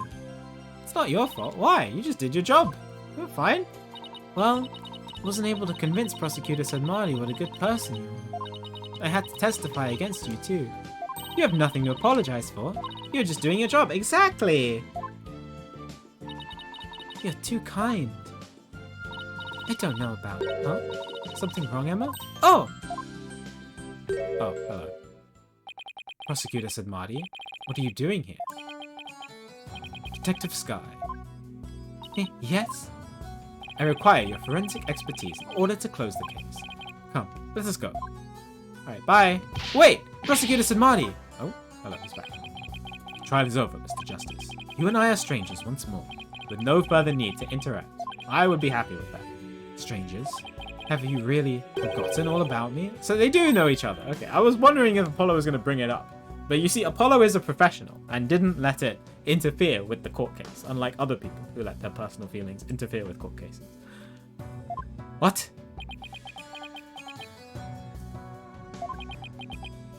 You've really changed, Nayuta. Telling me to let it go and stuff. What happened to you? Oh, loyal, impure soul. I have nothing to say to the likes of you. Are you serious, Nayuta? Now, if you excuse me. There he goes. What was that all about, Apollo? How do you know Prosecutor Sadmati? Let's just say we're old acquaintances. Acquaintances? Seems like something more than that. Yeah, well, you don't like to talk about your past, do you? Because you've always changed the subject. Guess I'll have to talk about it someday. But for now, come on, let's forget about the past and celebrate Trucy's future. Sure, if you say so. Hey, it's Mr. Wright. Put him on speakerphone, Apollo. What's up, Mr. Wright? Apollo, how's Trucy? What happened at the trial? Did you get a not guilty verdict? Mr. Wright, slow down. Everything's fine. Hi, Daddy. I'm okay now. She was found not guilty in a very dramatic turnabout. Plus, we saved the office. It was a great victory for Apollo. Whew, it's a load off my mind. Can't thank you enough, Apollo. Now I know I can trust you to hold down the fort anytime. Me? Really? Yes, you. You're a real full-fledged lawyer now in my eyes. Full-fledged lawyer? I Still can't wrap my mind around it. Thank goodness you were there to take care of everything. And thank you, Apollo. And no need to go that far, boss. Especially not in front of everyone. Oh, and by the way, I won't be able to make it to tomorrow's show. So I was hoping you could go. You'll do that for me, won't you? Of course. Wouldn't miss it for the world. Beep. Full-fledged? So Daddy asked you to come to tomorrow's show, huh? As my assistant, right? No. Just asked me to go to cheer you on. Okay, then I'll be sure to save you the best seat in the house, Polly. Best seat in the house? Really appreciate the thought, but good, then it's settled, huh? What's the best seat in the house? Anime time? Oh, no, not anime time? Objection! I should have known.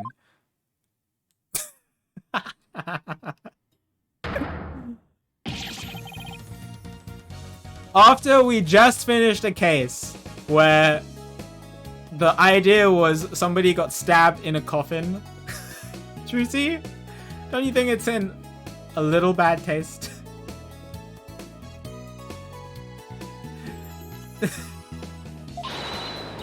Magical girl, Trucy writes, will now perform her greatest illusion yet. That is true.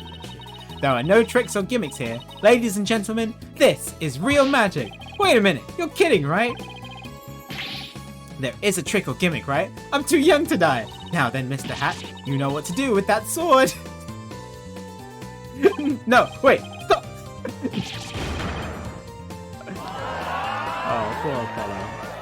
And that is how Trucy and Grammary-Land ended on a rousing high note, with a big round of applause, and Polly's ear-splitting screams.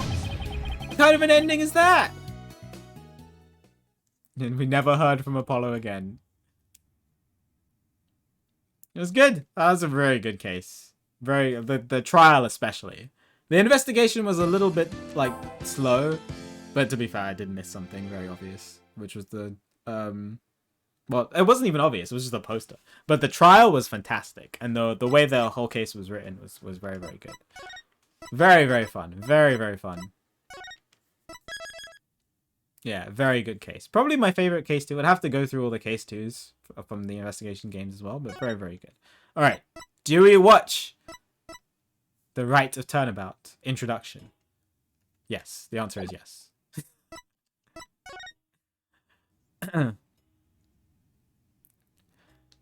The Rite of Turnabout. All right. Just the intro. Wakey wakey 201. Got some more questions. Sound the alarm! Prisoner 201's Prisoner escaped! 201. Well, you know, with Dad's back on the streets, things will be on the up and up for us. Keep your voice down. You want that rebel hunter to find us or something? That's the Come thing on, from the... we're small fries compared to... Huh?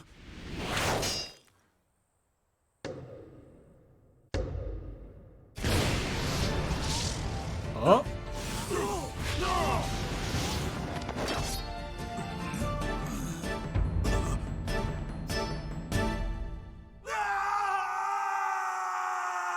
Okay, that looks like not a TV show or a theater performance. But yeah, I'm guessing we were back in Korean. Okay, we're back in Korean. Emma this time, maybe? Not Emma, sorry. Maya? Sorry, Emma was on my mind. Maya? May 9th.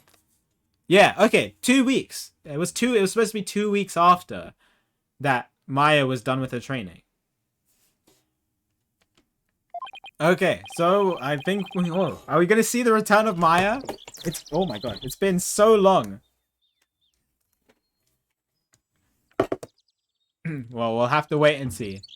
Next week. For now. Yeah, we gotta wait until next week, next Saturday. It is already late. It's 1 in the morning. I have work tomorrow. But I did promise that I would finish the case. It's just the rando took a little while longer than I expected. But thank you everybody for staying up with me. I very, very much appreciate it. I know those of you in the US have Labor Day tomorrow, so you don't have work. I do have work tomorrow, and it's 1 in the morning, and I haven't even had dinner yet. So I'm gonna have go get a quick little snack, and go get some food. Especially thank you to everybody for watching, of course. But thanks to especially the Europeans who stayed up to watch, even because it's really, really late. I appreciate it a bunch. I will send you guys over probably to Mr. FIFA again, because he's probably doing his subathon. Yeah, if you want some late night comfy Luigi's Mansion, go check out Mr. Fire Dragon. He's very cool. I'll send you guys this way.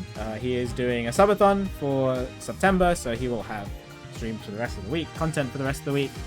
I did send you guys to him yesterday, but continue showing my support to him. He's doing Luigi's Mansion speedruns at the moment, so very, very comfy little night stream for you guys to go chill in. Thank you for the good luck. Yeah, it's going to be my first day of work. I'm a teacher, and school is starting back in the UK tomorrow. Yeah, more Ace Attorney on Saturday and Sunday. I don't think there will be any midweek streams this week, just because it's a work week starting back. But definitely on Saturday and Sunday as usual. Sonic Adventure 2 and Ace Attorney. We will start Case 3. Alright, you guys are great. Thank you for everything today, chat. I will see you all soon. Take care, everybody. Have a fantastic start to your Septembers. And I'll catch you all later. Take care, everybody. Thanks for watching, and thanks for staying up for so long. Bye.